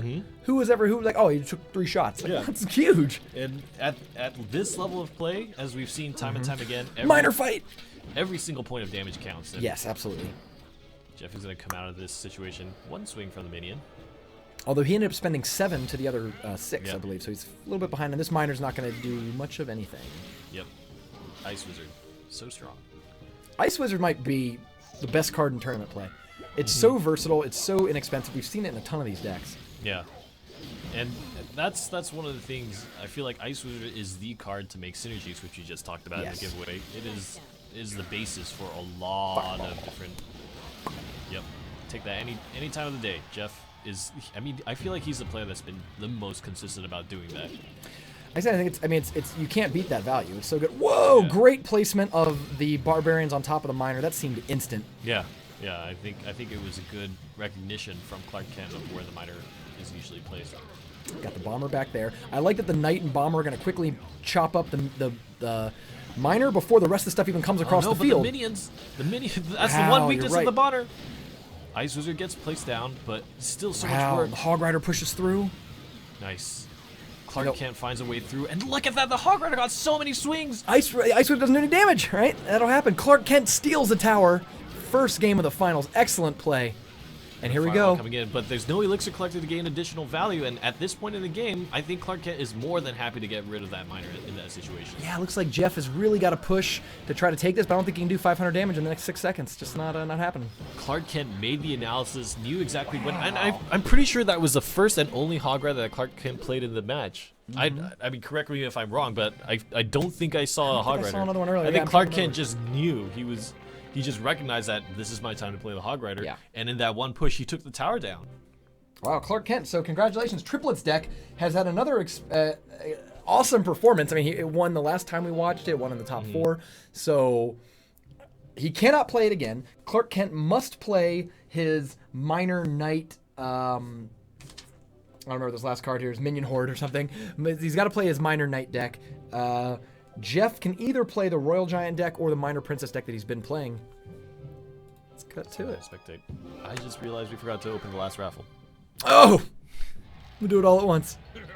You know what? Clark Kent, good game. I'm cheering for Jeff. I want to go to a game 3. We might. I mean, now Clark Kent has to play his alternative deck. And Jeff is still holding the Bomber. I don't know if Bomber was present in both of his decks, but we'll see. So we'll open... Oh, okay. Yeah, Clark Kent always tries to read in the back middle, but this time it was put on the left face. If you if you are struggling with minor on the ladder right now, I feel like this tournament has been an absolute clinic on how to play as and against minor. It's been so popular in the top of the leaderboards, and I've been really impressed with, I mean, Knight. Is that the answer, right? Like, Yeah. I'll just play Knight. Play Knight on a minor. Yeah. Whoa, big fireball. Nice. And the Musketeer. Oh, good. Oh, gets caught up though by the Knight. Good job. That Musketeer survives. Now it's all up to how. Okay, the Knight was actually committed to try to kite the opponent's Knight, and now this miner has free reign at the back of the. And those Goblins follow up. Ooh, Oh! do die to the bomber. Oh, But the then Musketeer again, did the shuffle. that Musketeers. Oh, it's so. Think about that though. We always talk about low health Musketeers and Wizards can gain so much value if you have some way to put a tank in front of it. We just watched with just a Knight and a Goblin. That Musketeer took like 10 more shots. Yeah, yeah. much The value. Fireball is good value against the Musketeer, but much like gotta kill Zap it. on a minion horde, Yeah. you gotta kill it. Ugh. Nice Wizard. So I think another Fireball might be coming out here. We saw it at least last time. Yeah. That's something I'd like to Fireball. I'd like to Fireball the whole squad of stuff. Yeah. A miner in the back. Knight gonna be played for the miner, maybe? No, the Musketeer turns around, and this is kind of. I feel like this is exactly what Clark Kent kind of wants. But Yeah, and just taking some damage, doing a little bit of damage every Yeah. exchange. Of course, does he have a good answer? He only has 4 elixir, and he's got to deal with this Knight Ice Wizard push. It's funny, these are the most like vanilla pudding Yeah. pushes. It's like Knight plus Ice Wizard. Yeah. Yeah, I agree. They're keeping it minimal because if you expose yourself too much, the miner can just rip up your tower. So they Yeah. feel like they're trying to get as much damage through with Yeah. pretty small units. You know what I'd like to start seeing, and I don't know if this is the next stage of miner play, is when you have a push coming, instead of throwing your miner behind the tower, because remember guys, miner's not good against tower, he doesn't do Yeah. that much damage. You Yeah. could actually drop the miner a little in front of it and actually have him attack the units. Yeah. Everything's attacking the giant or the knight or whatever you Yeah. have actually tanking, and then the miner just basically shows up and starts helping the fight. Or even better, against something like the cannon. I feel like that's a perfect choice, right? Yeah. Put it right next to the cannon, have maybe even the cannon take aggro onto the Yeah. miner, and then just have the miner do its increased damage to that. So that miner on the left side is not really gonna do much. I would probably leave. Yeah, I think Clark or Jeff Smart just leave it there. Like, what's Yeah. that thing gonna do? A couple hundred damage. Yeah. When we're going into overtime and it won't matter at all. Yeah. Yeah, interesting choice by Clark Kent to do that. I really wonder what the motivations behind that is. 488 on the right side tower. I mean, it's not. There's no real direct damage for Clark Kent. I don't know how he stops for 800 damage. Like he doesn't have barbarians in the deck, right? So you really wanted like something like barbarians or guards or something to surround the miner when it lands. You can't not like have some sort of target there, or else he hits your elixir collector or your tower. Yeah. I mean, the mini P.E.K.K.A is good, but the mini P.E.K.K.A I feel like is not being. It's hard to place the mini P.E.K.K.A in a way where it takes the aggro. When you have a squad like barbarians, it's much easier for it Nice to fireball. take it all. I think he's just ignoring the mini P.E.K.K.A. Nice. That miner might actually take the game. Ah! 104. Two Zap, zaps. two zaps. Away. And there's no princess in this deck. But he needs Clark to make Kent sure is he can cycle. very close to wrapping up the whole tournament. Here comes the mini P.E.K.K.A down Oh! the side. Uses the zap. Oh, no! It's gonna Please! take it. Mini. Oh, bomber! Oh! Whoa! No! What? What happened? Why? What happened Oh my there? god, the game was right there. I What? didn't even pay attention to it. We were so on the other side. What happened there? Okay. So clearly he put the mini P.E.K.K.A in the zap. We can kind of see it here. There was a miner popping up with, it looks like a musketeer and a mini P.E.K.K.A, or a musketeer and an ice wizard behind it, and somehow all of that just went in there and started chopping it up. That tower did only have 1,000 left on it, but like, That was 1,000 damage, and Clark Kent even made the conscious decision to just put the mini P.E.K.K.A at the river and just go for broke. dude, let's call out the clutch bomber. Did you notice the mini P.E.K.K.A just killed a bomber that was played right in front? I was like, oh, that was dumb. Yeah. He's just gonna lose. That bought him the half second to win the game. Jeff. Okay, don't start game 3 yet. I don't know if they've started game 3. Okay, don't start game 3 exact moment. Let's open the raffle. Okay. Open the raffle, and then we'll start the finals, and we'll do the end of the raffle after the finals. Wow! What was that? Oh my goodness. Jeff, first time entering the tournament, or at least in the top 8. Maybe he's gonna win it. You put that on TV. Okay, so hold Oh my on. goodness. So we know that Clark Kent has to play his minor deck in game 3. Jeff just won with a minor princess deck of his own, right? Because he didn't win with the Royal Giant deck. So it's Royal Giant versus minor. All right, so opening the raffle, and the last raffle question is just an open question to Rumham or I. Oh, yeah. You can just ask us any question. Before it was just Rumham any question, but really both of us. Ask Rainey or myself any question. You can also ask us any question about Super Magical Cup, about the meta, about laddering, anything you want. So go ahead and exclamation mark raffle space any question you want. Let's set this replay up. That was unreal. Let's watch that again at 4x speed, and then we'll freeze it near the end. Yeah. Because I want to see that last interaction again. So exclamation mark raffle space any question you have for Rumham and I about anything Clash Royale you want to talk about, any thoughts Super Magical Cup that you want to talk about, go ahead and send us those, and we will answer those questions afterwards. So. Sure. So here, this was right, I believe, early overtime. It wasn't right at the timer. It was definitely in overtime. Yeah. So I want to slow it down, probably like with maybe, I don't want to do halftime the whole maybe time. 30 seconds to go. So we'll know, because when it was down to like 500 health is when we were kind of like, all right, this is the game is over at this point. Yeah, it was at 100. It was actually at 4. This is when I started being like, all right, I think Clark Kent has the game and the tournament wrapped up. Yeah. But and this might be. If that miner had been here and did one more swing, the zap would have taken it out. Okay, so this is not it. 5, 4, 3, 2. Okay. So it looks like it starts with this bomber push here on the left. Wait, hold on. 1 speed. So I can actually watch the left side now. So bomber's pushing back, and this is when we were like, oh man, the game is... Or no, this is the one that gets down to 100, and we were like 2 zaps. Okay. Now, does the bomber come up here and actually do any damage? It does. It throws 1 bomb, gets it down to 1299. Miner comes up. Mini P.E.K.K.A. stops it. A good zap gives it extra swing, and that leaves it at 1k. 1,000. And I think there's one more play on the right side before all of this goes Yeah, because it goes down to 100, and then that's when we were like, oh, okay, the game's over. Because the miner here, the miner gets repelled. And then it looks like, starting with this Ice Wizard push, there's 1,000 on the left side. So Ice Wizard gets backed up by Miner. Now he throws a Mini P.E.K.K.A. on the right, and that's the thing that's going to win. He zaps the Goblins. Oh, he misses the 1! Even crazier. So then the Bomber comes up, gets shot, and sure enough, it's just Ice Wizard, Musketeer, and Miner. If he had even zapped those Goblins, all 3 Goblins, it might have been done even sooner. Yeah. That is a testament to how quickly Musketeer can do a lot of damage. We know Ice Wizard and Miner don't do a ton of damage, they do a little bit here and there. Yeah. But really, Musketeer was the... It's all about the time to tower, really. Wow, all right. Go ahead. Woo, go ahead and start that game. We are... Wow. Let's go ahead. Bracket low. Oops, sorry. Oh. Let's get the bracket up real fast. So it is Jeff and Clark Kent, 1-1.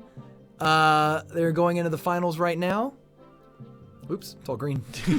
Oopsies. Cool. Well, we are ready. We are ready for them. Jeff, please request the battle for Clark Kent. Oh my God, 1-1, right down to the wire. Clark Kent. You've converted me though. I think Clark Kent might be the favorite.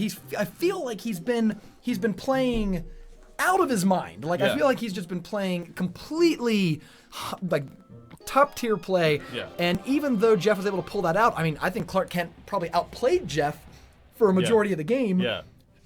But them's the breaks. That's what happens. You got to win the game. In the clutch, you need to make the right decision. One hit point on a tower is one too many. Yep, exactly. And it all comes down to that miner on the left side by Clark Kent. The miner on the left side. It all comes down to that. If that miner had been on the right. I mean, it's part of a push. I get it. You wouldn't. I mean, yeah, but maybe you could even distract. I get what you're saying though. You could actually throw the miner. Whoa. I like how people are using Miner to defend against Miner now. I've actually been leery to do that because I felt like it would be a bad play. Look at how much damage Clark Kent did though in that one push. Yeah, he just didn't have the opening. Oh wow, we got a little Miner following up. Oh, it's actually pushing the Royal Giant a little faster. If you think that's kind of cute. Nice, and the cannon was mistimed. The cannon's actually shooting the Miner and not. I see. I mean, granted, the Mini P.E.K.K.A. is chopping it up. Oh yeah, our in-game screen. Whoa! Whoa! Sorry guys, we're actually watching it on BlueStacks. That's so funny. Oh my God. Whoa, we'll do a replay of this game after as we close it so you guys can see the opening minute. What ended up happening was a Miner Spear Goblin push from Clark Kent did about 1,000 damage. Wow, okay, good play with the Valkyrie there. I actually believe the Miner's attacking the Valkyrie, which is exactly what you want. Ice Wizard plus Valkyrie in the back. But the Ice Wizard is only at a sliver of health, but the Miner's going to come tank for it. It's crazy how I wonder if a lot of these Miner Knight decks, we're like, why do people play Miner and Knight? I wonder if the whole reason why is that you have 2 answers to opposing. Yeah. Like if they have Princess, you Miner it. If they have Miner, you Knight it. Yeah. Yeah, I Fireball? think so too. Maybe not. I don't remember Fireballs in this list. Great little miner coming up with that trifecta of units. Turns the Spear Goblins around, and now the Musketeer and the Ice Wizard actually makes the connection. And this is the thing that defeated Clark Kent. Clark Kent turns it around and uses it against Jeff. Here's the downside. I think the Mini Pecker's going to run ahead of the Valkyrie. Yep. So unfortunately, the Valkyrie's not going to get to tank much at all. And you can see the Mini P.E.K.K.A just gets decimated. Wow. Quickly. Clark Kent, excellent play. I mean, he's really mastered the minor offenses. I really like the Knight with it too, because Knight almost allows you to take lazier. Oh, Jeff leaking elixir. Come on, knock that off.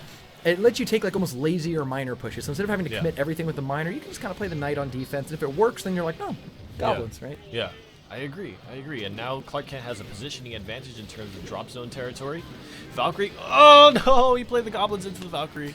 It's crazy how this deck, the minor deck, really makes you feel like you want to hold on to all 10 elixir the whole time. Yeah. Because you need like Valkyrie up front, Mini P.E.K.K.A in the back, or something like that in order to counter what's like a 5 elixir push. Yeah. Like minor and Goblins. Who cares? Oh no! Clark Kent opens up with Miner, and the Royal Giant is actually tanking a ton of hits, so the Miner is going to be really healthy. Meanwhile, on the bright side, I mean, this is actually really effective for Jeff, but there's only 10 seconds left, and I don't think there's a way that Jeff can take down 800 health in 5 seconds. I mean, he surprised us once before, but there were units on the board. Yeah, I'm not seeing it now. Clark Kent takes that early tower. Let's watch it here. Well, we're going to close up the Raffle. Let's watch that again in 2x speed so we can get that early, that first push. The very, very beginning. Congratulations, Clark Kent. Over $200 in prizes, and hey, Jeff's no scrub either, because he's walking home with at least $100 in prizes. I feel somewhat good that my analysis of what a call. Clark Kent is the person to watch out for. You called it before the event even started. It's all live. Like, we had no idea. This isn't like a pre-recorded tournament where we could be like, oh, let's tell a story before whatever. Like, we had no idea. So here they're both sitting at 10.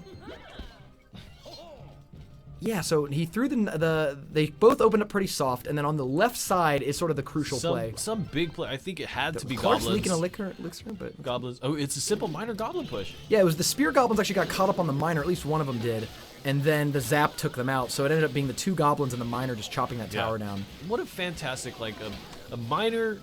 The big thing about it is when you think about these combinations, a lot of people look at minor Goblin Zap, right, and they see minor 3 Goblin 2 Zap 2, right, so that's 7 elixir. But the thing you have to realize is the travel time for the minor and the Goblins essentially cover you that elixir. So your starting cost basically is the 2 for the Goblins and then 3 for the minor. So you can do that push once you start at 5 elixir, and then as the push is happening, you gain the elixir, give the opponent time to play the cards, and you zap it. It's actually a very, very incredibly cheap push. I think that's what we saw a lot of out of the minor players in this tournament, where people, sometimes they'd play Spear Goblins on defense, like, why would you play that on defense? And then you realize they were going to cast minor instantly, and there's a big difference between when your opponent has 4 elixir and 6 elixir, so trying to go for those pushes as immediately as possible are very, very important. Yeah. Incredible. Whoa, so yeah, let's close that last raffle. Great games. Whoa, every week this tournament just has like games that make me lose my absolute mind. It's interesting to think that Manufan was kind of he was ahead of the curve, you know. He knew there was something in Manufan that was like, I know that minor is gonna be the thing to do. Played it last week before the buff, and then after the buff, obviously the card's been really good. Even a 6% hit point buff that isn't huge, but it's enough to get that extra shot or 2 in. The other thing to think about is Jeff is a second place winner. He's the one that defeated Manufan. You're right. So, out. Of course, minor. Our top 8s are so stacked now that there's really no way to make the finals without beating another accomplished player. I mean, we had, I believe, 3 of the top 4 had been there before. No, I'm sorry. Yeah, 3 of the top 4 had top 4'd before. Yeah. Like, if you're going to get into the top 4 of a Super Magical Cup and take home these Super Magical chests, you have to beat one of the top 4. You are a quality player. You're beating quality players along the way. I mean, Manufan didn't even make this top 8. Yeah. And I would argue he's one of the best. I mean, like, his play blows me away, and he didn't even make the top 8 because he lost to Jeff. Yeah, you're right. And Jeff beats A-Chan and Woody. Yeah. I mean, Jeff, actually, can we go to the leaderboard again? Let's the go. overall leaderboard? I believe, if you look at it, Jeff, who now moves onto the leaderboard with 1,000 points with a win, he will move into 3rd, 4th place, beat the number 1 and 2 players on the leaderboard to get there. That's true. Man, Woody's probably still the number 1 on the leaderboard because of the extra points that he gets from making the top 4 today. He's going to be at 2,250 points. Manufan's still at 1,500. Scrazzer moves up to 1,500 to tie with Manufan. Yeah. And Clark Kent moves up to 1,750, second place. He pushes himself all the way to second place. This is, oh my god, I'm just so these. These Best tournament storylines. in the community. I swear. These storylines. All right. Closing out the raffle. Closing out the Let's raffle. draw some raffle. All right. So, the first winner is gonna be not this guy. The first winner is gonna be Dord Periculum. Ooh, it's a great question. Dord Periculum says, "What do you imagine the next cards will be like?" And Grumham, you go ahead and take that first. You know what I'd like to see, and I don't know. I don't know what the next cards are going to be like.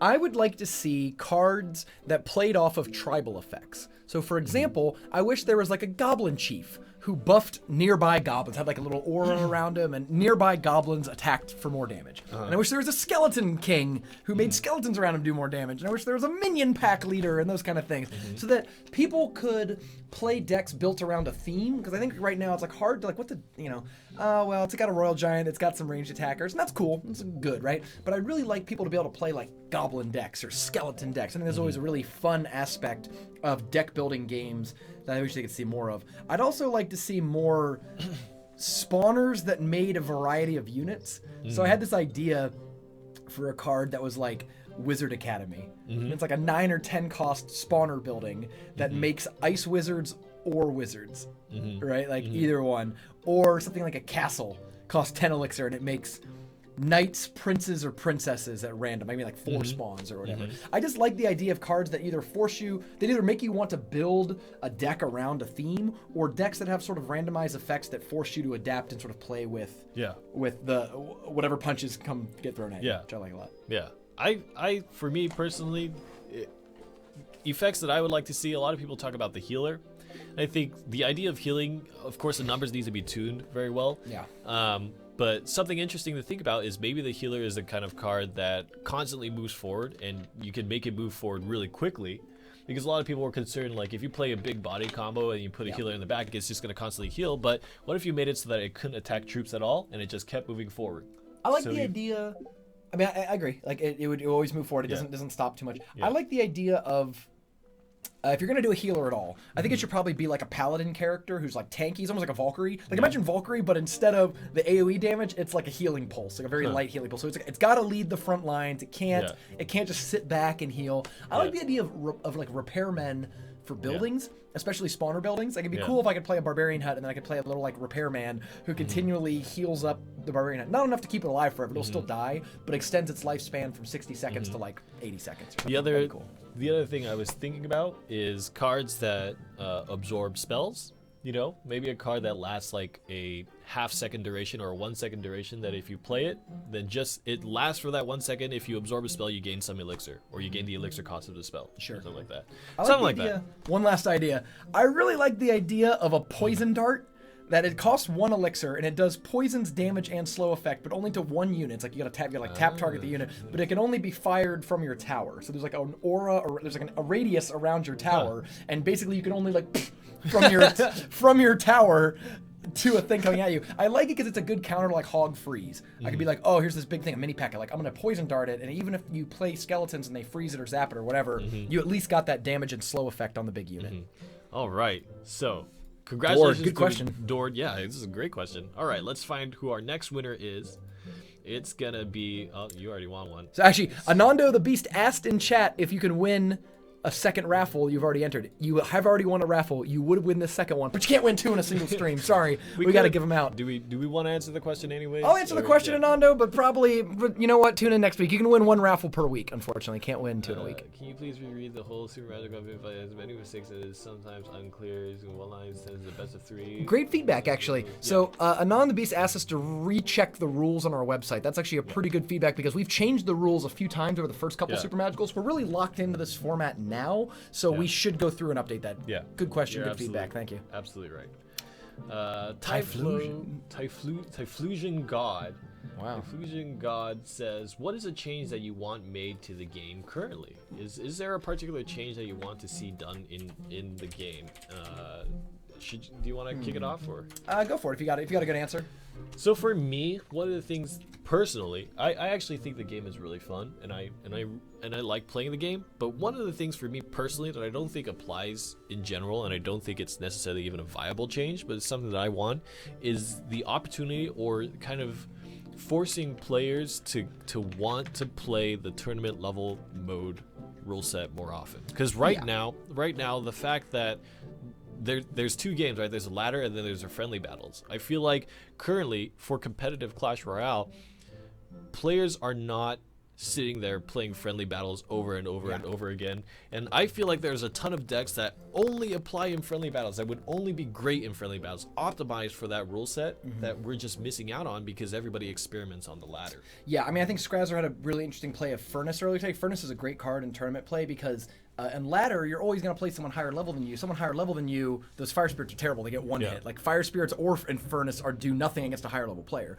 So in tournaments, they're consistent. They're really good. I actually think those cards are really strong. I hope to see more of them in tournaments. I would like to see...